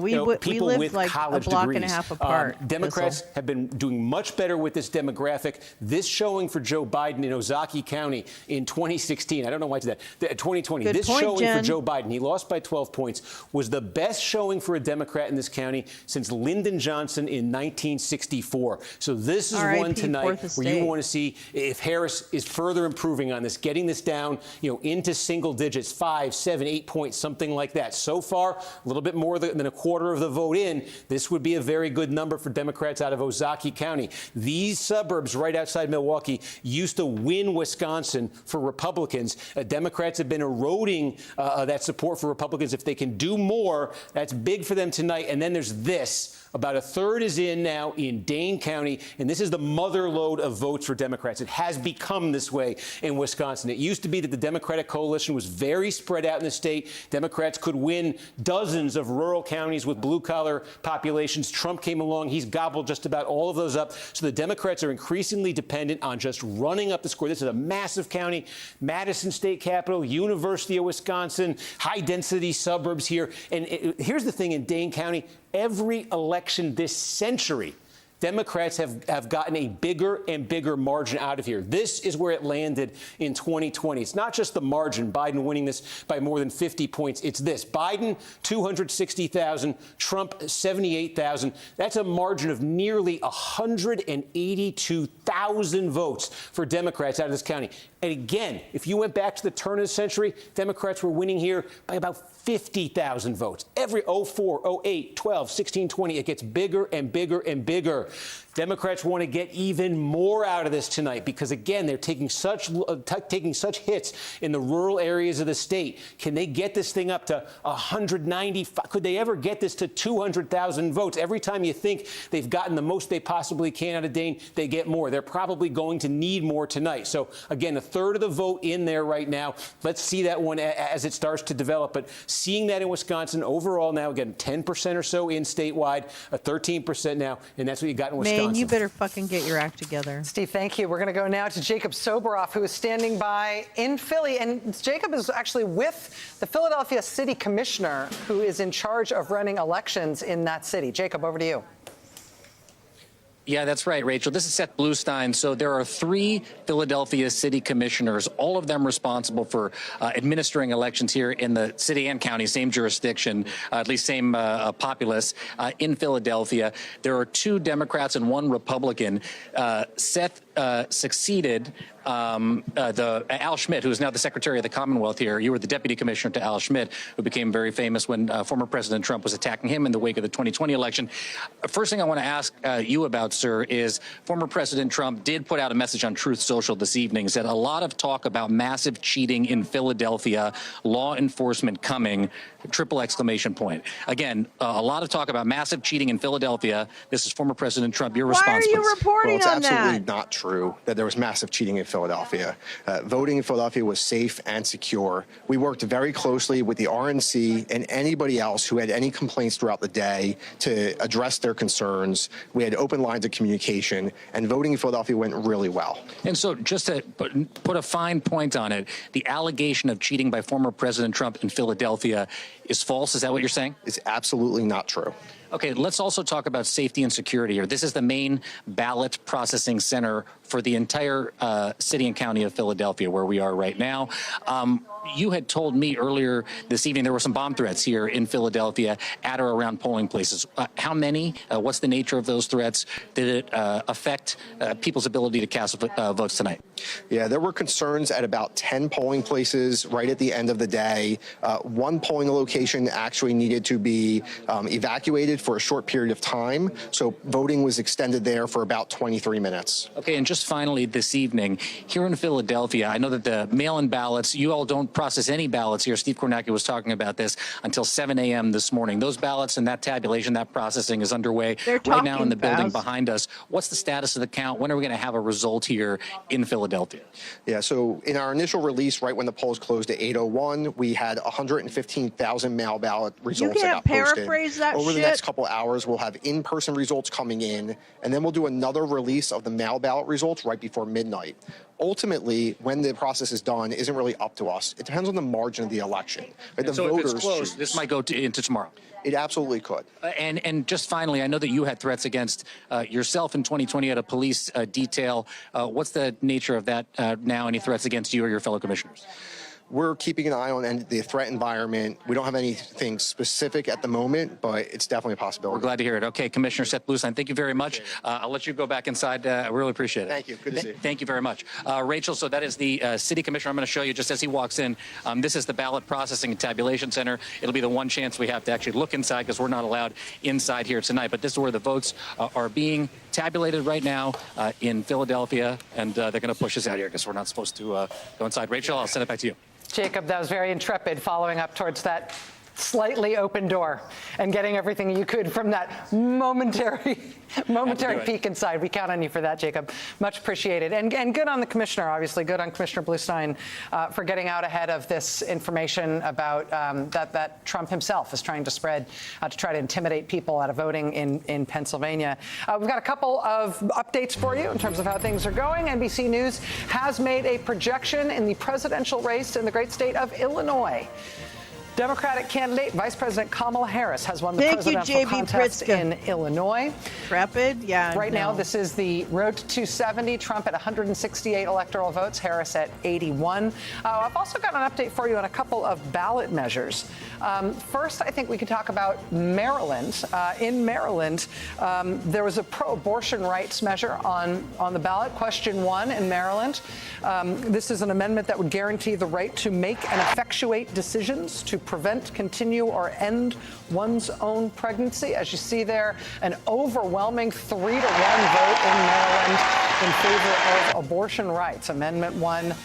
Question 1 will pass in Maryland. Also, we've got a result in New York. Now, in New York, it isn't specifically an abortion rights amendment per se, but it does have an impact on that. This is question 1 on the New York ballot. It would create a full state-level equal rights amendment in New York State. And so it's not specifically about abortion, but the measure does protect all New York citizens based on pregnancy and pregnancy outcomes and reproductive health care and autonomy.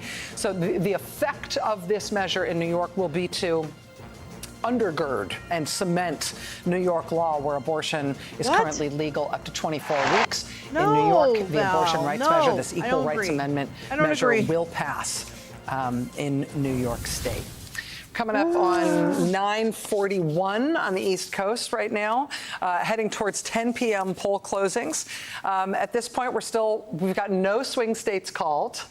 We've got Trump doing well in terms of his margins in the two southern swing states that we've got the most vote in, North Carolina and Georgia, as Steve Kornacki has been portraying it. We've got no surprises really anywhere unless you want to count the Florida abortion measure falling short of the 60% threshold that it needed in order to pass.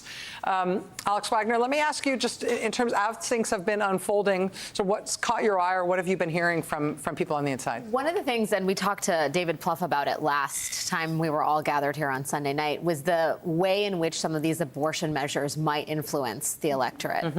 And even though what I think is really interesting, and it's something there was some reporting on earlier this election cycle, 57% of the state of Florida voted to try to enshrine abortion rights into the state constitution.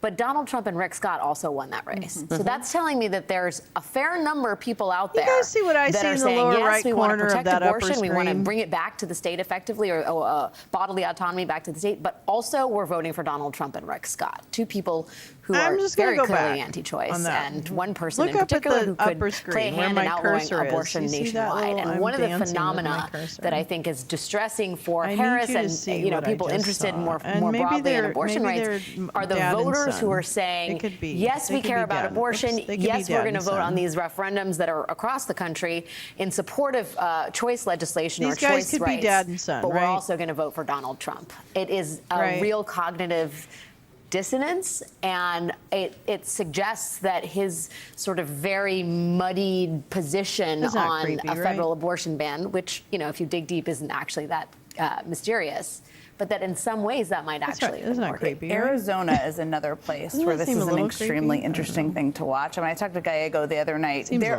There creepy. could be we don't know yet because we haven't seen the results, but there could be voters who vote for Trump, Gallego, and the abortion protection ballot initiative. And that bends the mind, there's other ways to describe it, but that's my most diplomatic way. Because how can you vote for Trump, Gallego, and the abortion ballot initiative? It's similar to Florida. So this is a very interesting trend. And one of the things, and Nicole keeps reminding us of this, where you can't entirely capture it in polling, right? Because we know where the public stands on abortion rights.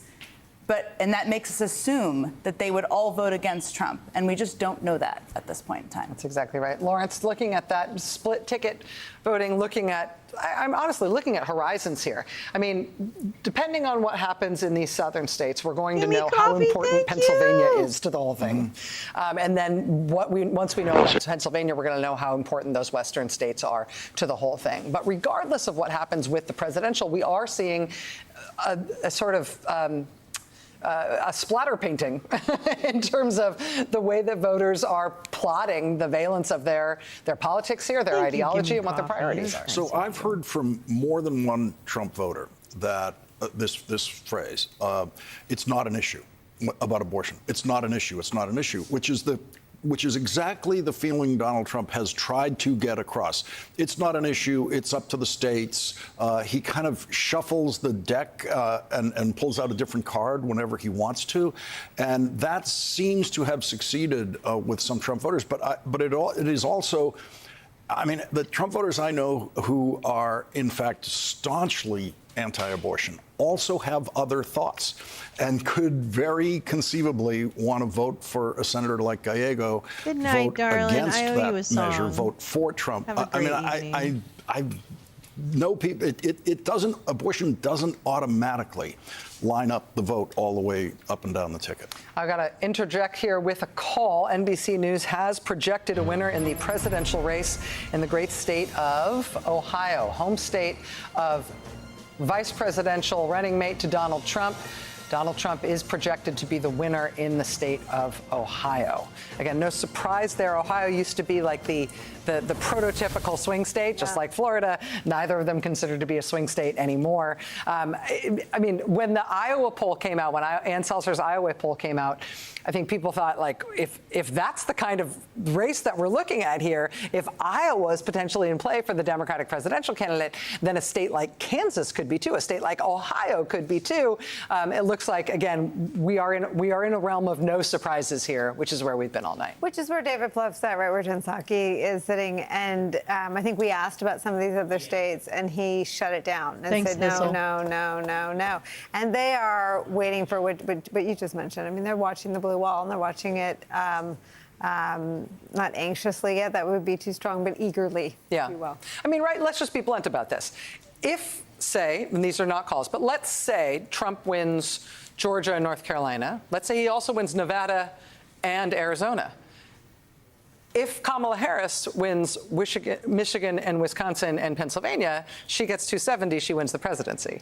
And so when we are talking about this being a tight race, it isn't just a tight race in each of these individual swing states.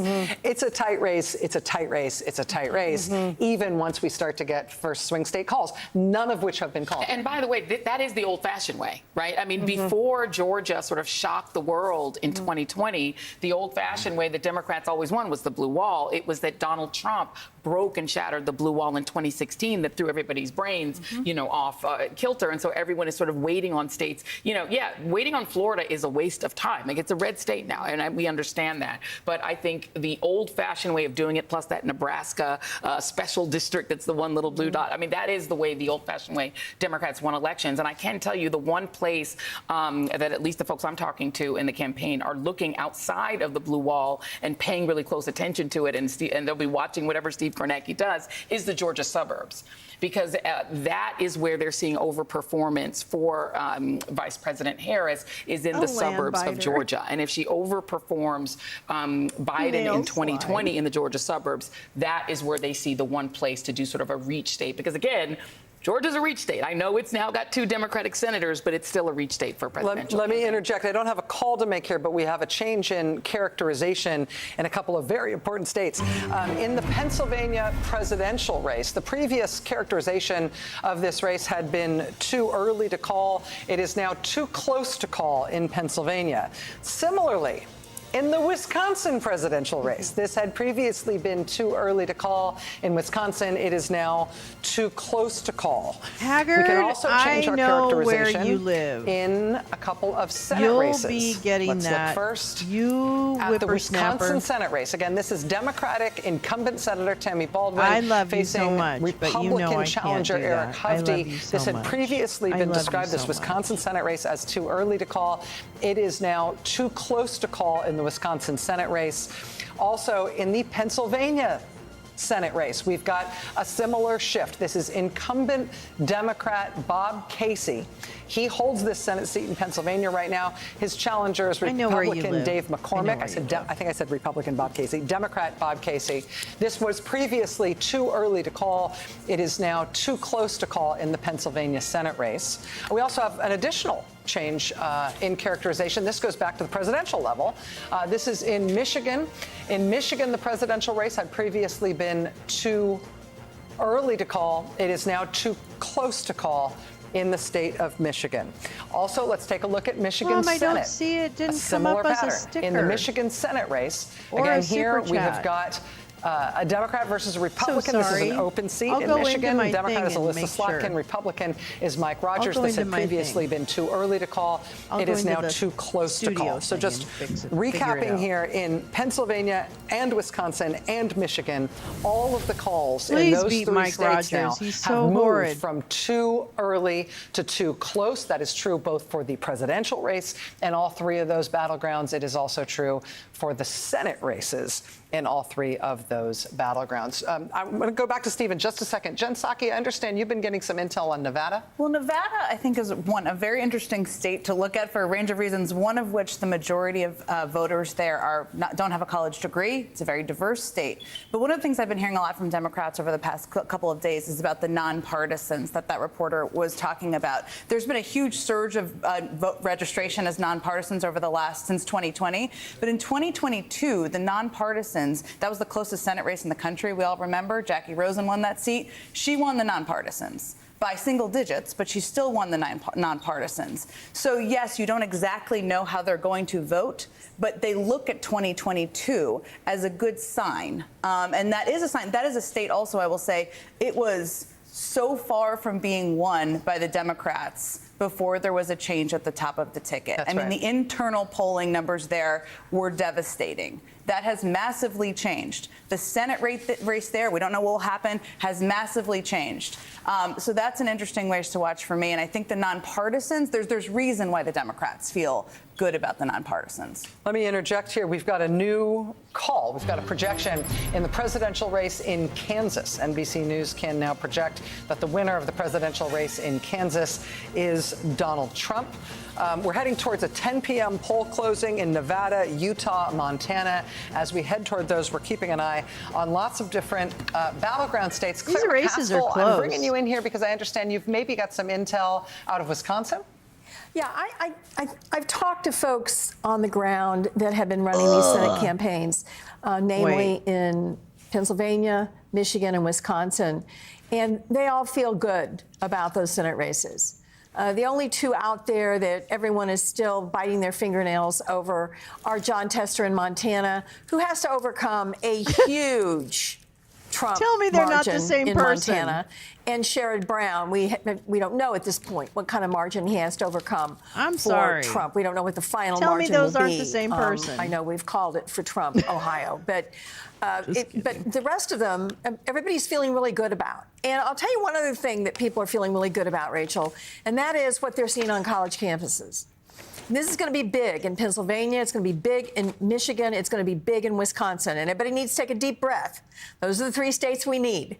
We don't have to have Georgia, don't have to have North Carolina. We have to have those three.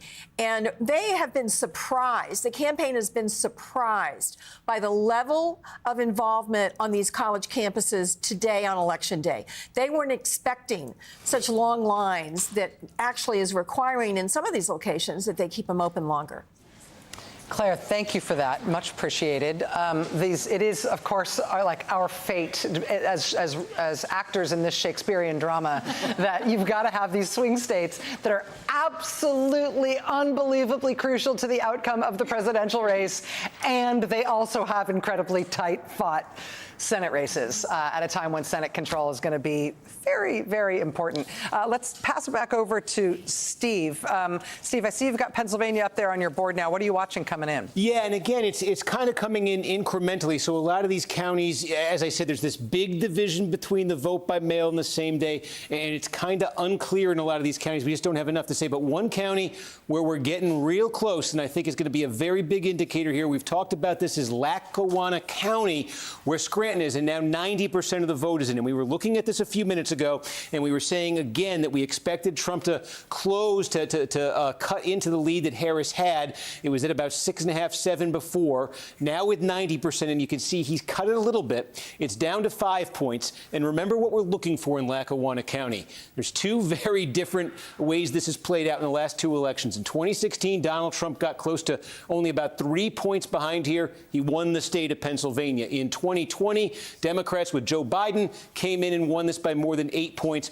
Biden won the state. So we were saying at the start of the night, Trump wants this number, Democrats want that number. Right now, it's sitting right in between them. It's sitting at 5. So there's still some same day to come in. Let's see this remaining 10%, what that does to this margin. Again, the same day seems to be favoring Trump. How much is it going to favor Trump? Is it going to bring it down back to this level completely? Is it going to stabilize? But that's the most complete county we have in Pennsylvania right now.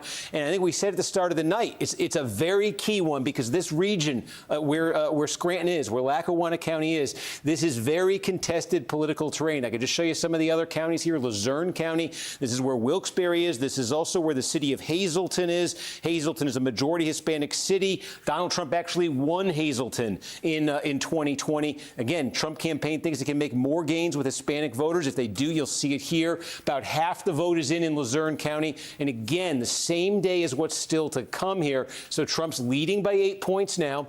He won this county by more than 14 in 2020. Question for the Trump campaign wants to get over that number. They want to improve on that number here. If the Democrats can stop them from doing that, that's a big development for Democrats. We want to go back and look at Georgia because, again, and Joy was just talking about this, the suburban support for Democrats in this Atlanta metro area. Something interesting is happening. There are some suburban counties here. You call them kind of the emerging suburbs of the Atlanta metro area, where the growth is the fastest and the diversification is the most dramatic. I think and that people is are really definitely more where awful Harris is than- posting improvements tonight. I think Well, we showed you anyway, Douglas County a we few shouldn't minutes do ago. that. That's not a good Again, idea. rapid growth here. It's He about gives half me a black, headache. and you can see in 2020, 25 points. Tonight, Harris is winning this by 32 points. You see it in Rockdale County. Just about all of the vote is in here.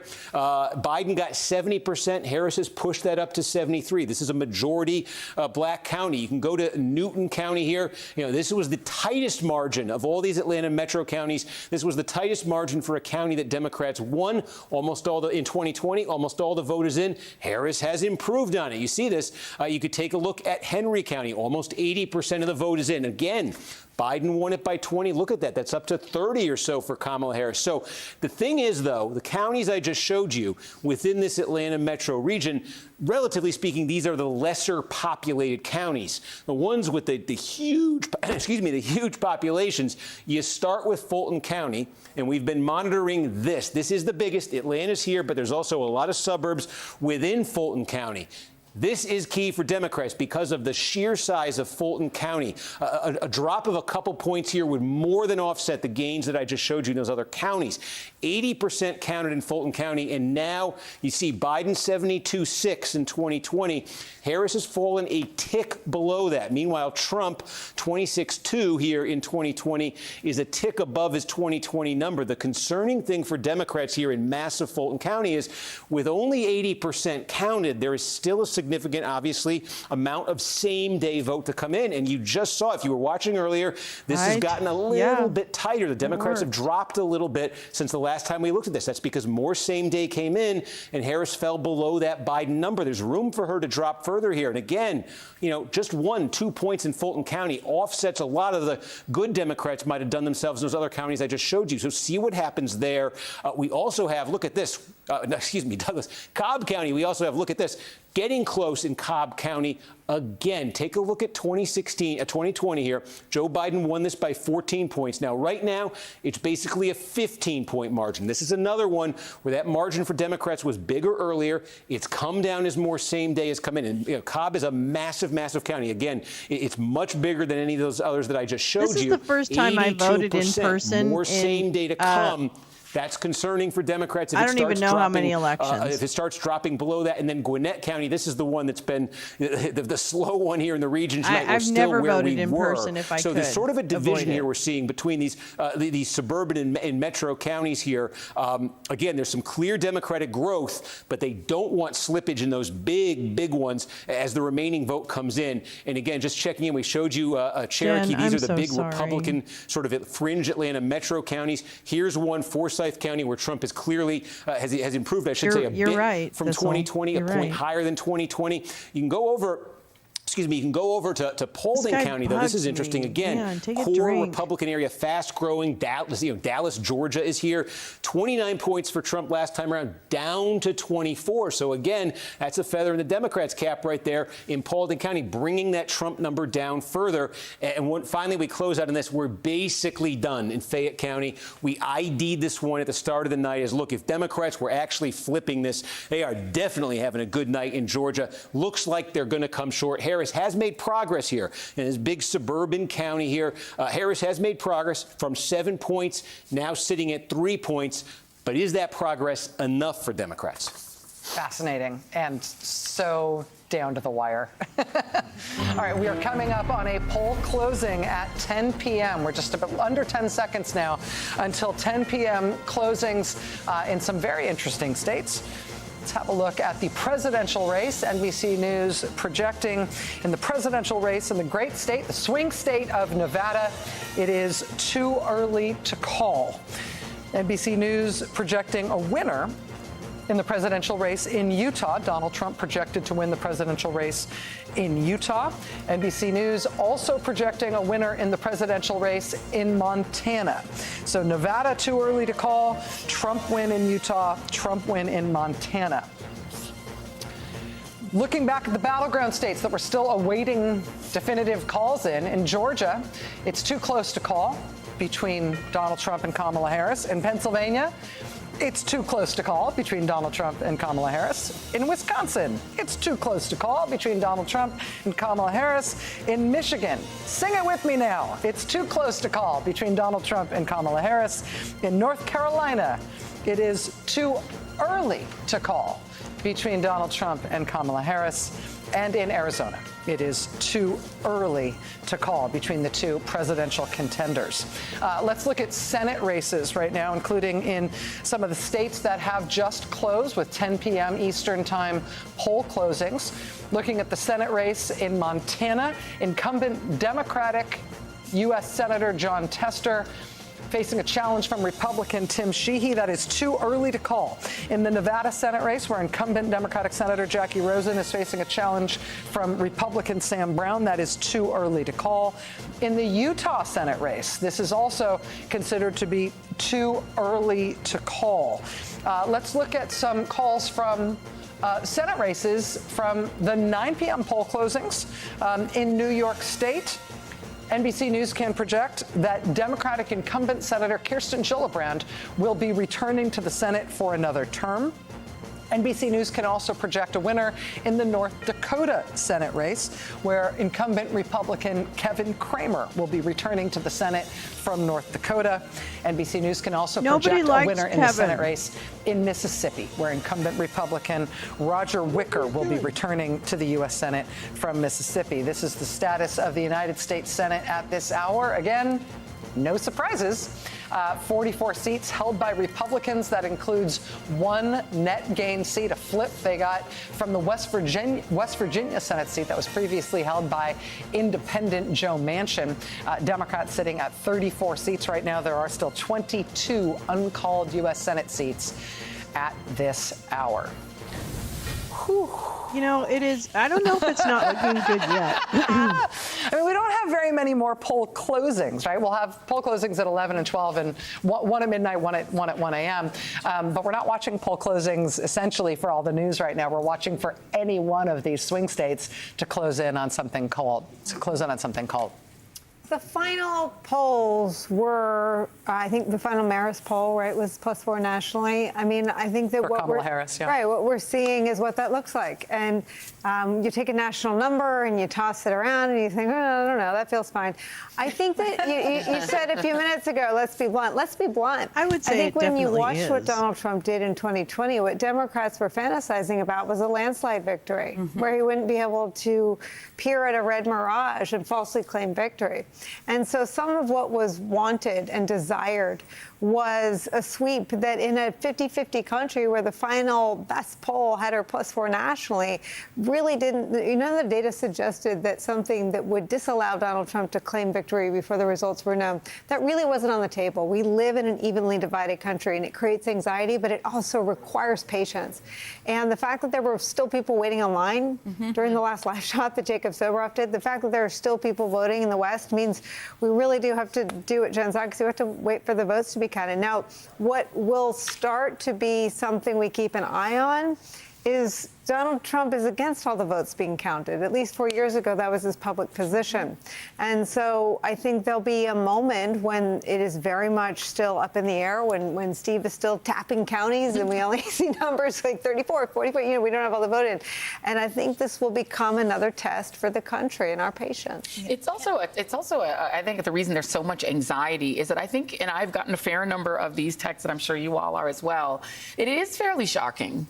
And I don't think something that should make us super proud, that despite all of the things that just we've seen in the last 2 weeks, even if you could somehow forget January 6th and an attempted coup to overthrow the country, even if you could forget taking classified documents and hiding them in your bathroom, even if you could set aside, which is very hard to set aside, an adjudication of sexual abuse against a woman and then 24 other allegations, and Jeffrey Epstein saying it was his best friend, like, you name it.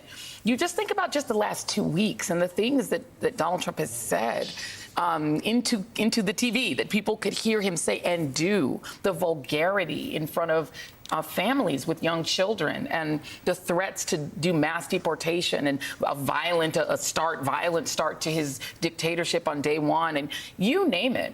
If all of that gets you half of the votes? 48, 49%. What does it tell you? I mean, we need to really take a step back and think about what does that say about us? I think that's right. But I think, again, going back to how the Harris campaign approached this candidacy in these 2 weeks, they sat there presuming that 49% of the country was in. They built a campaign designed to defeat a Donald Trump campaign that won over and turned out 49% of the vote. Yeah. So what you're waiting to see come in is what Jen O'Malley Dillon and David Plouffe and Stephanie Cutter and these folks envisioned to defeat a candidate who, all those things are true, but that was baked into the campaign strategy to help Vice President Kamala Harris prevail. And it assumed that 49% of the country would vote and turn out for him. Yeah. So we're waiting to see if what they built will work. And to Joy's point, one of the things that we've discovered in these last few campaigns, all of these Trump campaigns, is that these two parties do not have the same rules. It's like two football teams where, offside is a 20-yard penalty for you and it's no penalty for this other team, right? And so, the idea that if Joe Biden said the wrong word at a certain time or wasn't able to come up with the word he wanted to say at a certain time, the idea that that's worse than all the words we heard Donald Trump say, that he had no trouble retrieving from his racist thoughts about people, and to say there's no price for those. You won't lose a single voter. You might not gain a voter, but you won't lose one, no matter what you say. That is a new phenomenon, and it applies only to one party and not to the other. Yep. One thing that as Steve Kornacki keeps doing his updates to us that I think is striking and maybe striking about the evening is the rural and urban divide. And we talk about divides every presidential election cycle. But part of this, I think, is it's just a cultural different world. And I was talking to this strategist in North Carolina, he's in North Carolina, he was telling me about North Carolina. He said, really, it's like rural Alabama and Northern Virginia, and it's two states in one state. But that is true in almost every state.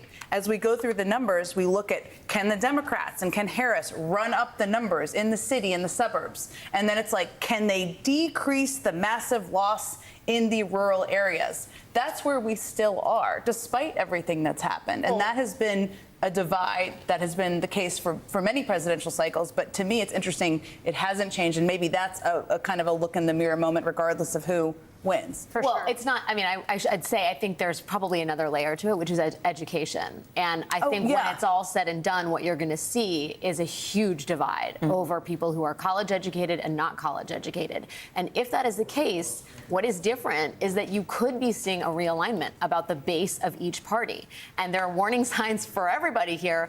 But if the working class, non-college educated voter is now increasingly a Republican voter, Democrats have to rethink the way in which they sell their policies that absolutely benefit working class Americans and in a targeted fashion.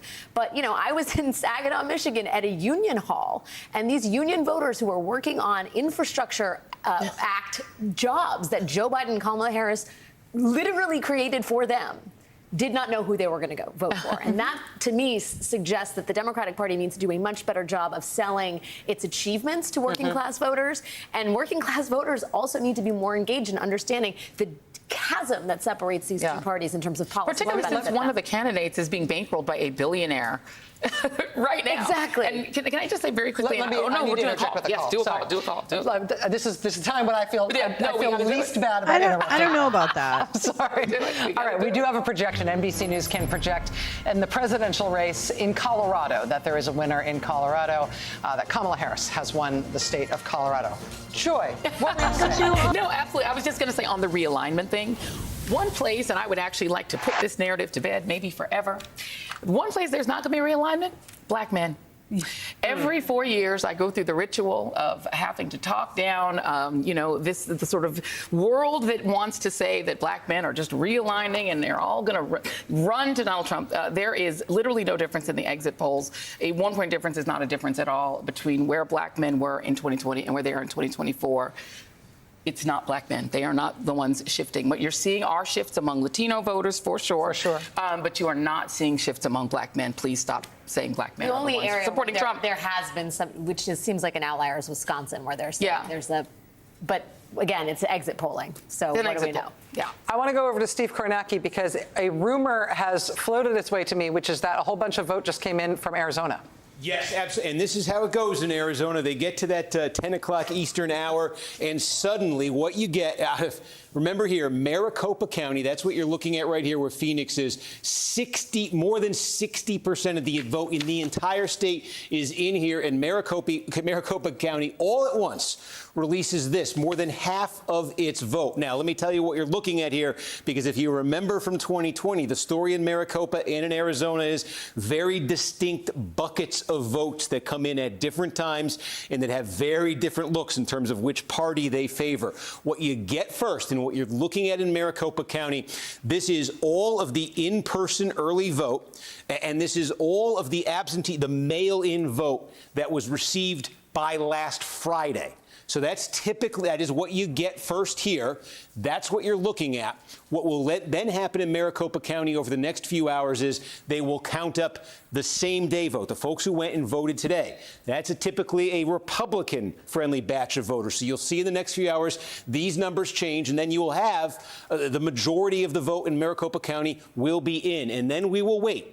Because every night now, going through the week, they're going to work through the rest of that vote by mail, the stuff that came in on Saturday, on Sunday, but stuff that was dropped off today. There's still a lot of that to come, but as a starting point, if you compare this to 2020, when this number came out in 2020, Joe Biden had a high single-digit advantage over Harris in that initial batch in Maricopa County. If you remember, the story in 2020 all week was Trump trying to play comeback in Arizona. This is his starting point now in Maricopa. Also, the other big population center in Arizona, this is Pima County, where Tucson is. This is the more Democratic of the two big counties here. Again, basically the same deal. You've got this initial batch here that's half the vote. Again, Biden, you can see where he ran here in 2020. You can see what Harris is getting right now. But what will still be coming out later tonight in Pima will be that same day vote. So we'll see how that affects the count. And again, in Arizona, if we get through tonight and this thing is still very, very close,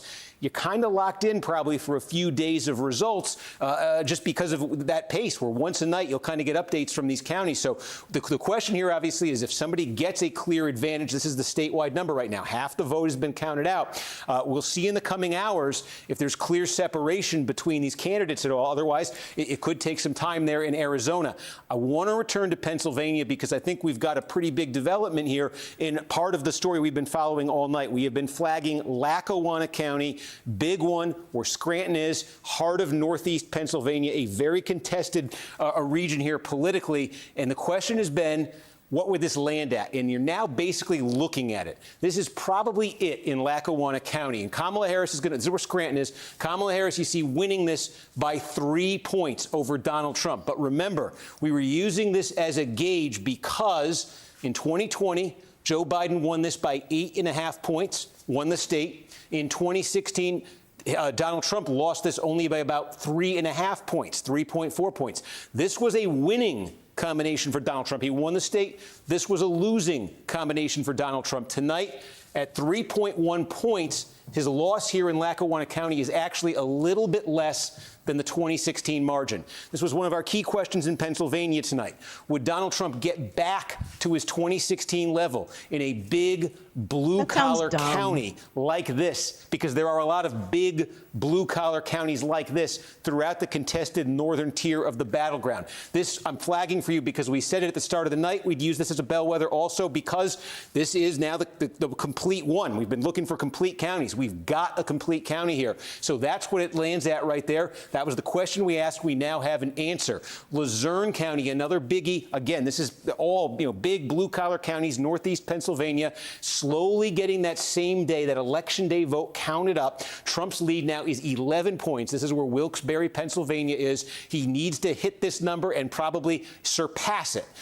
So keep an eye as this remaining vote comes in. But like Lackawanna, that's what we're looking at. One other thing to note here. Now, look, half the vote is in. Philadelphia County is the same thing as Philadelphia City. They're the exact same thing. So that's what you're looking at here. We got half the vote in. And you see, Harris is going to win this thing in an absolute landslide. The question in Philadelphia has been the margin. Because what we saw in 2020 was ever so slightly, even as Democrats won the state and improved on 2016, Joe Biden actually lost a little bit of ground in Philadelphia. And the reason he lost a little bit of ground in Philadelphia was Donald Trump performed a little bit better in some heavily Hispanic parts of the city. So the question, another key question tonight has been, do Democrats win that back? Do they win back the ground they lost? Do they lose further ground? Now, you can see Biden won Philadelphia 81-18, essentially, in 2020. And right now, it's 79-20. The key is this, as they count up, I keep saying the same day vote. I'm saying that because we know the same day vote is favoring the Republicans a bit. So when I say they're tallying up the same day, there's an expectation there that it's the best numbers for Trump that are still being tabulated right now. The twist in Philadelphia, though, is they still have tens of thousands of vote-by-mail ballots. And we expect at about midnight that they're going to release that second batch of vote-by-mail ballots. So as we get closer there, we're going to follow this and see if Trump can maintain this 20%, maybe even he grows it. That would be fantastic news for him if he does that. But at about midnight, a very big batch of what are going to be very Democratic-friendly votes are going to come in. And so that may answer or really get us close to an answer on this other key question we're asking in Pennsylvania.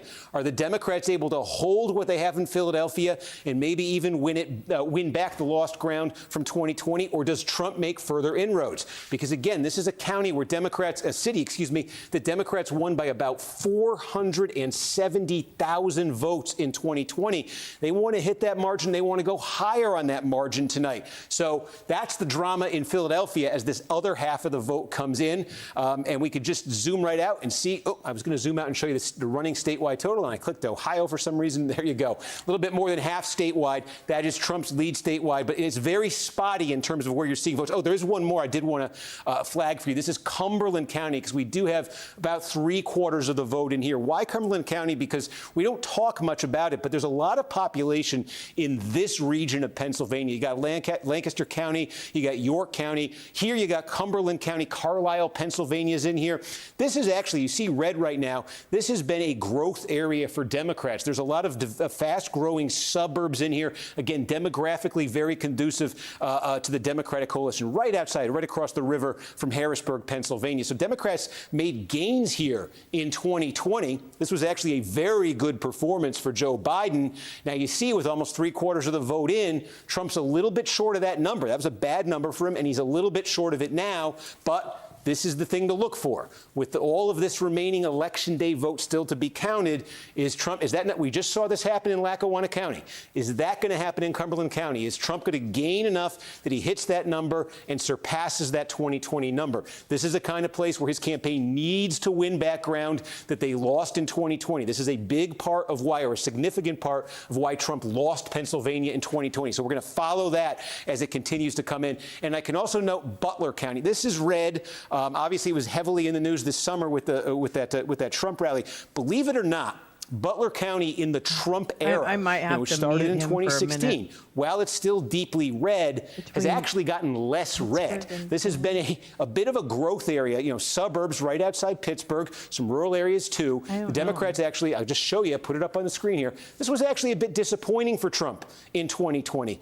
Just go back here and you take a look. He won it by 37 points in 2016, only 32 in 2020. This is a place where Democrats would like to make more gains. Right now, it's basically exactly where it landed in 2020. And again, there's not a ton, but there's more of that same-day vote to come. And this is, again, the kind of place where the Trump campaign's goal coming into tonight would be to stop those losses that they were suffering, to stop that decline and maybe gain some ground back. So, with most, not all the vote in Butler County, it doesn't look like they're going to fall back any farther.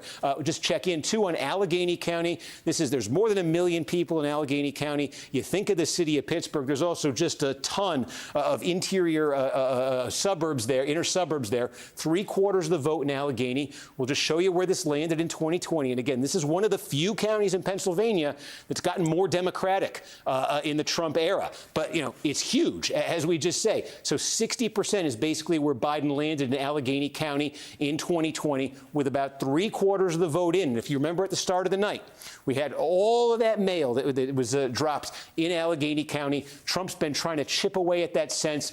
We got to see what this remaining remaining 25% of the vote, if he can get back to that 2020 level here, Democrats really want to grow this. The other question we're going to try to get an answer on here, too, is if there is remaining vote by mail in Allegheny County, because we say that's the wild card in Philadelphia now. We're going to check on that in Allegheny County and in Pittsburgh. But these are places, where Democrats just depend on big margins and where Harris is going to need even bigger margins, by a few points to offset potentially, for instance, what Trump just did in Allegheny County. In Lackawanna County, excuse me. All right, Steve, we'll be back with you. We've got a few projections that we've got to catch up with. There is a projection to make. NBC News now projects there's a winner in the presidential contest in Iowa. Donald Trump is projected to have won the presidential contest in the state of Iowa. We also have a look at some Senate races. NBC News is projecting a winner in the Maryland Senate race. Angela Alsobrooks, the Democrat, will be the next senator from the state of Maryland, defeating Maryland Republican Larry Hogan. NBC News also has a projection to make in the Senate race in Texas. Incumbent Republican Ted Cruz will be returning to the Senate for another term. NBC News can also project a winner in the Wyoming Senate race. Incumbent Republican Senator John Barrasso will be returning to the United States Senate. And now let's look at Nebraska. Unusually, Nebraska has effectively 2 Senate seats on the same ballot, which is rare. But that is because this one is a special election. The Nebraska special Senate election is to fill the remainder of the term of Ben Sasse, Senator Ben Sasse, who resigned. Pete Ricketts has held this seat since January, so he's running for it in this special election as a de facto incumbent. NBC News can project that Pete Ricketts will hold on to that seat in the Nebraska special Senate election.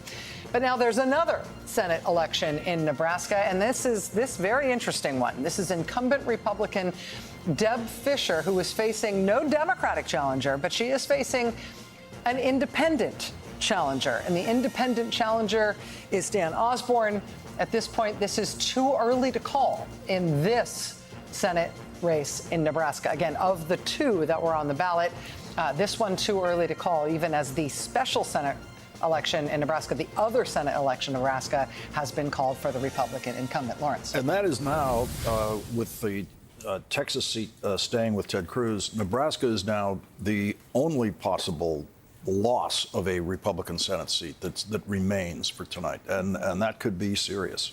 Are you surprised by the Colin Allred Ted Cruz result? No, you can't be. To every, election, it looks like someone might be able to get it in Texas, Beto O'Rourke, every time, and they come close. And so, who knows? Maybe it's next time. And you can't be surprised if the Democrat comes in second in Texas. You're just not allowed to be surprised by that. Right. And it's a question of, how much ground did they gain this time? Yeah. Well, I think it's also understanding the electorate, right? The assumption would be demographic change favors Democrats. If it's becoming a browner state, there's a bigger Latino population. And we know from Paula Ramos's amazing reporting on the ground in Texas, just because someone is brown, just because someone's Latino does not necessarily make them an acolyte of the Democratic Party. And I think that there's some real, we don't know how this is all going to shake down on race, but I think there's going to be some really interesting analysis that is going to need to be done in the coming weeks and months in terms of what kind of coalitions are being built, either intentionally or unintentionally in the 21st century. But Texas is also a state. I mean, you talked a little about realignment before. It made me think about when I worked on the Kerry campaign. I mean, he would still say to this day that he would be president if not for Ohio, which is kind of how it goes. But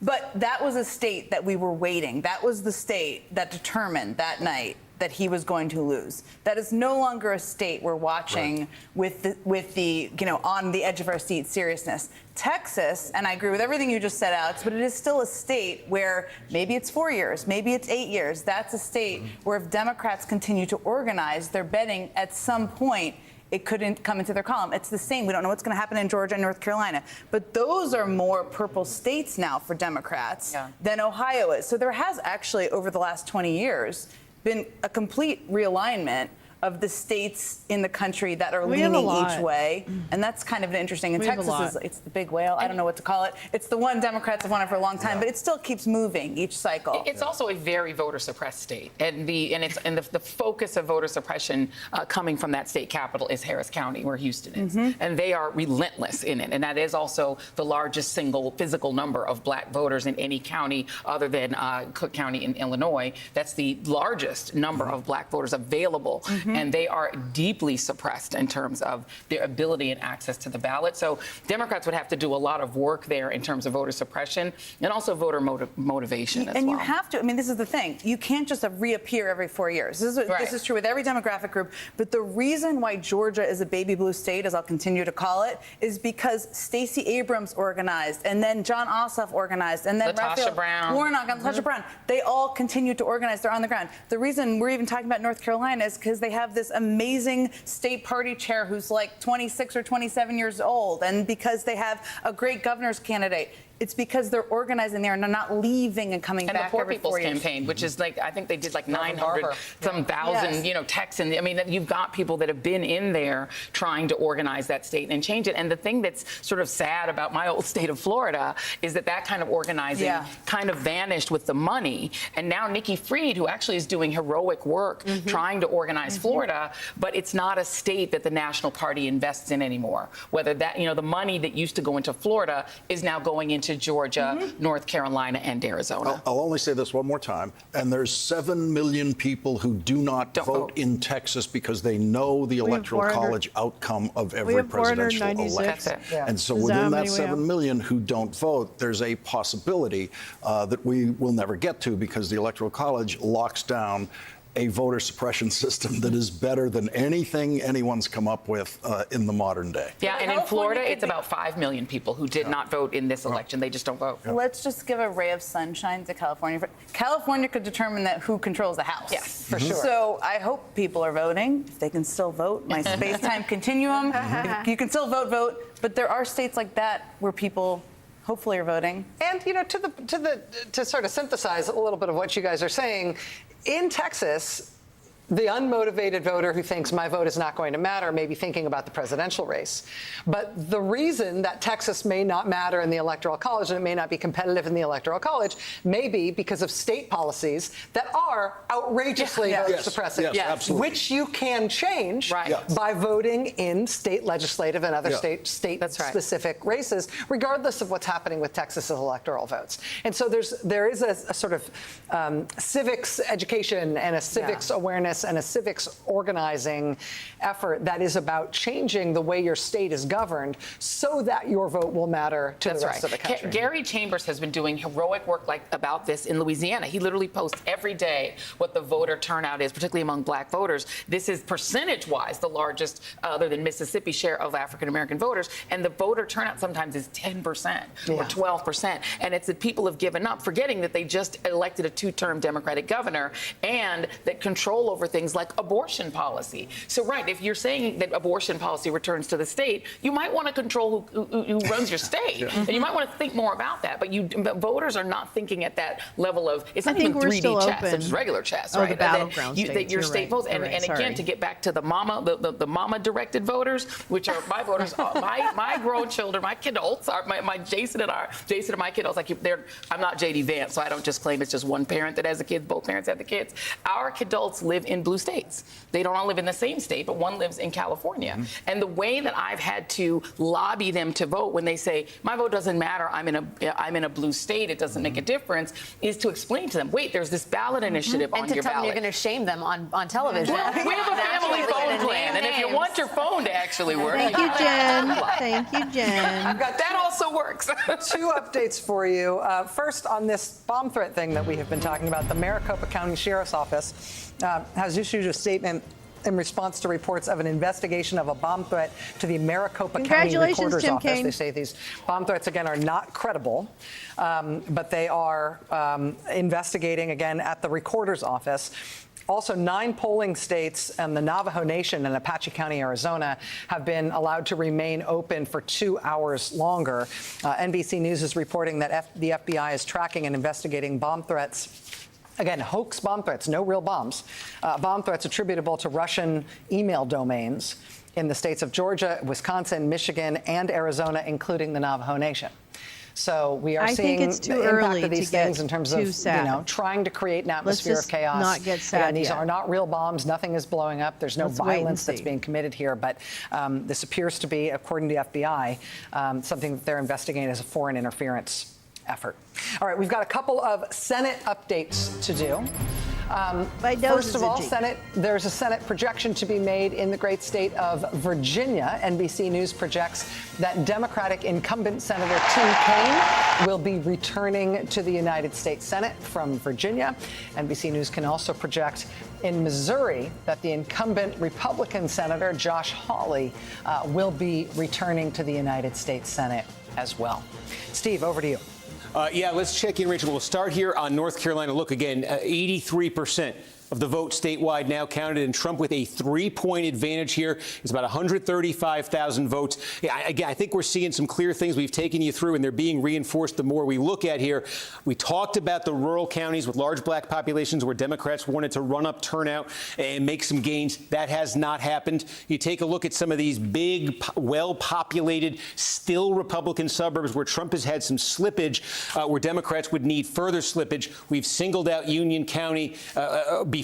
Trump has actually gained ground in Union County. This is a gigantic one just outside of Charlotte. He's actually gained ground there relative to 2020, when this was a big reason the state got as close as it did. Another county that fits the bill here is Johnston County. Again, just very similar to Union County, just outside of Wake County. And again, it's not massive, but Trump doing a point better than he did. Harris doing a point worse than she did. Look, North Carolina is a state that is typically decided within the margins here. You know, the Republicans have been winning it since 2008. Not in landslide margins. So when you have a 1-point swing towards Trump and a 1-point swing away from the Democrats, and you keep seeing that all over the place, boy, that really does start to add up. Even in a place here, 3/4 of the vote in Guilford County, where Greensboro is. This is part of the triad. This is one of the big Democratic vote-producing counties. But again, Biden was over 60% of the vote here, at nearly 61% of the vote in 2020. What's still to come in Guilford County is that Republican favoring a same-day vote. So you're really starting to see this lead that Trump has right here.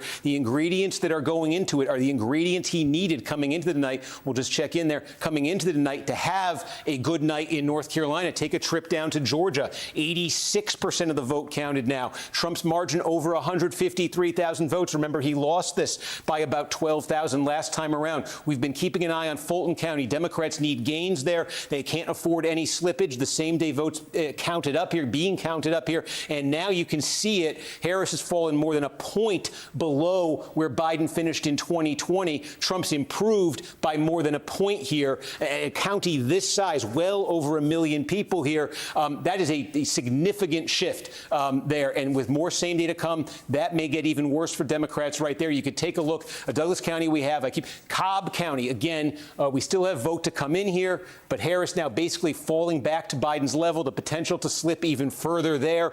Up here, again, I won't take you through the individual counties, but in North Georgia, this is just the overwhelming Republican part of the state. And this story is being repeated in county after county. Trump is performing better. He won these things by 75 points or so in 2020. He's performing even better in these counties. So look, just zoom out here and look at the implications of this potentially. If this continues with the votes that are still to come in Georgia, North Carolina, I say this as a very, very big if here, but if you just play this out to let you know about the implications here. If Trump gets Georgia, and if Trump gets North Carolina, okay, and there's no other surprises outside of the battlegrounds, and we already saw Iowa called. That was one of the potential surprises people were thinking about. With those two states, Trump would move probably to 251 expected electoral votes. And how many electoral votes are in Pennsylvania? The answer is 19. So if in the remaining votes in North Carolina and Georgia, Donald Trump is able to lock down victories in those states, I say if, but based on what I'm showing you, there's reason for hope for the Trump folks that that could happen. If Trump wins those two states, he'd be at probably 251, and likely in that scenario, if he could get Pennsylvania, that would get him to 270. Now, Pennsylvania, still a scramble here. 57% of the vote is in. We're going to check in here on Luzerne County. We continue to get more vote out of here. This is one of the key bell bellwethers we're using, because this is Northeast Pennsylvania. Boy, there's a ton of vote in here, and this is the area the Trump campaign said they're going to improve on 2020 here. Again, two-thirds of the vote in now. Trump is ticking up closer to that 2020 level here, so keep an eye on that and the rest of the state. But Pennsylvania, just given what we're seeing in Georgia and North Carolina, increasingly taking center stage right here as one that the Harris campaign has always wanted, felt they needed. If Trump gets Georgia and Trump gets North Carolina, then Pennsylvania becomes an absolute must for Democrats. Steve, we've got a projection to make. NBC News is making a projection in the presidential race in Nebraska. Now, as you know, in Nebraska, the electoral votes are allotted by congressional district. So I need to be specific here. NBC News is projecting that Donald Trump will win overall the state of Nebraska in the presidential contest. But at this point, NBC News is only comfortable attributing 3 of the 5 electoral votes in Nebraska to Donald Trump. Again, they will go congressional district by congressional district. There is still a chance here that although Trump is winning the state, that Harris may get an electoral vote or 2 out of the state. So we will watch 3 of the 5 electoral votes in Nebraska projected to go to Donald Trump per NBC News. Joining us now from Reno, Nevada, which is Washoe County, Nevada, is NBC's Steve Patterson. Steve, I understand that even though we've got the polling places in Nevada closed as of 10 p.m. Eastern, closed as of more than 30 minutes ago, you've still got wicked long lines there in Reno. Yeah, the polls are closed, so why does it still sound like 4 o'clock in the afternoon at one of these polling places? In fact, I can show you the line here. This is, again, the county administration building. All the different county offices are here. You can see the line. This line, maybe about 30, 40 minutes.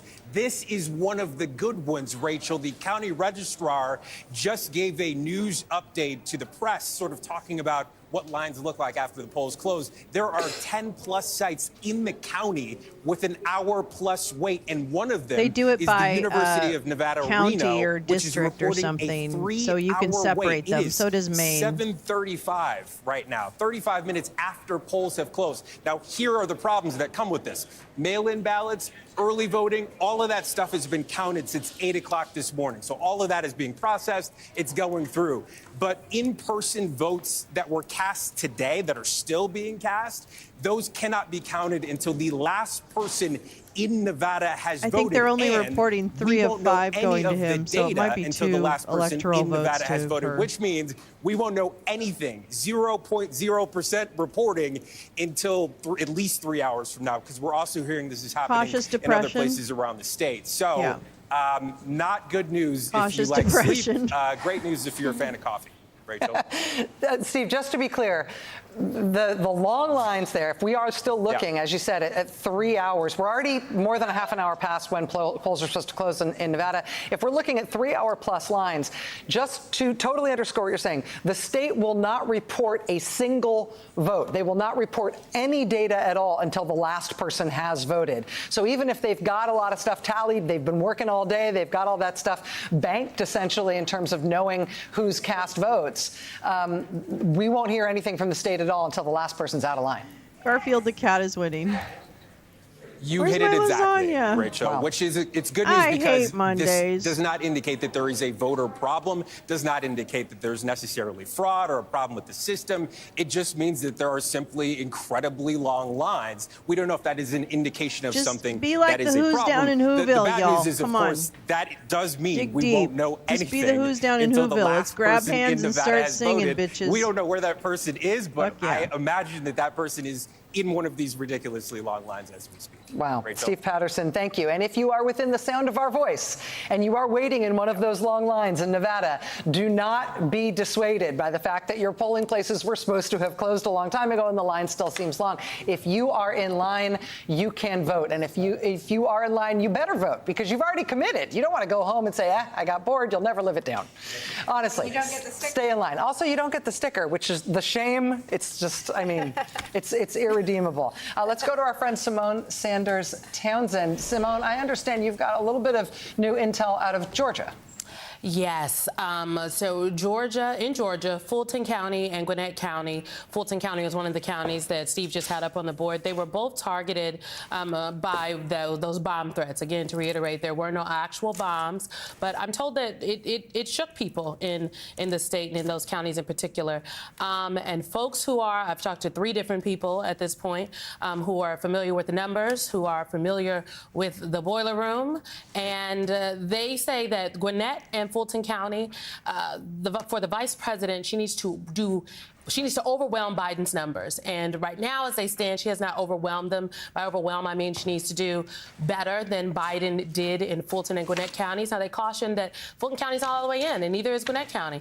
People are still voting. There was a concerted effort in Georgia as well, in those counties affected by the bomb threats, to encourage people to stay in a line, to go back to the polling places. So I don't think we can discount the effect, if you will, that these threats that, again, are not real. There are no bombs have been found to our knowledge thus far. That's what the FBI is saying. That's what Tom Winter is saying. And, I'm going to repeat what Tom Winter said because he's very well sourced. But it did affect how people were feeling on the ground the day of. Wow. Simone, thank you very much for that. Again, the FBI is investigating bomb threats in multiple states.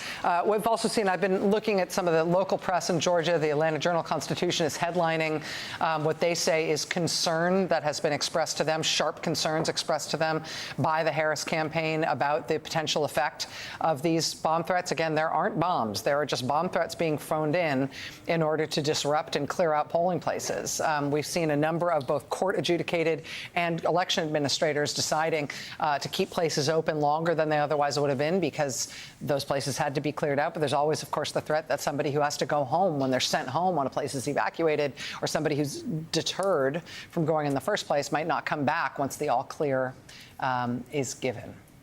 All right, looking ahead, at this point, it's 10:41 on the East Coast. We're heading toward a few more poll closings at 11 o'clock, 12 o'clock, and 1 a.m.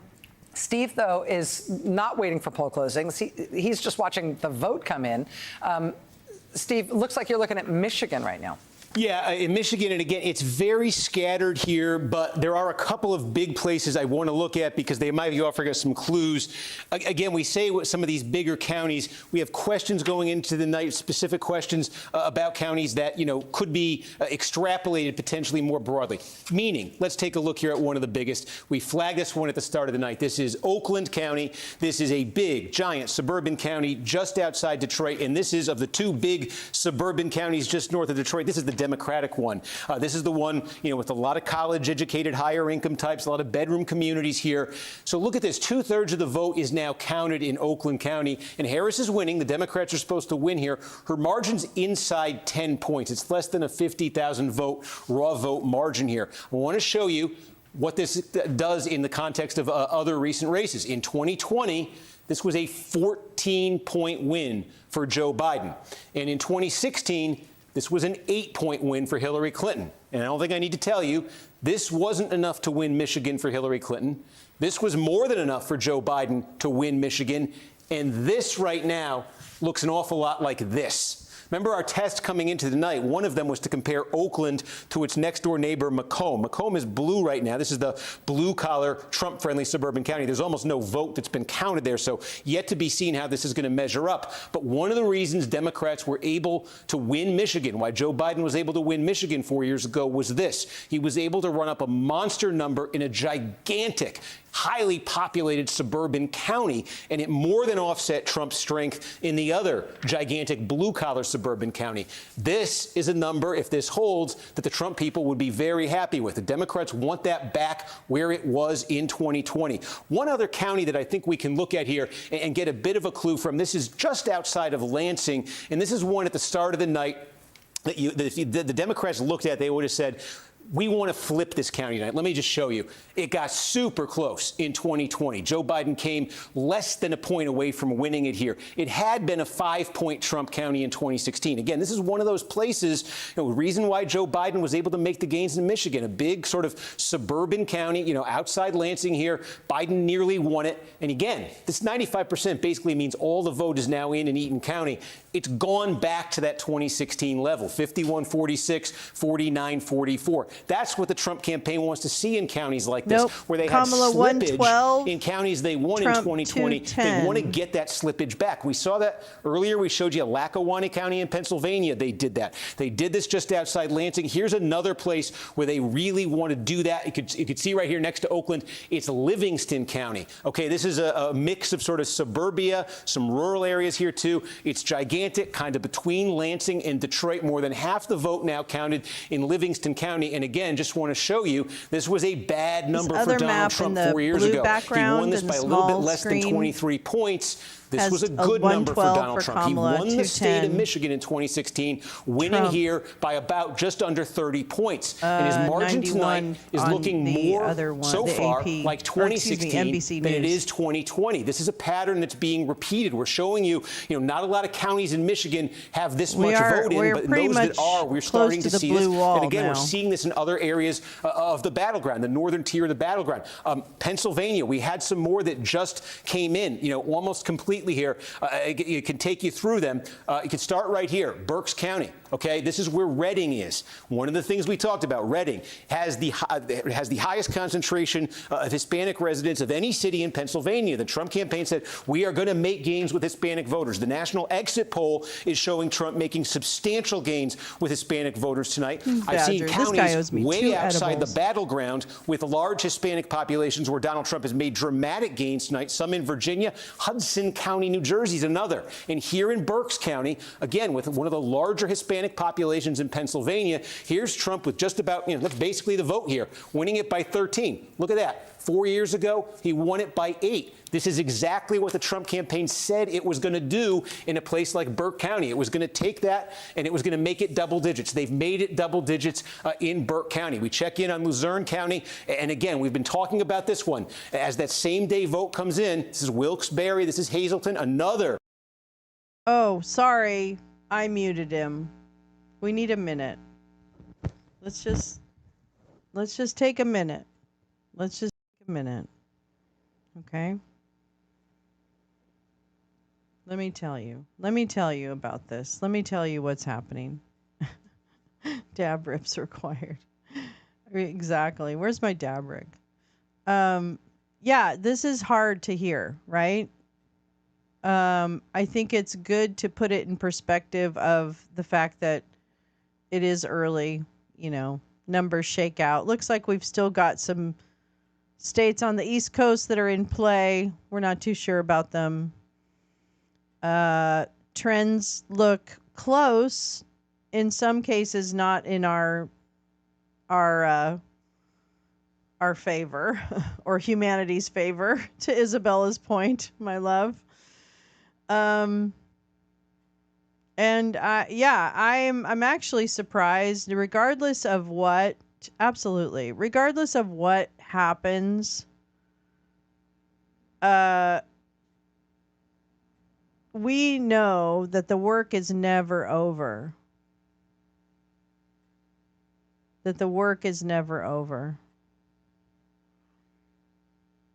I don't know why so many, to this point, have voted for some of the things that they have. A man who is a criminal who turned his back on a journalist living in America being cut to death with saws by a foreign government,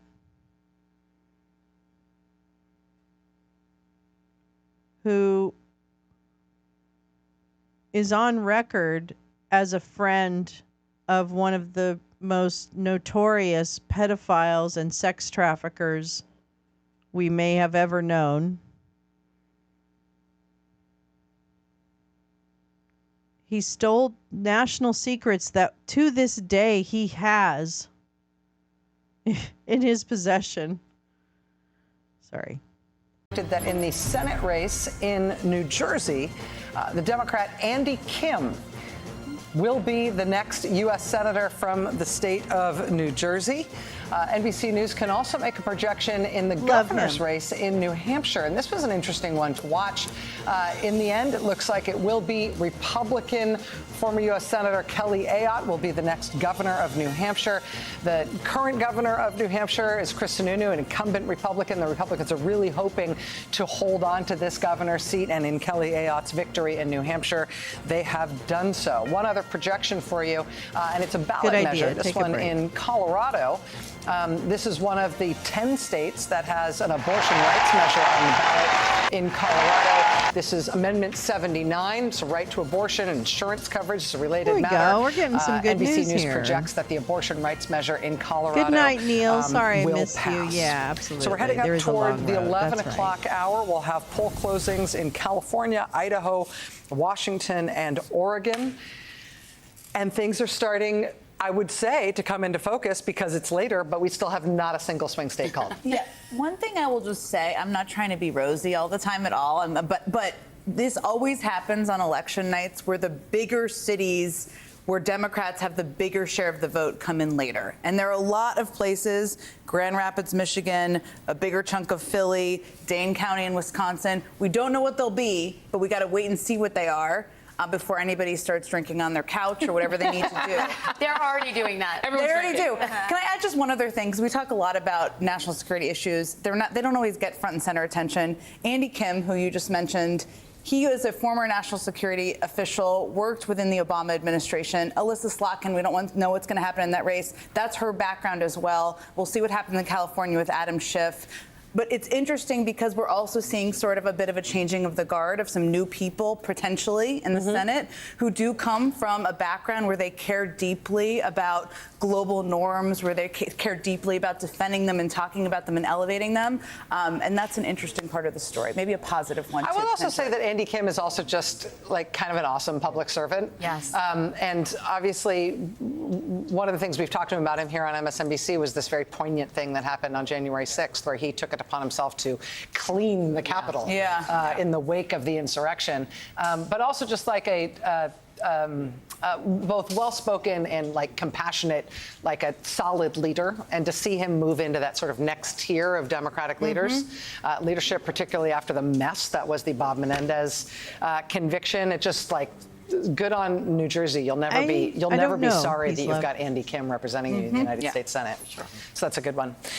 As we head towards California, Idaho, Washington, Oregon, again, these aren't states that are thought of as swing states in terms of the presidency, but they're going to be really, really important, particularly in terms of who's in control in the United States House. So we know that a lot of the Western states count very slowly, particularly California. We'll get our first look at those things in about we're struggling a little bit. Steve.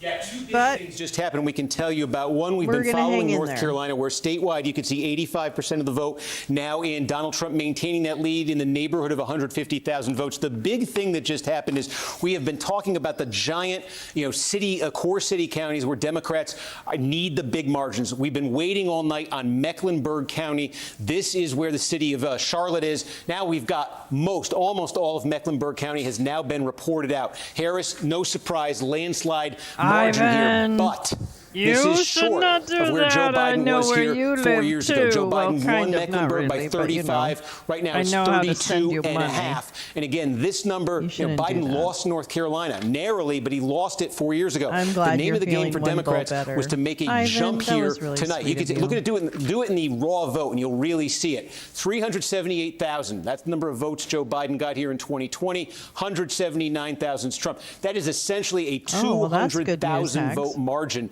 that Democrats got out of Mecklenburg County 4 years ago. Not quite enough to win the state, but the name of the game for them tonight was build on that.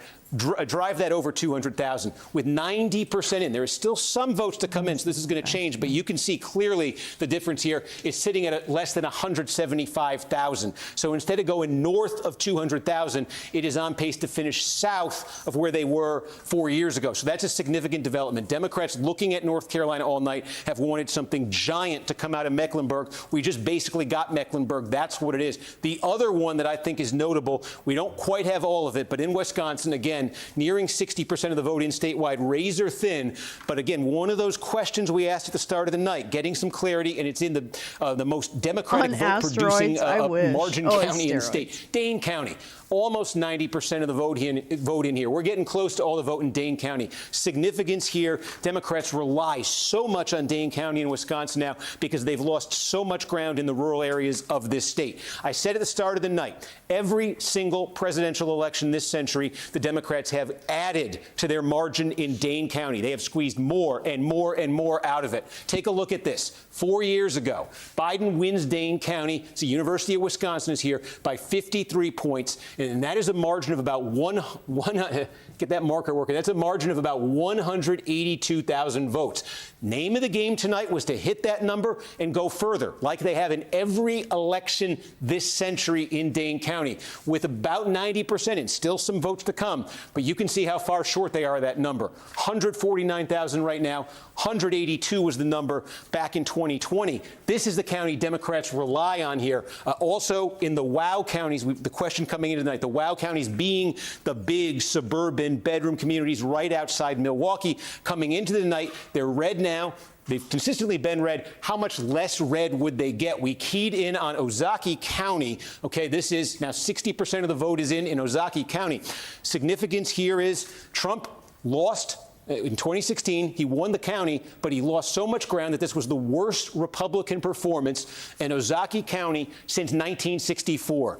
This fits the profile demographically of exactly where Democrats thought they could knock it out of the park tonight. Knock it out of the park in Ozaukee County. Now he's doing even worse. Get this down to single digits, Why don't something you have like a that. hernia Instead, about that 60% of the vote in. We'll see what happens the rest of the way. But so far, Trump has stopped the losses in Ozaukee County, which had been considerable. The decline in Ozaukee County, which had been considerable since he became the Republican candidate in 2016, and now leading by more than 14 points here. So those are some big counties, significant counties, politically significant counties, where we now have a giant chunk of the vote, and we can start to see some patterns developing. Again, just checking in statewide, close to 60%. It is very close there statewide, but that is a county, a few counties where we have that much vote in that size. That's very significant, potentially, what we just saw in Dane County. Steve, as we head toward the 11 o'clock poll closings in the West, I want to quickly jump to Georgia. Blaine Alexander is in Fulton County at the elections hub there, where the votes in Georgia's most populous county are being tabulated. What can you tell us, Blaine?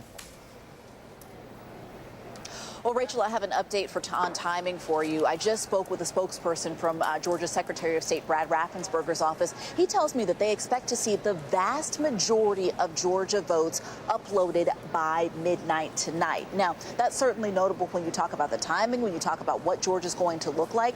But he does say that they believe that the state is on track to have most of those results uploaded. So let's look inside here in Fulton County. As you mentioned, the state's most populous county. This is where the tabulations are happening. I want to walk you through this process. It's been fascinating to watch throughout the night. So that door right back there, that is where representatives from each of the counties, more than 100 precincts, are coming in, and they kind of walk this kind of interesting, almost parade-like route here. They walk through this kind of sectioned off area, this roped off area, and then they come over here to where several employees, several workers are waiting to receive the memory cards and the ballots. If you'll walk with me over here, I'll kind of show you this area. So they come over to these tables right here, and we see them pull out the bags and scan them in, each person kind of scanning in what's inside.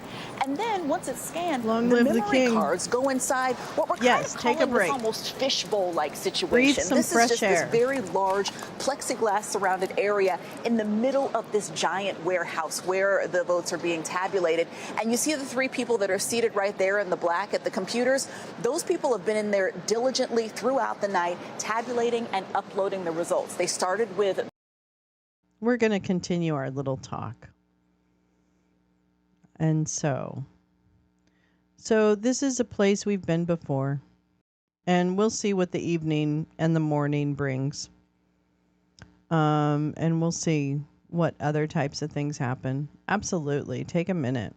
It's a good stretch break, maybe. Oh, nice big stretch. I think we have 3,000 delegates. I think that's electoral votes, I mean. Yeah, I'm pretty sure. I'm pretty sure California has 3,000. I mean, that's what I heard.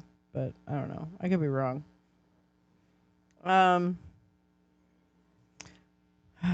Okay. As the, quote, vast majority of Georgia votes will be in by midnight, which means they will be in by an hour from now.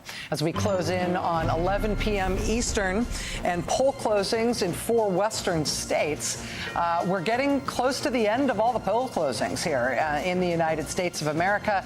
4 closing right now in California, Idaho, Washington, and Oregon. In terms of our projections here, NBC News can project a winner in the presidential race in California. Kamala Harris, California native, is projected to be the winner of the presidential race in California. NBC News can also project a winner in the presidential race in Idaho. Republican Donald Trump projected to be the winner of the presidential race in Idaho.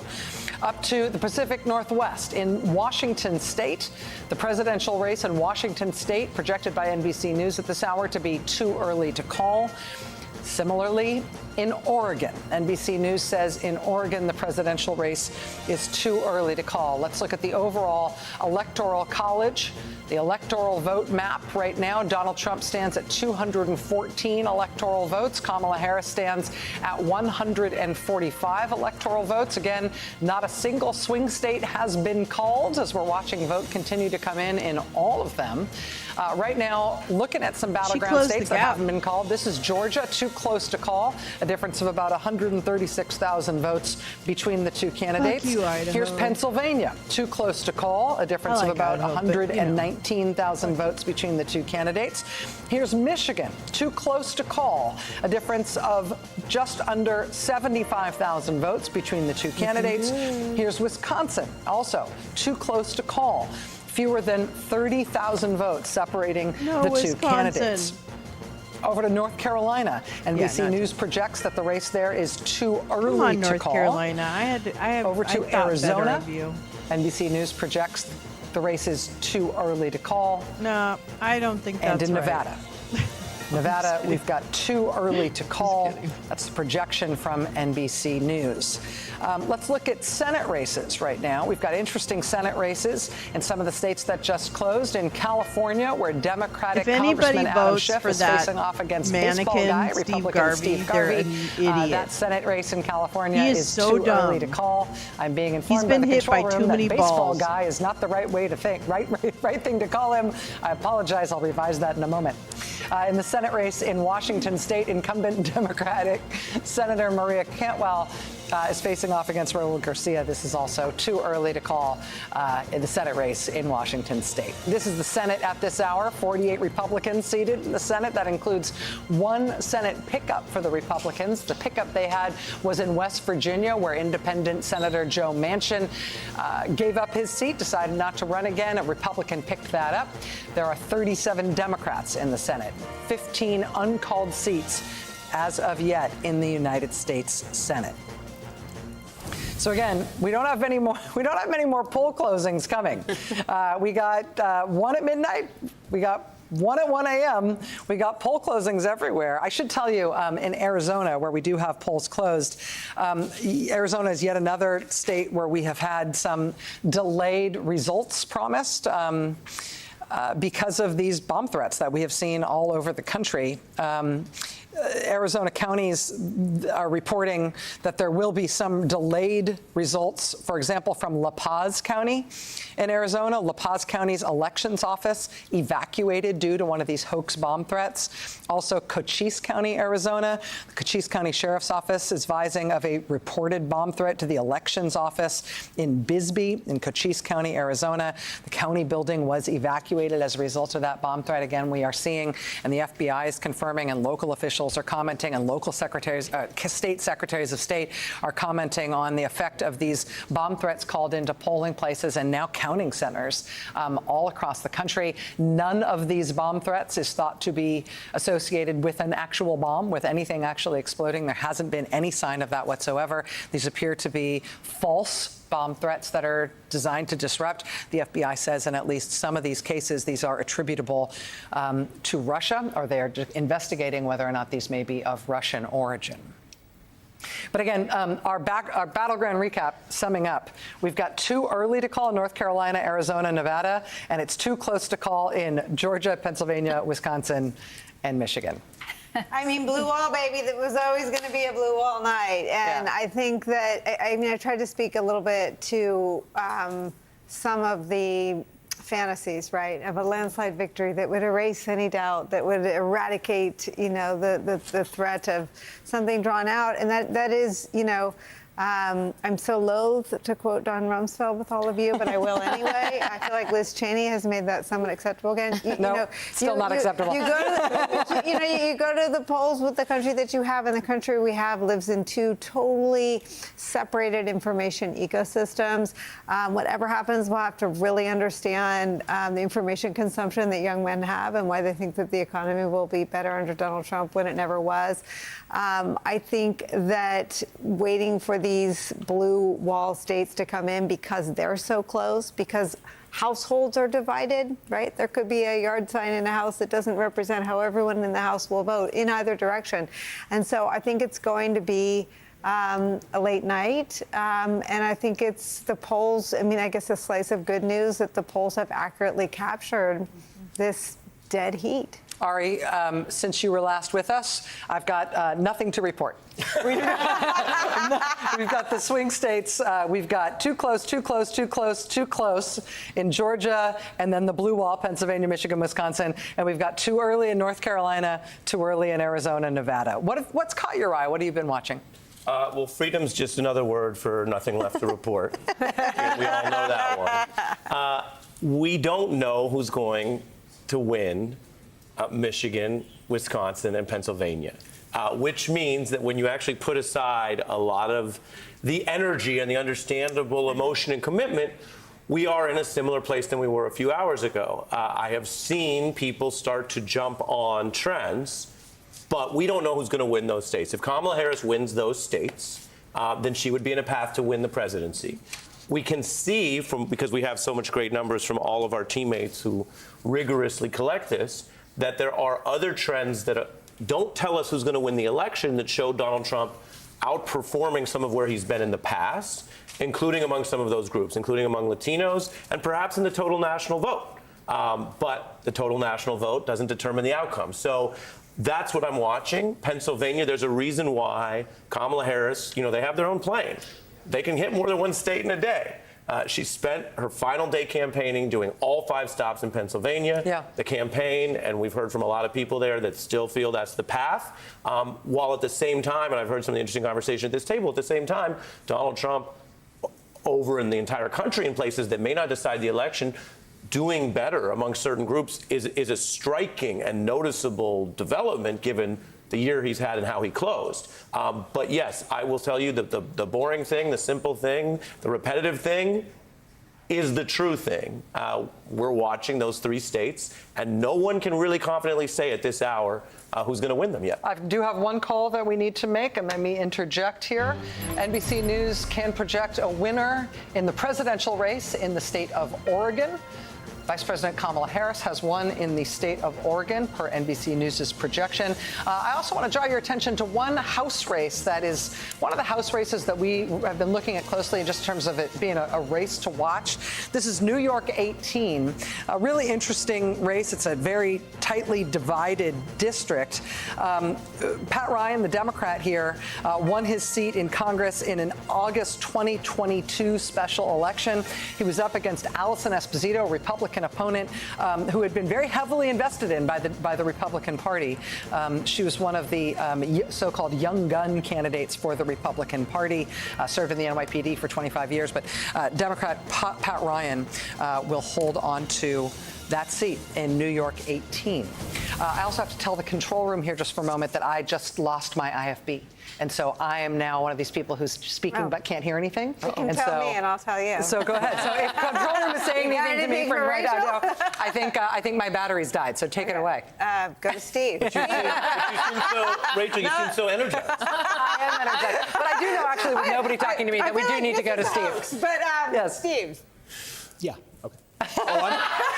I understand. Did you just throw it at me? Yeah, Oh, it was me. awkward. Somebody was talking to me IFB. I apologize. Here we go. Some more returns in Pennsylvania. As I gather my train of thought here, I wanted to update you on 3 key counties here, again, in Northeast Pennsylvania. We started the night saying, and we've said it a few times, that there are only 2 counties in Pennsylvania that are true swing counties. That is to say, they backed Donald Trump in 2016 when he won the state. Then they flipped over and they backed Joe Biden when he won the state in 2020. One of them is Erie County, where you see right now about half the vote is in. Harris is ahead here. This is primarily on the strength of the vote by mail. The question is, as the rest of the vote comes in, which we know is Republican friendly, is Trump going to catch Harris there? Put a pin in that one, because the other one, we pretty much have all the vote in right now, and it's flipping. Northampton County, this is where Easton, Pennsylvania is. This is the other county that flipped to Joe Biden in 2020 when he won the state. This fits a pattern we started talking about a little bit ago. There's a substantial Hispanic population in this county, and Donald Trump has made meaningful gains here. Joe Biden won this by a fraction of a point. It's now more than 5 points in Trump's favor, with just about all the vote counted up. We also just got a lot of the vote, almost all of it now, in Lehigh County. And again, Joe Biden won here by 8 points in 2020. It's a little under DJ, 5 right now. on time. What's in Lehigh County? The city of Allentown is in Lehigh County. It is a majority Hispanic county. Both candidates paid a lot of attention to this. The Trump folks have bet on making gains with Hispanic voters, particularly in cities like Allentown in Pennsylvania. We don't have all the returns in from the city of Allentown yet, but what we do have shows Trump making significant further gains in that city. I don't know, but his party is in the little 4-box thing County, next to my just box, about all the vote my in. little This camera is box. The city of Stroudsburg. That's, East Stroudsburg is here. that Again, lower substantial growing corner in Latino the pink population. is And look his at this. party. In 2020, Joe Biden won here by 6.5 points. Kamala Harris now ahead by 0.7 of a point with just about all the vote in. Something else we've been seeing tonight, this is really, I keep pointing it out because I keep seeing it, and I think it's important to know. There's a lot of counties like this in Pennsylvania and Michigan and Wisconsin where Donald Trump either won or came very close in 2016, and he lost meaningful ground in 2020 when he lost all 3 of those states. And we keep seeing this tonight. Where he's landing tonight is back where he landed in 2016. These were winning numbers for Trump. These were losing numbers from Trump. This is another county where you're seeing winning, the 2016 winning numbers for Trump. And just to put Lehigh in perspective here, too, Lehigh County, again, I think we showed you 8 for Biden, less than 5 tonight. So you're also seeing it there. We continue to see it. Philadelphia, monitoring this as well. Now, more than 80% of the vote is counted here. Again, compare this to 2020. Biden won here 81-18. We're going to take it a step further back because I want you to see the longer-term trend here. In fact, I can take it all the way back to 2012 because I think it's an interesting story. In 2012, Barack Obama won this county by 71 points. Okay, the county, it's Philadelphia. It's the city of Philadelphia. Donald Trump in 2016, he brought it down to 67. Okay. All right. When he gets going on that kind of thing, I kind of have to just draw the line.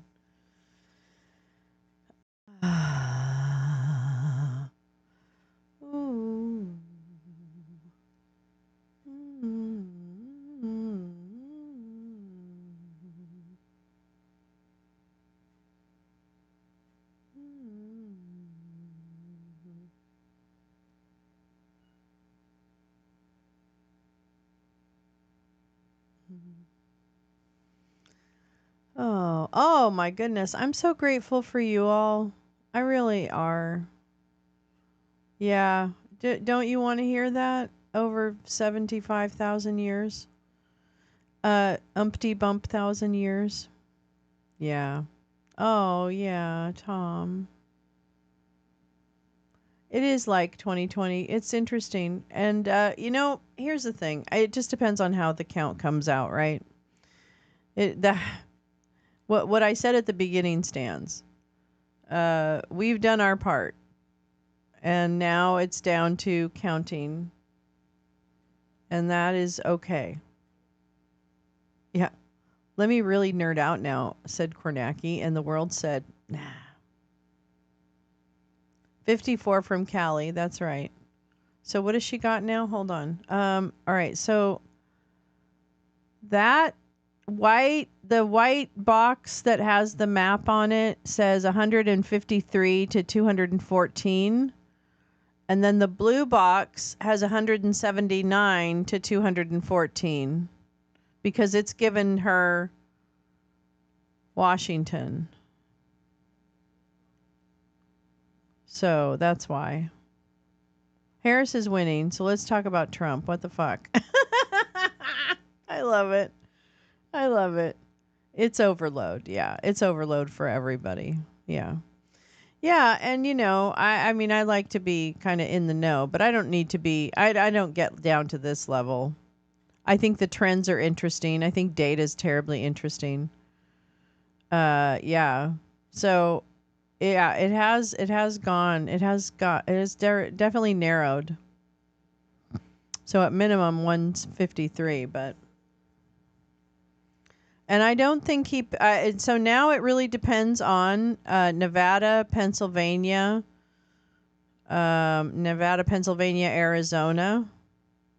is in play. So those are the ones. So it's kind of interesting.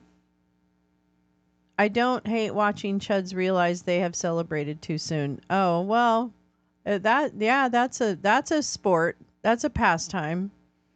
Oh, Bernie Moreno, that guy's such a dick. God, Ohio, you're so dumb. Project an interesting Senate result in California. Now, this is Adam Schiff, the Democratic candidate in California, is projected to have won this seat. I need to tell you, though, he wins this both in terms of the regular Senate contest, but he also wins the special, which means that the seat that was vacated by the death of Dianne Feinstein, where LaFonza Butler has been in that seat since Dianne Feinstein's death, Adam Schiff will not only take over the full term of that seat, he will also take this seat immediately in the Senate from California. One additional call in New Mexico, the Senate race in New Mexico. NBC News projects that incumbent Democratic Senator Martin Heinrich will be returning to the U.S. Senate. At this hour, this is the balance of power in the United States Senate. And this was a big one because this means a +2 net gain for the Republicans. They are now at 49 seats. Democrats are at 39 seats. There are 12 seats uncalled.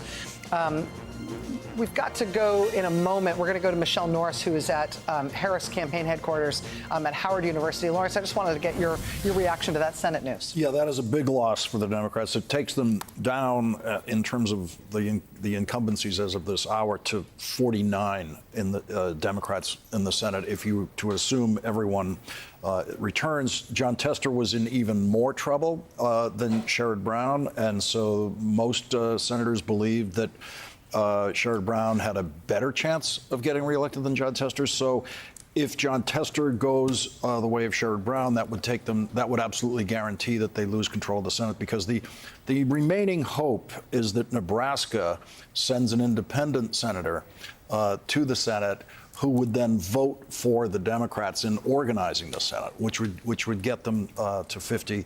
But this does now look like the Senate is probably going to be in Republican control. Yeah, I will also just say it's a loss for the Senate to lose Sherrod Brown, who is an incredible loss. And he was one of those miracle workers politically of the Senate who could go back to a state where no other Democrat could win statewide, and he figured out how to do it and do it repeatedly. Yeah, long after his state turned very But they red. poured massive amounts of money into Ohio against him this time. Yeah. Just massive. Hundreds of millions of dollars. Yes. Exactly. We're joined now by MSNBC senior contributing editor Michelle Norris. She's at Harris Election Night headquarters at Howard University. Michelle, what are you seeing? Hey, Rachel.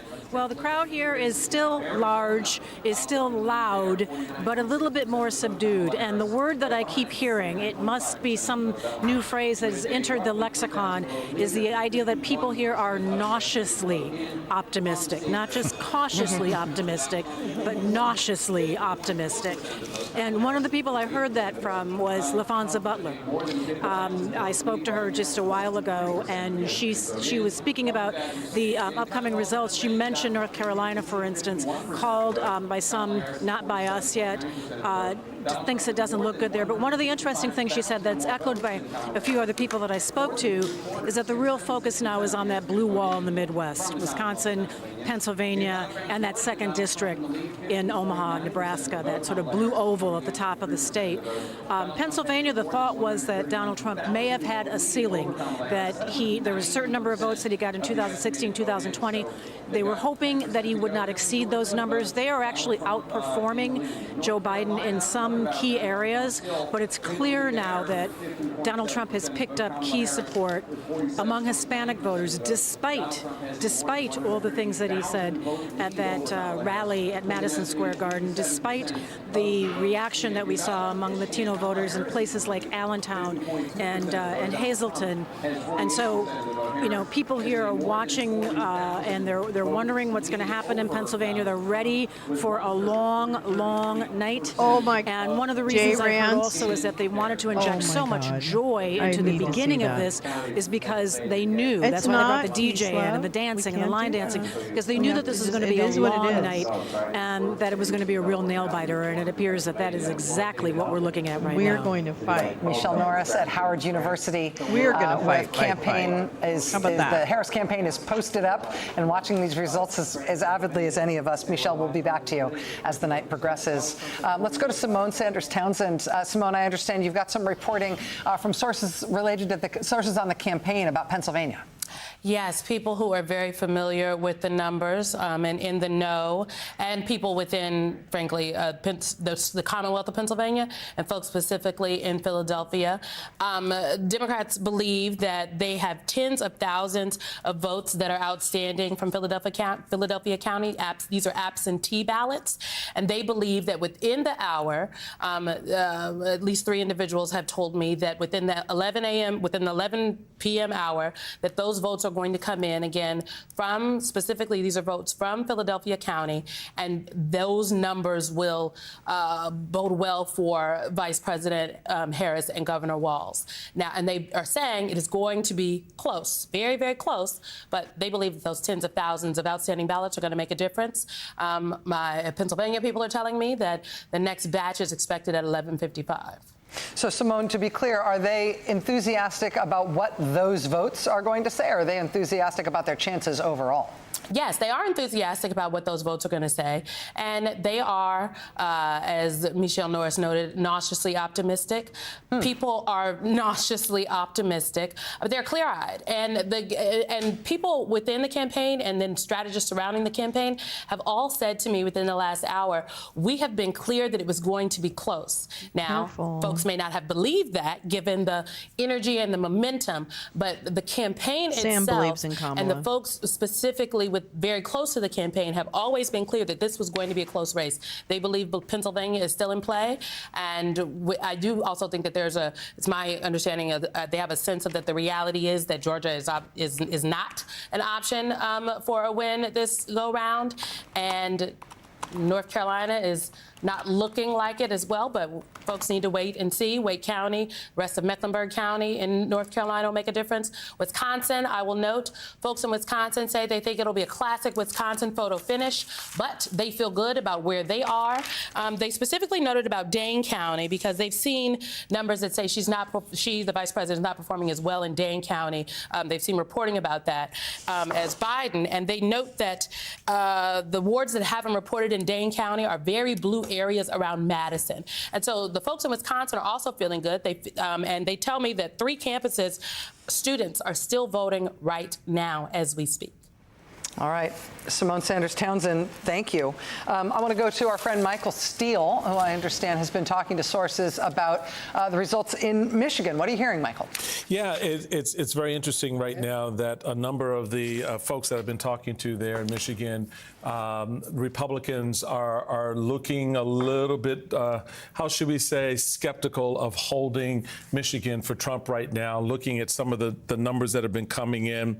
I know as we still have big centers like Detroit that are going to land, but the reality on the ground there, they have a lot of hope in that they look like they will flip the House to the Republicans, but may give some ground to Trump. They're still looking through some of the numbers, but it's a little bit up in the air for the Trump hold on Michigan. So the narrative around the blue wall still holds a bit. I mean, Pennsylvania and Michigan are really kind of those two bookends, with Wisconsin sitting right there for Kamala Harris right at the moment. All right, Michael Steele, thank you very much. We do have a little bit of intel ourselves from the campaign. NBC News has obtained an email to campaign staff that was sent out by the campaign manager for Kamala Harris, Jen O'Malley Dillon. I'm just going to tell you what we got. Quote, while we continue to see data trickle in from the Sunbelt states, we have known all along that our clearest path to 270 electoral votes lies through the blue wall states. And we feel good about what we're seeing. Again, this is an email from the Harris campaign manager, Jen O'Malley Dillon. This is an email to campaign staff. This email has been obtained by NBC News. I'll continue to quote it. O'Malley Dillon says the Harris campaign has, quote, overperformed turnout expectations in Philadelphia, and that they're waiting for a, quote, significant amount of votes to come in from Michigan, including from the city of Detroit. O'Malley Dillon says they're also waiting for a significant amount of vote from Wisconsin's Dane County and Milwaukee County, adding they do not expect Wisconsin's complete results until between 3 and 5 a.m. We've been saying for weeks, says O'Malley Dillon, quote, that this race might not be called tonight. Those of you who were around in 2020 know this well. It takes time for all the votes to be counted. All the votes will be counted. That is how our system works. What we do know is this race is not going to come into focus until the early morning hours. Jen Psaki, let me get your reaction to that. Well, just reading this, I was thinking of what's happening in the boiler room. That's a very high-pressure thing. You call it on a campaign, but Nicole and I have probably spent a collective hundreds of hours in boiler rooms. It's basically where you have the top campaign strategists and teams looking at, like our team looked at the decision desk, right? They have a team of people that do the decision desk. What's different in a campaign is that you're also looking at vote goals in these counties and what you're trying to achieve, right? So in these county, you know, in Philly, they're trying to run up the vote numbers by a great deal higher than Biden did. Okay, we're going to take a break from the punditry. The punditry. Peace, love. Oh, yeah, you won't last long. Oh, yeah, let me tell you who bet what. Here's what I wrote it down. So, Jay Rance, you had 11 a.m. Eastern Wednesday. You did. Easily, you had 10:45 p.m. Central Time Tuesday. I think you were being very optimistic. Because what is it? It's almost 10:45, right? I hope you're not right. Jen Griffey, the Griffmeister, has 8:24 a.m. Pacific time on Wednesday. And that's what I've got. 11:30 EST now. Carla, is that what you're saying? Wait, did they say it's going to be 11:30 or are you guys saying that? Is that what your bet is? Anyway. Okay, listen. I want to tell you. Oh wait, Washington. Hold on. Let me go back. I'm so sorry. I'm an idiot. In that Senate race, we've got an incumbent Democratic Maria, Senator, Maria Cantwell. She will be returning to the United States Senate from Washington State. Steve, over to you. Look at a few more things we're getting in. First of all, I want to point this out. This is what the national popular vote is right now. Now, customarily, we've seen this the last two elections, 20 and 16, that Trump has led in the tally of the national popular vote, well into the night. And typically what you see certainly is California comes in late, and it takes a while to get all the vote counted there. And that's just a millions of vote margin for Democrats. So certainly this is going to change, and we're just starting to get California in. But outside of the core battleground, there are a couple things that I want to flag. A couple states that it's awfully late in the night and we don't have calls on yet that I think a lot of folks might have expected we would. Let me start in Virginia, where 80% of the vote is now in. And Kamala Harris, you see, is ahead here by about 2.5 points in the count. But again, in 2020, this was a 10-point state for Joe Biden over Donald Trump. What's changed tonight? Where has Trump made progress in Virginia? Loudoun County. This is one, if you remember that. You can read the transcription, okay, if you want to. All right, I'm making an executive decision because I want to read to you.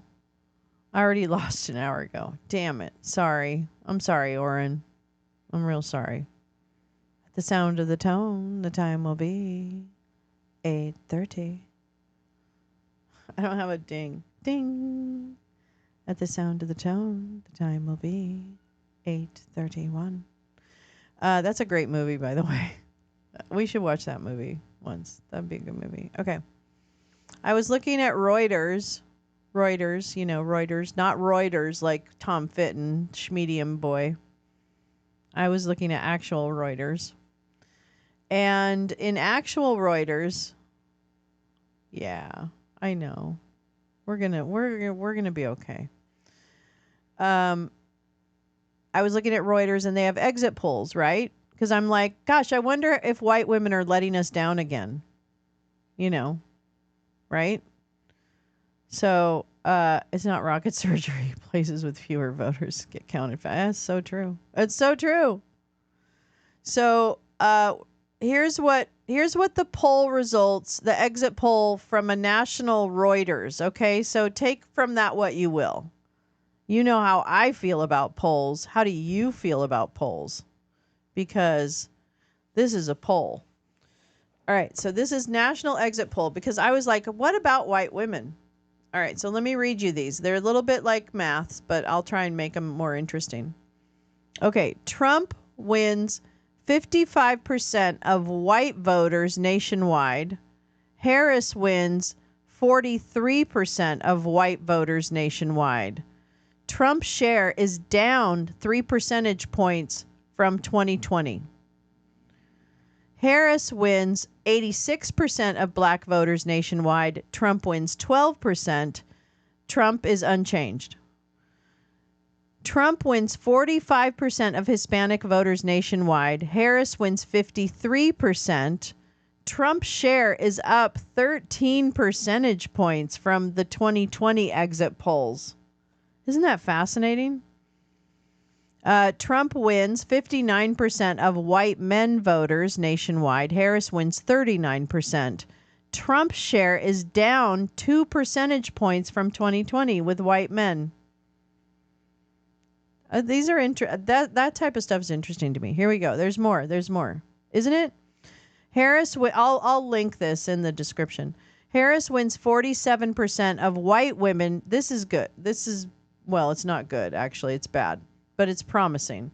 Harris wins 47% of white women voters nationwide. Trump wins 52%. Trump's share is down 3 percentage points from 2020 with white women. That's good news. I know it's not great news. I'm not saying it's great. I'm just saying it's better. Harris wins 78% of black men voters nationwide. Trump wins 20%. Trump's share is up 1 percentage point from a 2020 exit poll, so no significant change. Harris wins 92% of black women voters nationwide. Trump wins 7%. Trump's share, get this, Trump's share with black women is down 2% from the 2020 exit poll. God bless you. Trump wins 53% of Hispanic men voters nationwide. Harris wins 45%. Trump's share is up 17 percentage points from 2020 with Hispanic men. Boy, that strategy really worked. Trump wins 37% of Hispanic women voters nationwide. Harris wins 61%. Trump's share with Hispanic women is up 7 percentage points from the 2020 exit poll. Trump wins 42% of voters aged 18 to 29 nationwide. Harris wins 55%. Trump's share of 18 to 29-year-olds is up 6 percentage points from 2020. Harris wins 50% of voters 65 plus. Trump wins 49%. Trump's share with 65 plus is down 3 percentage points from a 2020 poll. And Trump wins 51% of voters aged 45 plus nationwide. Harris wins 47. Trump's share is unchanged.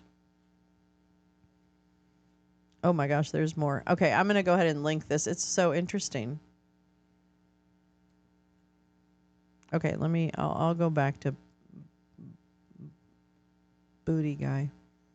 See what happens with that remaining vote. And we talked at the start of the night about, we say the WOW counties and the BOW counties here, Brown County, Outagamie County, Winnebago County, mid-sized cities along sort of the Fox River, Lake Winnebago. These are all counties that Donald Trump won in 2020, but with reduced margins. Is he returning to 2016 levels, or is he back at 2020 levels? So Outagamie County here, again, this is where the city of Appleton is. In 2016, when Trump won Wisconsin, he won this county by about 13 points.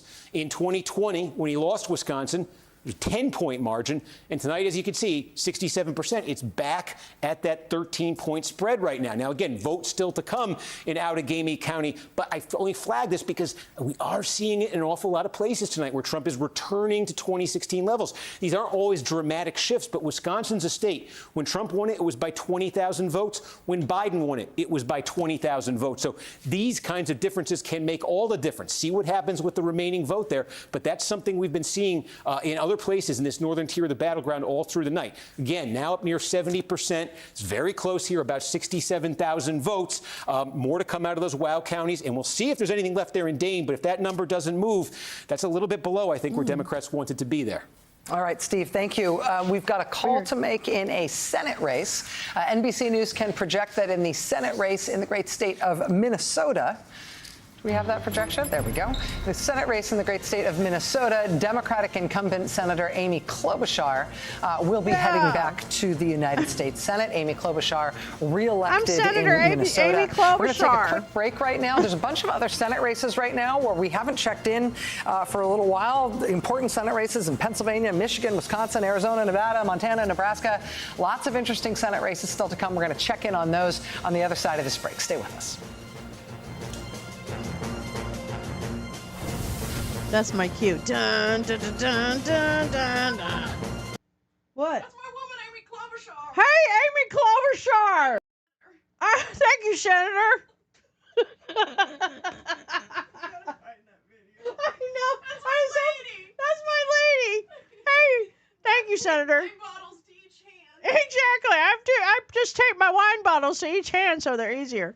In the security office at an Epcot. The security office at Epcot. I'm Senator Amy Klobuchar. Thank you, Senator. Bobo. Hey, Bobo.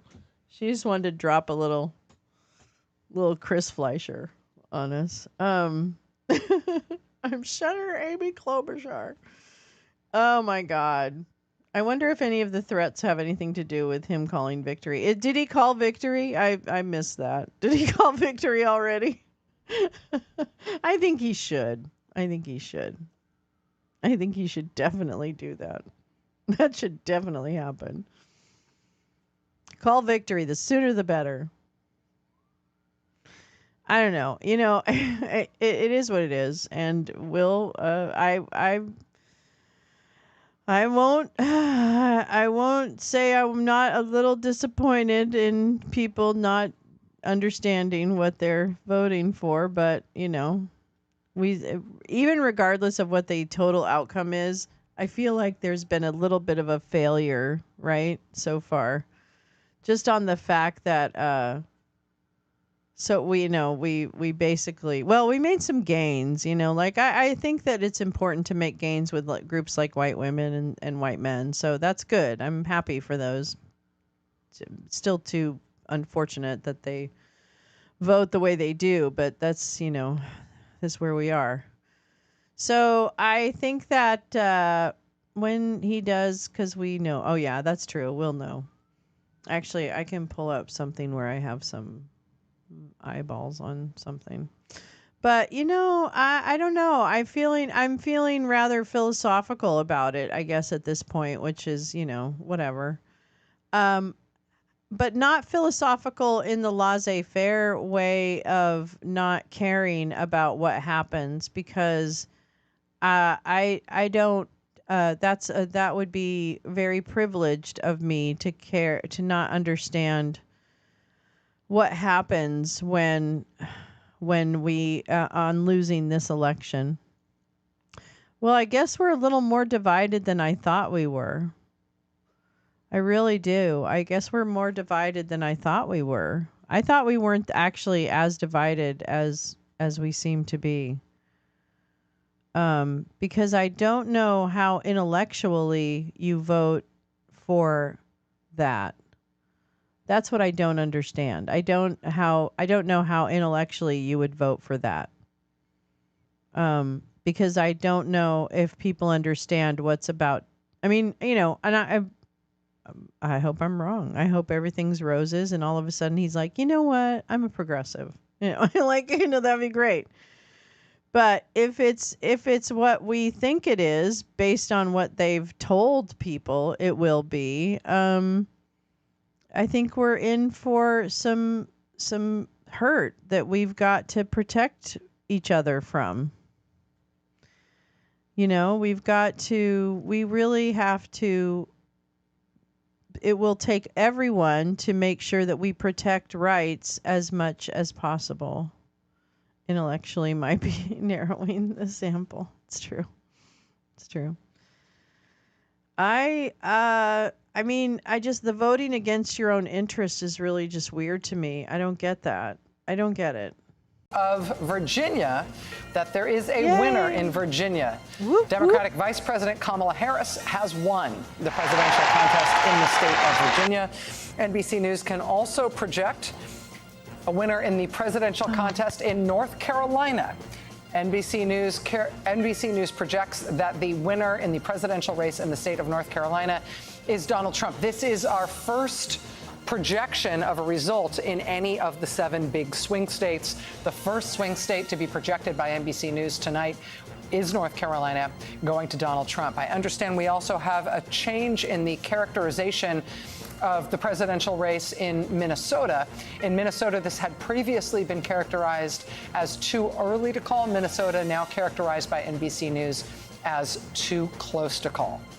Looking at the overall map, the road to 270. Right now, Donald Trump stands at 230 electoral votes. Kamala Harris stands at 185. Again, of the 7 swing states that we and everybody else has been watching, we now have an NBC News call in the first one, Joy. North Carolina called for Donald Trump. Yep. And so it was, it's a state that I think Democrats definitely were reaching for. There was a lot of work to try to turn out the college campuses, which were really thick and really packed, and try to turn out the suburbs. And I think there was a lot of hope because of just the insanity, can we say fairly, of the person who's running for governor in that state, and a thought that, defeating him would also carry Harris in. But in the end, if they didn't make their numbers and essentially exceed the numbers that Joe Biden had in the suburbs, and I think we have to be blunt about why. Black voters came through for Kamala Harris. White women voters did not. That is what it appears happened in that state, is that if you can't flip enough white women, and we've talked about this on this set numerous times, is that you have a state where you've got a 6-week abortion or a 12-week abortion. I think theirs might be 12 weeks. Yep. But it's a state where women lost their reproductive rights, where there was a very heavy push to get women to focus on not putting in place, re-electing, putting back into the White House the person who was responsible for taking those rights away and restoring them. But that message obviously was not enough to get enough white women to vote for Vice President Harris, a fellow woman. This will be the second opportunity that white women in this country have to change the way that they interact with the patriarchy. And, God bless Shannon Watts, who has tried to have that conversation. But if people aren't receptive to it, and if people vote more party line or more on race than on gender and on protecting their gender, there's really not much more that you can do but tell people what the risks are and leave it to them to do the right thing. Steph?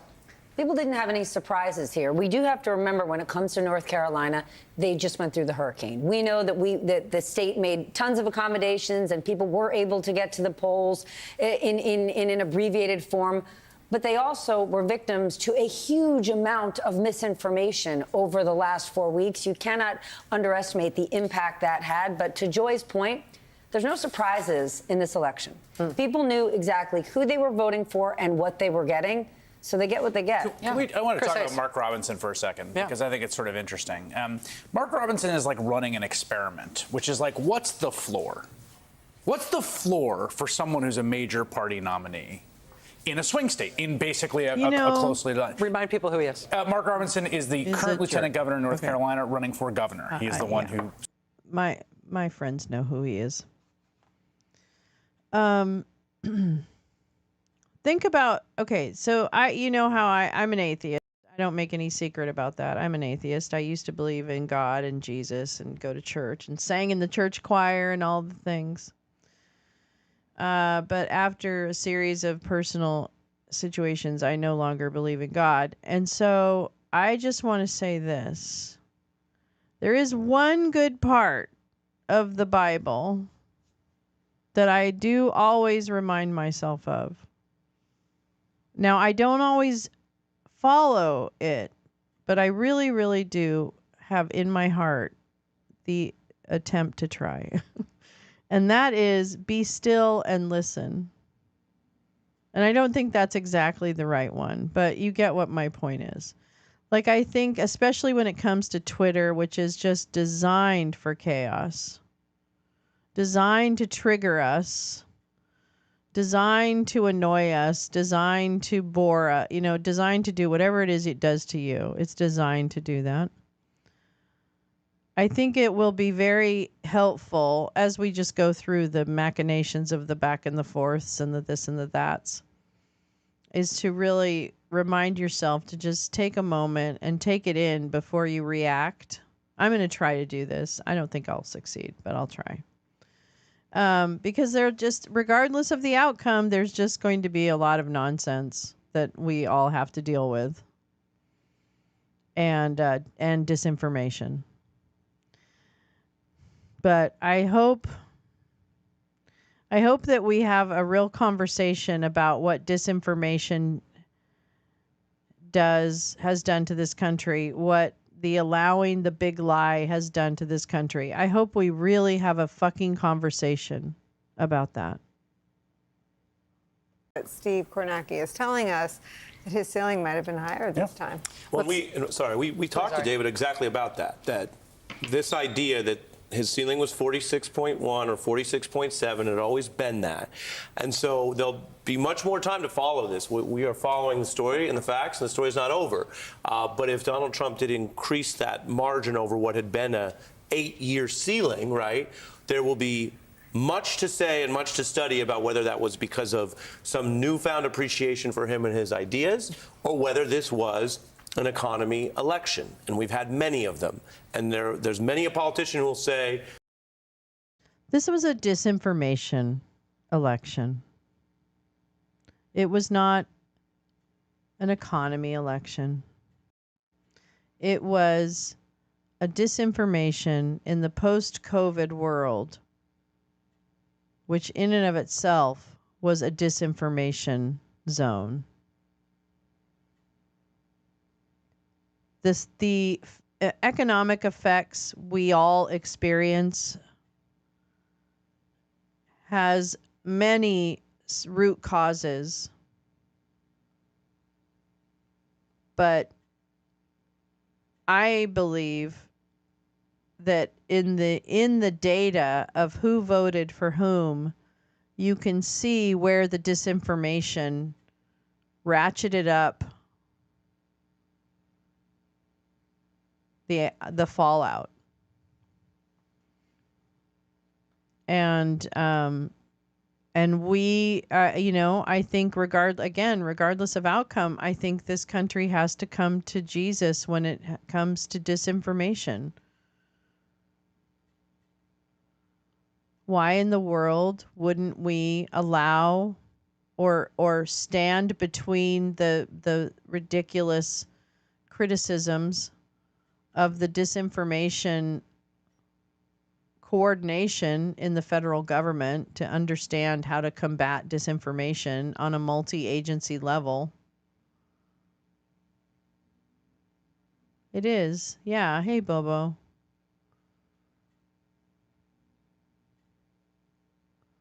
And the other piece to this is that when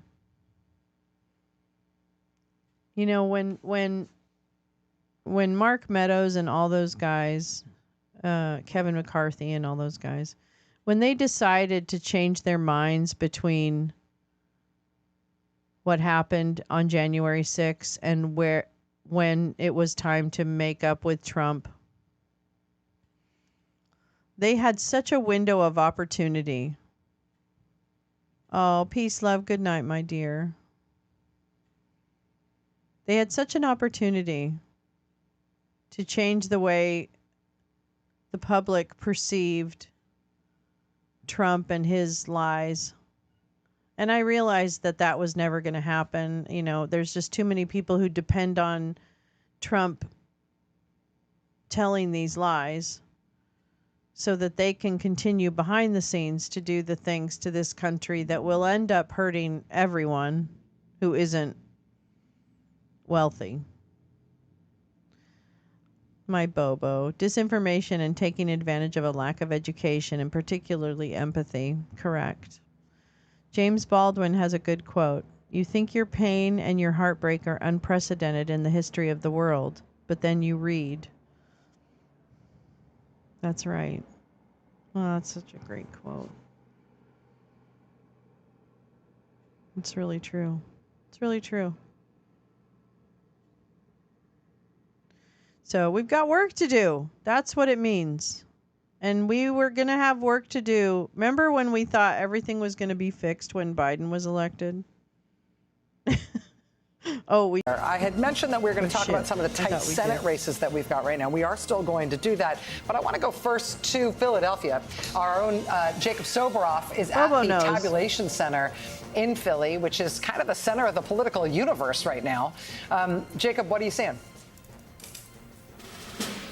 Rachel, last I spoke with you, we were at this door with Seth Bluestein, one of the 3 Philadelphia city election commissioners here responsible for the tabulation of the ballots and all election administration in Philadelphia. We expect another release of ballots around midnight Eastern time. And I have some specific numbers that may or may not be useful to Steve and you all there.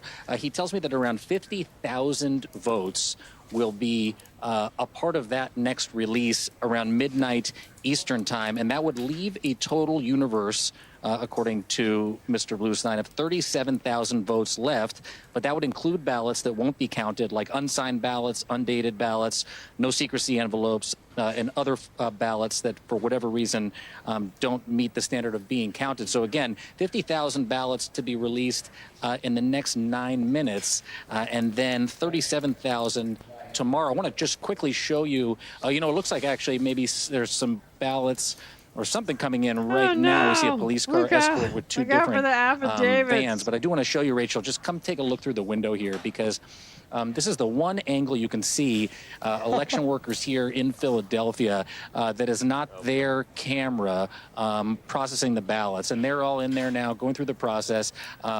Election workers doing their great civic duty. In about 9 minutes' time, we expect the information about those additional 50,000 ballots. And then again, just to underscore, tomorrow morning there will be another release here in Philadelphia. Okay. I will just let you know, Jacob. Let's take a look. Here come these additional trucks. Go ahead, Rachel. I was just going to say, just to let you know, in case you couldn't see, when you were poking your nose into that window, looking through that window, there was a security officer and/or cop inside who was very displeased about the fact that you were doing that.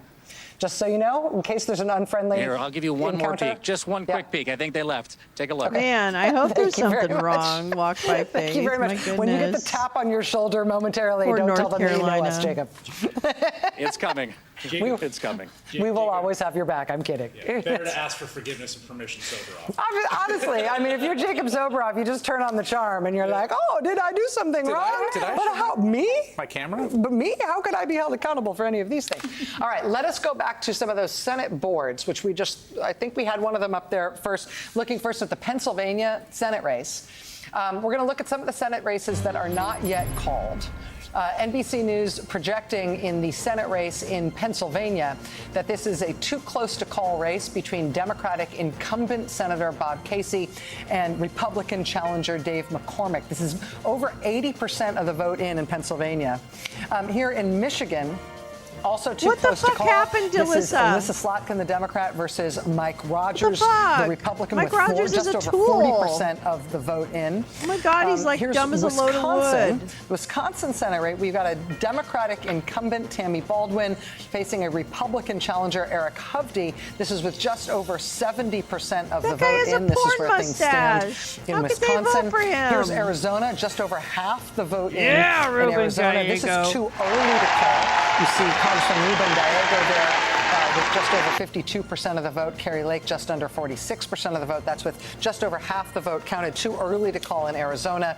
In Nebraska, this is a very interesting one. Too early to call. Here's an incumbent Republican, Deb Fischer. Her opponent here is not a Democrat. He's an independent, Dan Osborne, who's actually said that he won't caucus with either party. We don't know exactly what that would mean if he won, but the status between them here you can see on your screen, almost 50-50 with about 60% of the vote in. Also looking at Montana.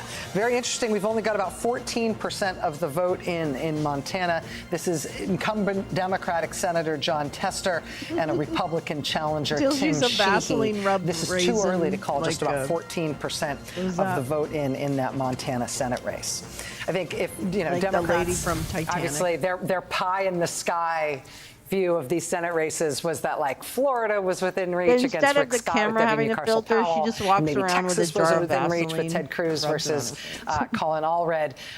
Now I think that we're down to figuring out what the Republican margin is likely to be, honestly. Yes, and one of the things that we're seeing in those key races that we have not called, Michigan and Wisconsin, for instance, we saw, going all the way back to the spring, a delta, a gap between the polling for the Senate statewide incumbent Democrat and the top of the ticket when it was Biden, and that persisted when it was Kamala Harris, which is to say the Senate top of the ticket candidate running ahead of the national ticket. And there was always a question about whether that was an artifact in the measurement and they were converged or there's something picking up there. What we're seeing tonight looks like convergence. It looks like, with the exception of Arizona, in which Justice Ruben Gallego, delayed. it looks like is going to outperform the Justice top of the ticket. delayed, you stupid because fucker. I think Kerry Lake is such an especially poor candidate after her loss 2 years ago. With those other kind of, I would call them kind of generic R's. They're sort of classic Mitch McConnell recruits in both Pennsylvania and Wisconsin. These are extremely wealthy guys who self-funded, which is like Mitch McConnell's favorite because it takes some money off the balance sheet for his Senate leadership fund. Honestly, it's like you guys do that. That's less checks we have to cut for the Senate leadership fund. These are very classic McConnell recruit generic R guys. That's Dave McCormick. Yeah, that's what I'm saying. And they're running, they're converging with the top of the ticket. This is a Greenwich, Connecticut guy, right? A hedge fund manager who's the president of Bridgewater, one of the biggest, most successful hedge funds in the world, who had some heritage from Pennsylvania. He's married to Dina Powell, who, of course, was a senior advisor to Donald Trump. And he absolutely was in a position to self-fund. But it's noteworthy because Bob Casey is sort of expected to win that race and be in line with Kamala Harris. So if, in fact, Dave McCormick does win, does prevail in Pennsylvania, what could that mean for Kamala Harris in her potential strength in Pennsylvania? And Trump doing well in certain places has helped Republicans. When we look at Ohio, where you say, oh, what would a populist senator look like? The Democrats had one with a strong record, even against tailwinds that go, a long ways.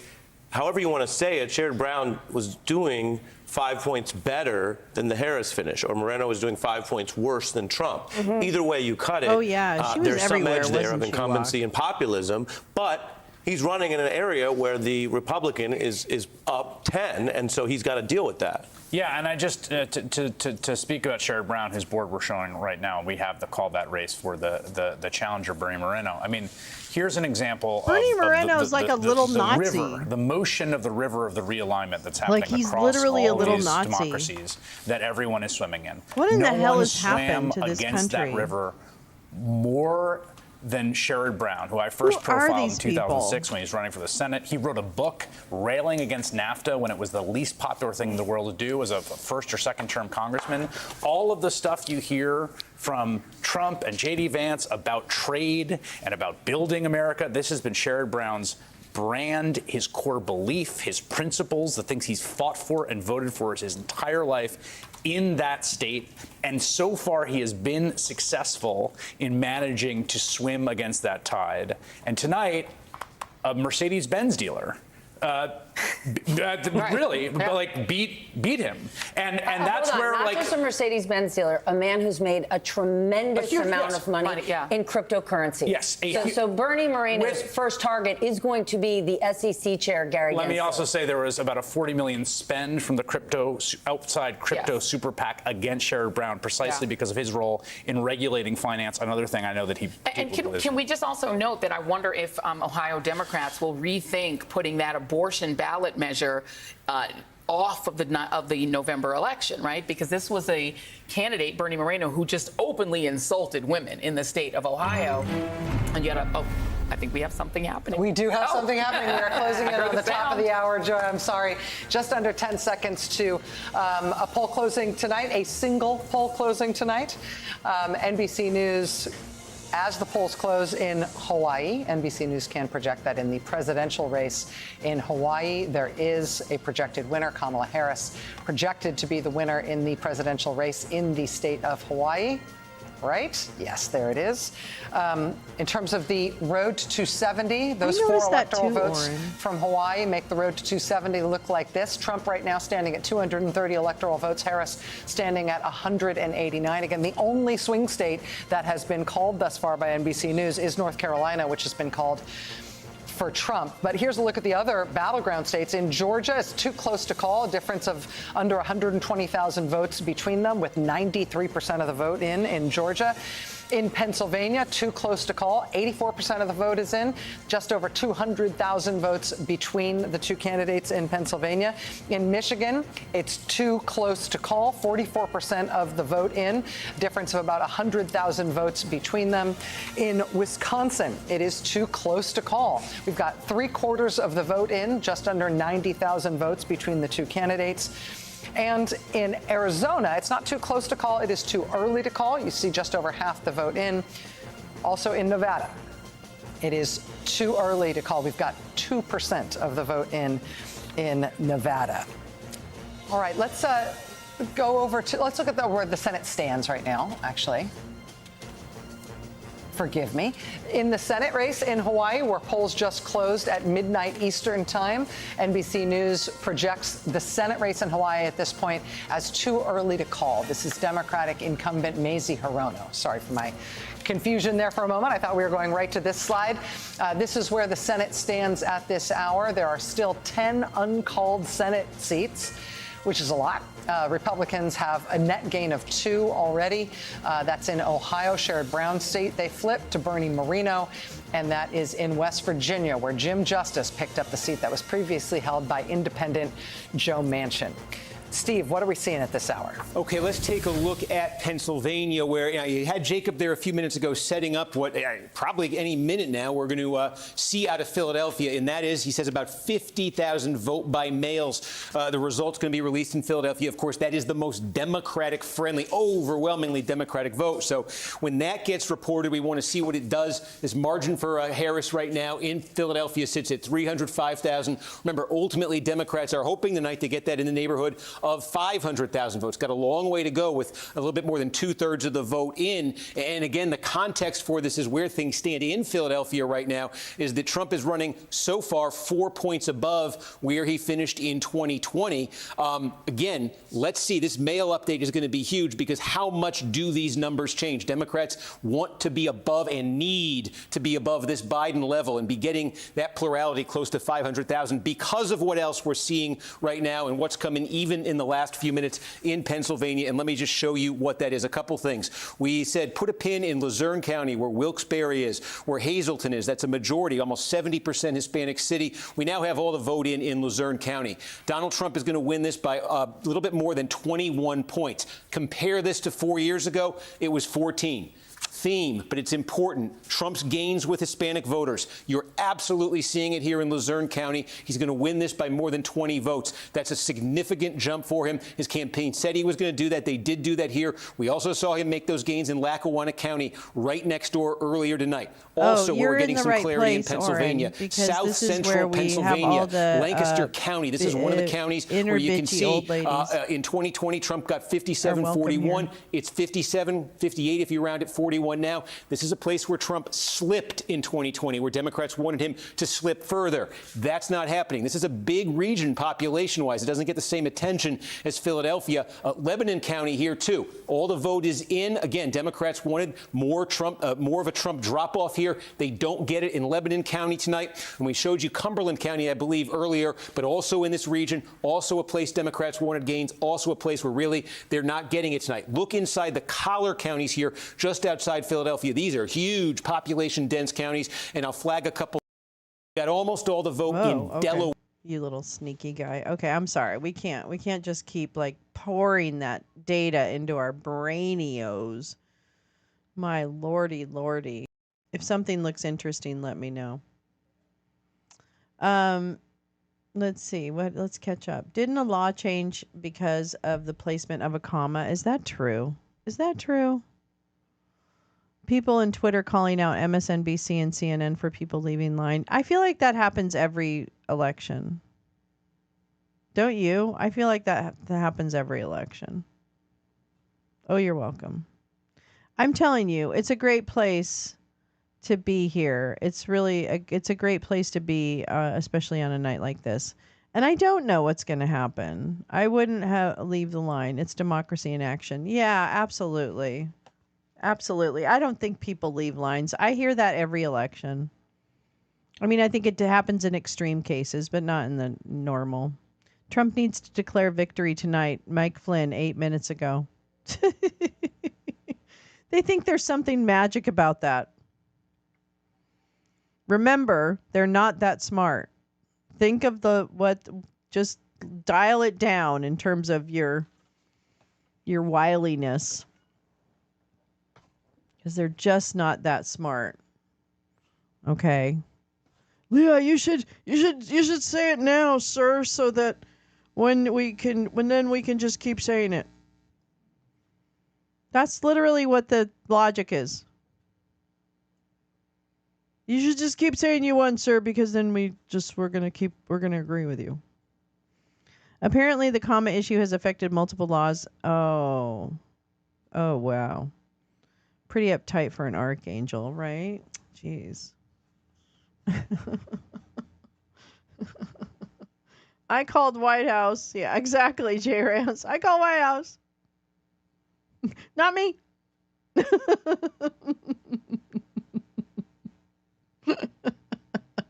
Oh, Carrie, love to you too, my darling. You know, this is just.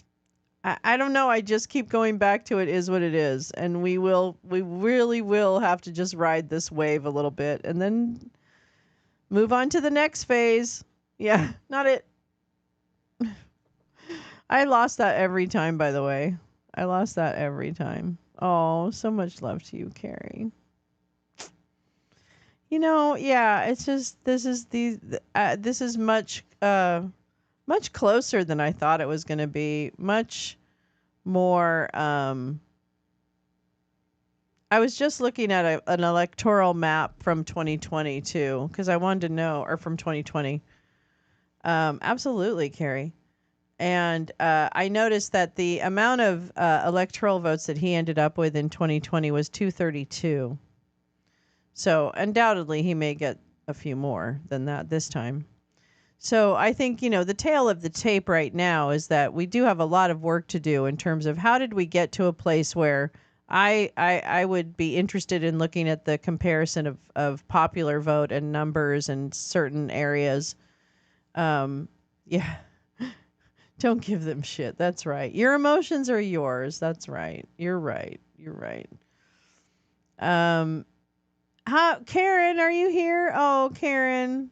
A disappointment to fellow Americans. Well, I think I'm still not disappointed. I mean, I'm disappointed in how many people are actually voting for this guy, because what that tells me is that the value of integrity and ethics is so far below the percentage of people that I thought that was important to. You know, we're going to be really feisty women. Oh boy, they're going to be so annoyed. They thought they were annoyed before. Oh my God, Carrie, we're going to be so annoying after this. You know, and that's the other thing. This is why I say, you know, this is why I scream this. Anytime I'm in real life, you know, like the dinosaur and stuff like that. The reason I scream at MAGAs immediately about women dying in parking lots is because it is unfathomable to me that in 2024, a woman or a birthing person who is experiencing complications or needs an abortion for whatever reason is not able to just walk in and get the services that she needs or they need. It is he needs. It is absolutely unfathomable to me that you would vote against that. It is unfathomable to me.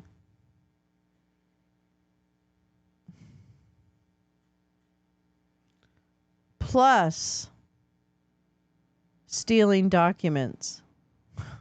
Stealing documents. Stealing actual national, like stealing.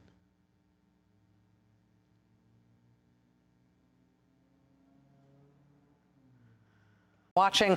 This is a notable House race just because it's a flip, and there have been very few seats that have flipped from one party to the other tonight, but that has happened in New York 22. There was a whole passel of Republicans who were elected in more or less blue districts in New York in 2022. One of them was Republican Brandon Williams. Well, in New York 22, Brandon Williams has just lost his seat tonight. Democrat John Mannion, who's a state senator in New York, will be taking that seat in Congress from that New York congressional district. Interesting result there. The only other flip that I know about at this point, it's a gain, is in Alabama's 2nd district, which is a gain for the Democrats. This is essentially because of redistricting. Shamari Figures there defeating Alabama Republican Caroline Dowson. So this is a race that is in a district that was created because of a big redistricting fight that went all the way up through the very top of the court system. And Shamari Figures will be joining the Alabama congressional delegation from that 2nd congressional district there. One other race to update you on, and this is a ballot measure in Missouri. And this is interesting. Missouri called very early on for Donald Trump today, and Missouri's Republican incumbent U.S. Senator will also be returning to U.S. Senate Josh Hawley. But on that same ballot, Missouri voters voted to increase the minimum wage and have paid sick time. And it looks like this is winning by a significant margin. Look at this. More than 80% of the vote in, 59-41 in favor of raising the minimum wage.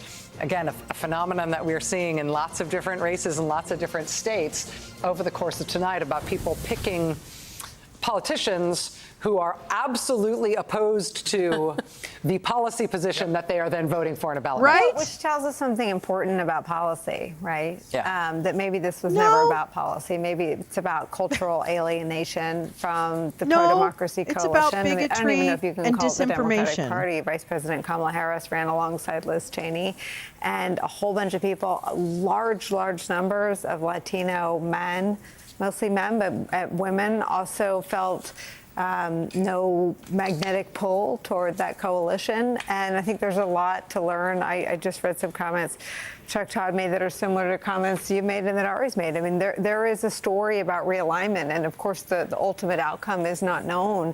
But what we're learning about how people voted, they did not vote in along sort of even traditional party lines. I mean, your point earlier about black voters, but there are policies that you're talking about that didn't make a difference in terms of how people voted, and then there are policies that mattered very much to how people voted, but just not at the top of the ticket. So there's a whole lot of information that we're going to be digesting in the coming days. We can see that impact right now, and I don't want to get too wonky on you, but right now the bond market, the 30-year bond market is is absolutely getting decimated, and here's why. To your point earlier, inflation, people don't like the cost of things. We're going to vote for the business guy. The reason the bond market is getting crushed right now is because people are anticipating corporate tax cuts, which are going to balloon our deficit. Yes. They're also saying, well, if Donald Trump imposes tariffs, it will reignite inflation. So this whole thing is we're voting for someone based on a personality of a celebrity business guy because we don't like the economy. But what he would actually do to the economy, the policies he will put forth, right? The corporate tax cuts, which he's not just going to sunset, he's going to make them even bigger. Right. And then these tariffs are terrible for the economy. I think that's absolutely right. And 2 points on that quickly. One is Democrat Bob Casey in Pennsylvania, which we're all watching, closed his campaign not by pantomiming a sexual act on stage, which is not how most candidates in most parties ever close, but he did close with an ad touting his support for the, quote, Trump tariffs in Pennsylvania as a Democrat. That's point one. Point two I want to share. We've talked about a lot of races. We don't do a ton with exit polls, and I think when you dice them down really small, the numbers don't work. But on big questions, here's a nonpartisan exit poll question I just want us to touch on. This is out of all votes around the nation. You ask people, in the last year, mind you, that's not 2 years ago. In the last year, inflation has caused your family, not everyone else, your family, what? And if you ask for a moderate or severe hardship, it's 75% of the voting public. A bunch of those people voted for Democrats. That's another thing. The polls are so ridiculously dumb. I can't begin to think about the impact on the global economy, Lee says. This is why I have to stay positive. Absolutely. You've got to be solutions-minded. But, yeah, absolutely. Inflation is not caused by the U.S. president. Inflation is a factor of, I believe, many things. And and by the way, we just came out of a pandemic which caused inflation across the globe. So I guess here we go again with it's disinformation, folks. It's the disinformation. It's the lying. It's that we let people lie and we let those lies take hold without doing anything to try and combat them. Not one motherfucking thing. We don't label them. We don't come out and say, hey, this is our weekly disinformation breakdown. They don't do any of that. They issue warnings. They've arrested the Russians from Tenet, but we don't know who the 600 people who are actually being paid to give us Russian propaganda, including video clips, by the way. AP freaked out. Their map completely freaked out. So, they're back. I don't know. That, the trouble is here already because there's too many people that have continued to vote for this man.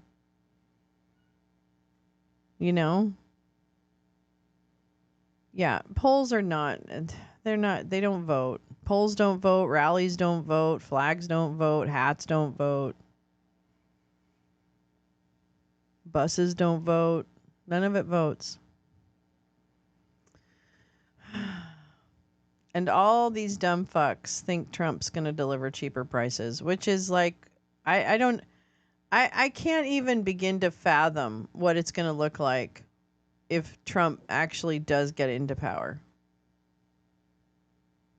Yeah, we're in our comfortable social media space.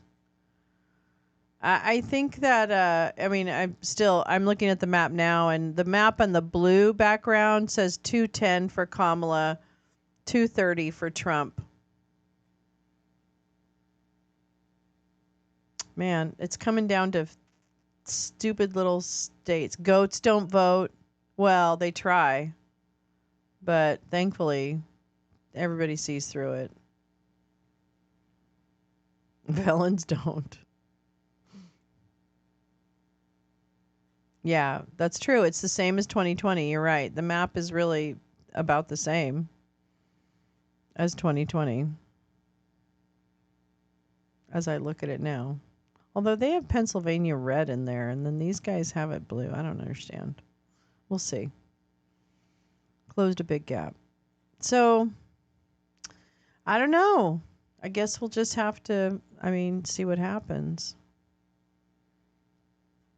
Trump did a deal with MBS to cut oil production. Nobody talks about that. Carrie, thank you for bringing that up. It's just a house of cards. Like and I know you guys all know this, or y'all know this, but it's just a house of cards. That's all it's built on. And I'm very confused. It obviously has to do with turnout and other things, so. And I think he really rallied, man. He rallied like a motherfucker. And you know what? He has a huge disinformation machine behind him. And you know what? Yeah, it's just amazing to me what we've been through as a country, not as a party, but as a country for this. 3 months ago, Kamala took the mantle. 3 months ago. 3 months. Meanwhile, thank you, Tom, under Joe Biden, the USA produces more oil than any country and more volume than any time in history. We have one of the healthiest economies amongst all of our competitors.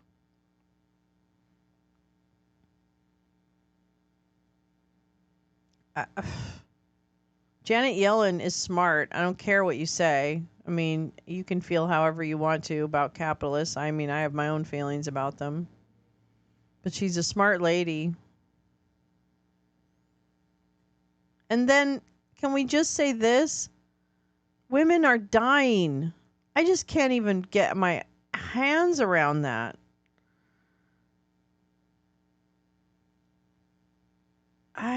I just can't. I can't wrap my head around that. How in the world can you vote for children to have less rights than their parents did? What the fuck? That should be a showstopper for people. That should just be impossible to consider. It's unforgivable. People are losing their lives who don't have to lose their fucking lives. We could stop it.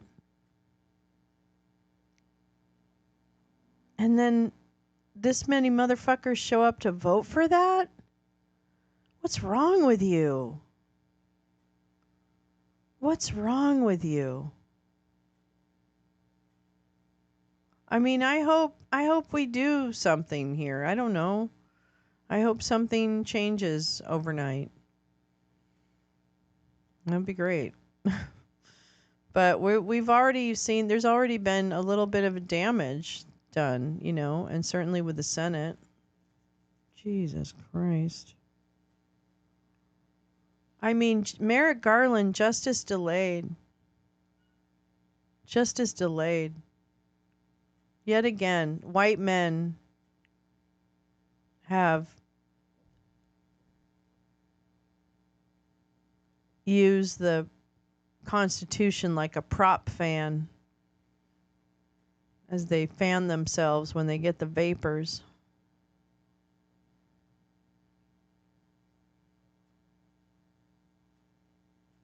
I just don't understand how you vote against people having less rights than your mother did. I don't understand that. I just don't understand that. I don't.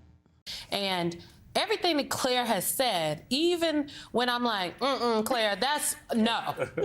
It hit, in this cycle has come to fruition. So I was fighting Claire McCaskill about 2 hours ago, but what I am hearing, again, as Steve Kornacki just told us at the big board, there were a number of votes, absentee ballots that came in this latest batch, lots from Philadelphia County.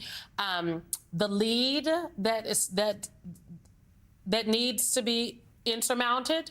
Is not the gap may not be insurmountable, but it may be. Mountable. But they're cautiously optimistic. Now, there's still additional absentee ballots out there. I don't know exactly how many are left out, but I can tell you, I personally don't think that there are enough. And that means if there were not enough, I want to be honest with people, if there are not enough absentee ballots out there to make up the gap that currently exists for the Harris-Walz campaign, the vice president will not win Pennsylvania. And if she does not win Pennsylvania, Donald Trump then hits 270. Now, Pennsylvania people are saying Allegheny County, that's Pittsburgh, right? The Lehigh Valley, with the Puerto Rican vote, there is still a chance. And then some of these suburbs in the collar counties outside of Philadelphia. But the numbers, the margins, because this is an election about the margins. Yeah. The margins have not been large enough in the state thus far. But again, there's still some votes out there. It's not over till we are still in it. We've been talking, Claire, about Michigan and Wisconsin, and looking at those two states in the context of the Senate races that are happening there. And as a former senator yourself, I wonder how you look at the way in which Alyssa Slotkin is in a very, very tight race with Mike Rogers, and Tammy Baldwin is in now, I believe, slightly, maybe even behind her Republican challenger. Yeah, and of course, Bob Casey in Pennsylvania. Yeah. What started out as a hopeful sense that maybe we could knock off Ted Cruz and maybe the independent candidate in Nebraska, while not caucusing with Democrats, would deny the Republicans a seat. Now we're looking at whether or not I think the Republicans end up with 51, 52, 53, or 54 seats. And why is that so important? Well, one reason it's so important is because it probably means if this all happens, this is very depressing. I'm sorry to do this to everyone, but it means maybe the worst instincts of Donald Trump as to who he would appoint to the cabinet can become real, because there wouldn't be enough people that would say. Here's where I'm going to disagree with her, because if he is the president, it doesn't fucking matter. It doesn't fucking matter. I don't know much about that. I don't get involved. I think as someone who managed teams for years, I think it's so hard to know what the dynamics inside of a team are. I think I don't feel comfortable conjecturing on anyone's, fit into a team or not. I have no feelings about that one way or the other. But I know what you're asking about. But I can't remember what I was talking about. I've obviously lived in a different country for the last 8 years than many people. Yeah, I guess. I don't know. All right, sweetheart. Hags, go to sleep, sweetheart. I'll talk to you tomorrow. Thank you again, but I will be sending that back to you. I love you. Good night. I think that it doesn't matter what conventions exist if he's president. It doesn't matter. That we need to stop thinking that matters. That's what I think we need to stop thinking. The idea of women's but let's reproductive listen to health, Michael. and there's resistance to that when you're talking about our role in the world, and there's resistance to that. And I think what we're seeing playing out is that resistance to those narratives. I think what we're going to spend time with, if this plays out the way it seems that Donald Trump wins this election, is trying to understand what that resistance was about. What is it about our supporting Ukraine that you did not like beyond the talking points? What is it about women's reproductive health? I think he thinks he can just break anything to his will, given what SCOTUS has said. To actually draw the line in the sand. Walk by. Can I just say, I don't know how that works. These numbers, again, I this think is a quickly moving stormfront, but I believe it was 57% but we of also Florida have voters to honor voted the for. Constitution. But you knew what the we'll see what happens. 60 60. You knew. But and Let's see what 56 or happens. 57% All right, these also guys voted are for starting Donald to get a Trump, which little gets to the tired. phenomenon of Right. people voting for Trump and for abortion There rights. you go. There you go. But you see, I don't think it's as black as white. Like, No, I'm not saying it's right, black okay. and white. I'm saying it's Okay. absolutely every guys color are- under the they're rainbow. done. It is every shade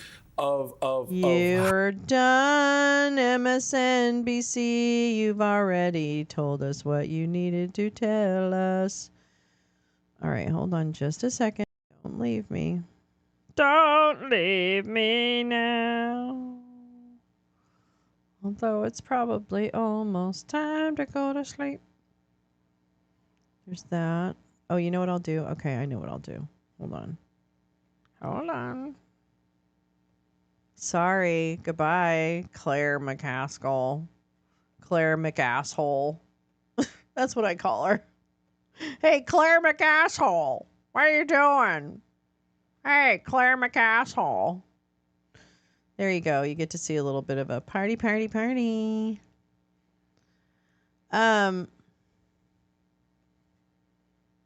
Let's see. What time is it? 9:30. All right. I think I'm going to wishing I was back on the East Coast so I could be fast asleep by now and wait until morning. I know.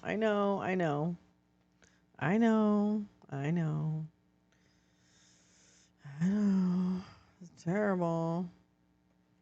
Well, let's take a look here and see where we're at. Who's doing that? Oh my God. You know what? Don't look at YouTube either, because it's amateur night. Just don't look at it. I said. Oh, there's really nothing. There's Hal. Hal will be on. Hal will help. But I only have a bunch of goofballs. Goofy goofballs. Oh my God. I just want to see this for a minute. Hold on. I can't believe this. I'm sorry. I'm about to do something to you you're not going to like me for at all. You're not going to like me at all for this, and I really apologize.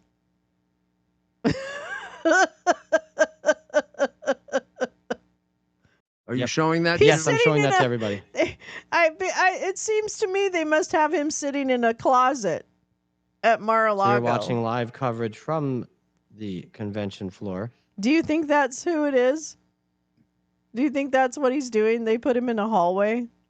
I bet they're pretty tired. Some of these people got here.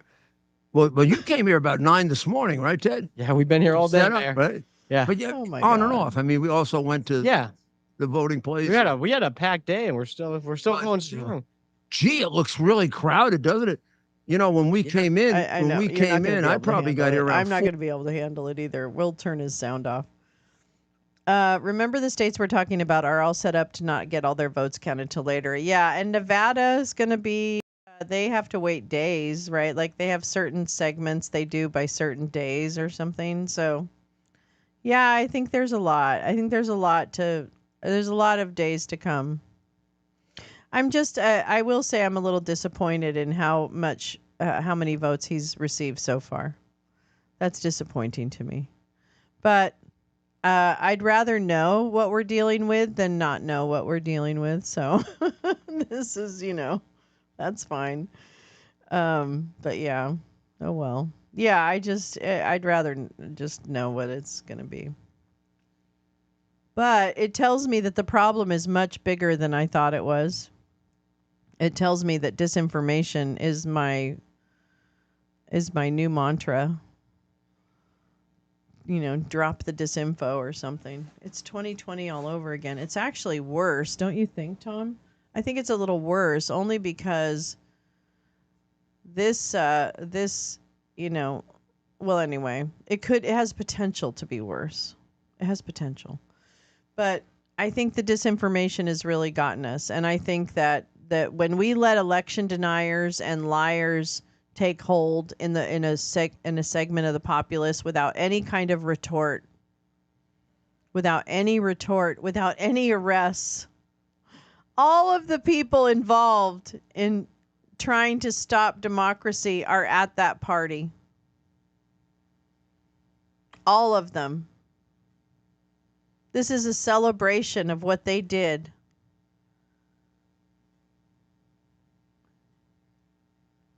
Not one of them is sitting in a jail cell. Oh, Tina Peters is. But she didn't actually plan the insurrection.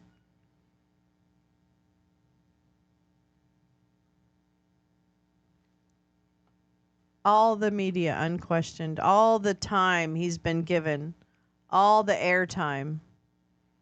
All of the airtime.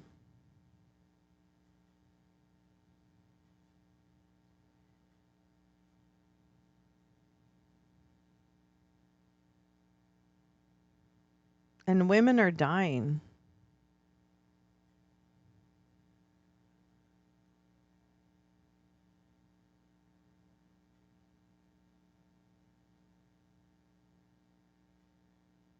I know. We did. We did try. We did.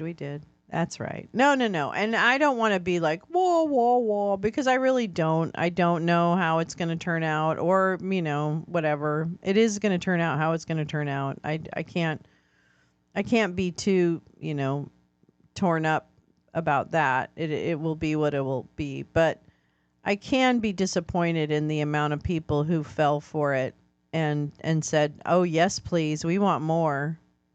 Oh, all his lawyers have been disbarred? Who cares? Oh, his team flipped on him? Who cares? We'll vote for him. That's kind of crazy.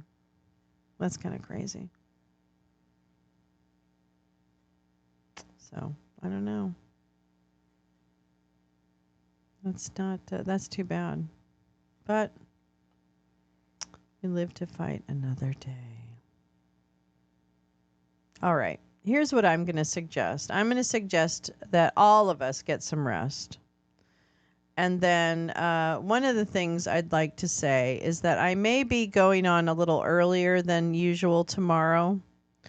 So I think that's what my plan will be. Will be to go live in the morning, but more than likely to go live a little sooner than I normally do. So maybe an hour or so.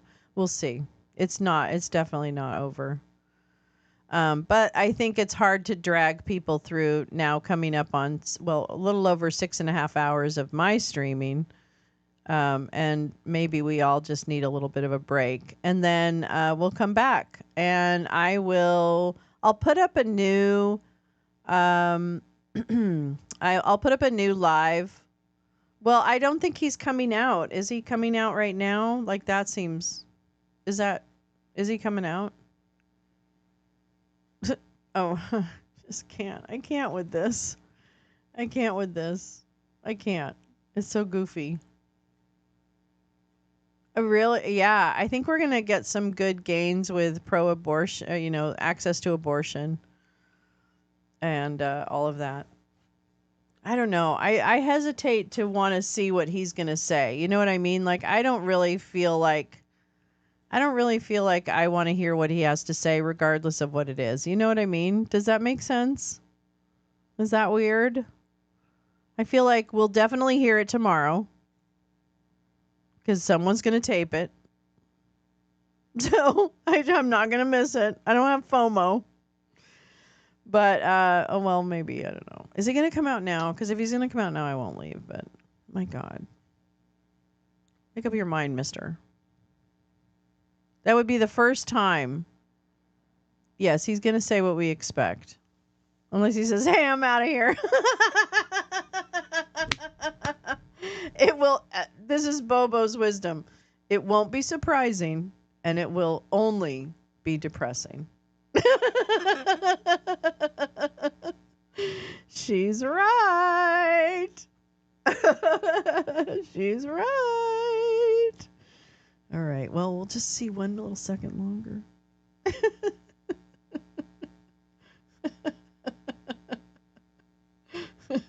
Mother.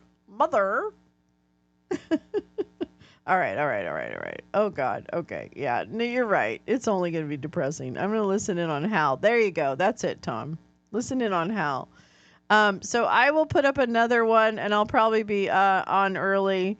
and then we will continue this national nightmare together. No, I'm just kidding. I'm just kidding. Wait, we've got to stop with the screen shares. Okay, hold on. I can't leave you with streaming this kind of stuff. We're just going to stop all the politics, all the this, all the noise, all the other stuff. Where are you? Where are you, darling? Where's my Janie? Yeah, we're gonna even say goodnight to Janie. Janie's gonna go to sleep now. Okay. Oh, is that the cop that killed the squirrel? Oh no. Republicans just took control of the Senate. Yeah. Yeah. No, they didn't. Who called Georgia? I don't think anyone called Georgia yet. I don't think they called Georgia, Jen? Really? Hold on. Hold on, please. Hold on. We are now processing. Oh, shit. That's the early vote.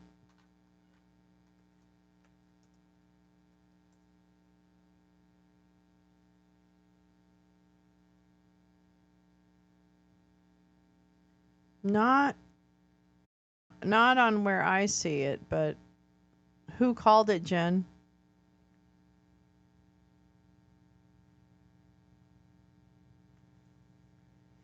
They're projecting, but maybe seems like a bad idea this early. I don't know. Turtle Man, not again. I know. Oh, did Turtle Man win? Isn't he dead? Isn't McConnell dead? Like, he's probably dead, right? Like, I mean, MSNBC. Oh, where I had it open. Where do I have it open? Where do I have it open? Oh my God. I can't with this. This is a terrible election. What a fucking terrible election. Oh my fucking God. Hold on. I'm sorry, everybody.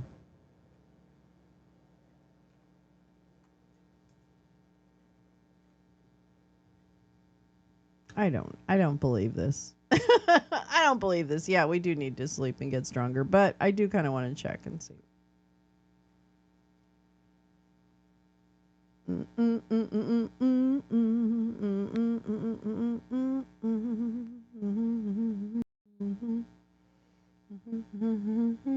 Okay, come on. Oh, no, I don't want that. I don't want that. Oops. Court, not any appeals court, not any Supreme Court for an entire 4 years. On the other hand, in a Trump presidency, this means that all of those judges can just sail right through. It could mean that Donald Trump manages to broker the retirement of 2 Republican Supreme Court justices and replaces them with much younger justices. So the issue now becomes, what about the House of Representatives? What are we going to end up with in the House? If the House, if the Democrats can get control of the House, then they really have control of government. They do not have control of the confirmation process. That's gone. That is already gone. But in terms of what could happen legislatively, the House would be in control of that, meaning they could prevent any of the worst things. And let me just interject for a moment. We have eyes on Howard University right now. We can tell you that Vice President Harris is not expected to speak tonight, but we are seeing quite a crowd there, and we are expecting, we're within the 2-minute warning from a statement that we're expecting from the Harris campaign co-chair Cedric Richmond. Cedric Richmond expected to address this crowd at Howard momentarily. Again, we don't expect to be hearing from Vice President Harris. But I think, actually, if we can go to this live so we can hear the Natsat here, so we can hear Cedric Richmond and what he's going to say to the crowd and also how the crowd receives him. This is live from Howard University in Washington, D.C.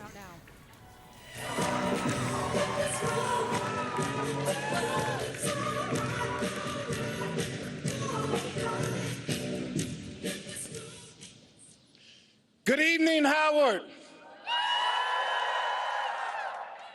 Good evening, HU.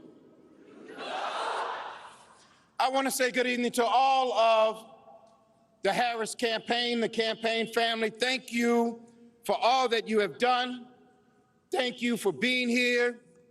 Thank you for believing in the promise of America.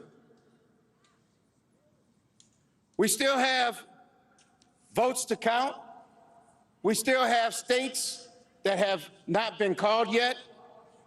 We will continue overnight to fight to make sure that every vote is counted, that every voice has spoken. So you won't hear from the Vice President tonight, but you will hear from her tomorrow. She will be back here tomorrow to address not only the HU family, not only to address her supporters, but to address the nation. So thank you. We believe in you. May God bless you. May God keep you. And go HU and go Harris. Thank you all. All right.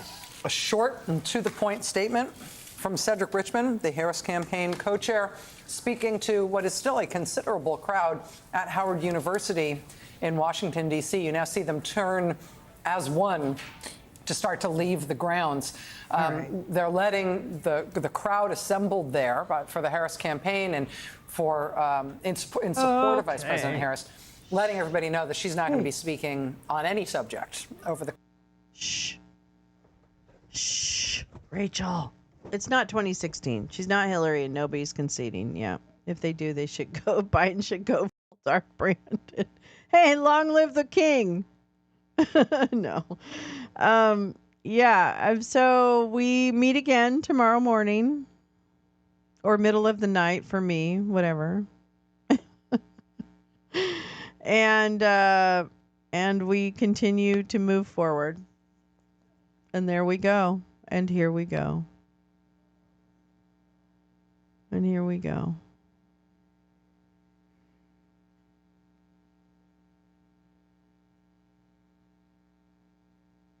And here we go. That's it. If we have a king, it's got to be Biden. There you go. Yeah, thank you all for coming. Boy, I can't think of better people to spend this time with and everything that we're going through together. It is. The Red Mirage is freaking us out. That's right, Val. And again, as I started this program, I'll end it in that we did our best.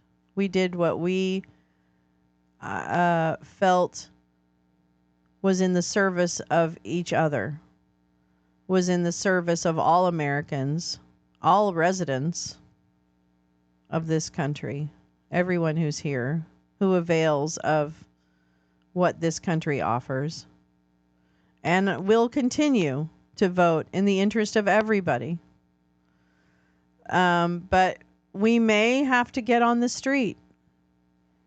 We will probably have to get on the fucking street to fight for everyone.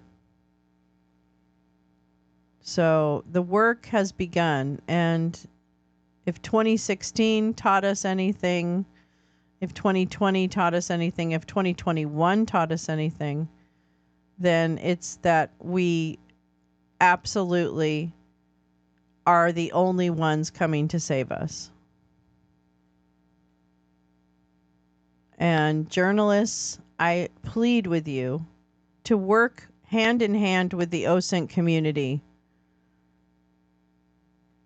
to tell these stories so that the electorate can make a decision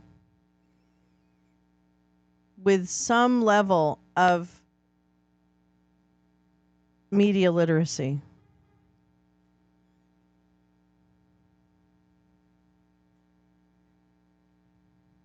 Because now,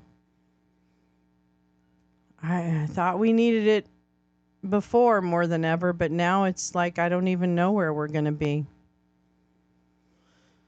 Suffrage is not settled law. So yes, we keep fighting. Yep, you're right. Wow. Project 2025. There you go. Yeah, the Fourth Estate is dead. The fourth estate is dead. Long live the fourth estate. We better get the parts of the fourth estate that work, because there are many. There are many great journalists. But we better gather our will.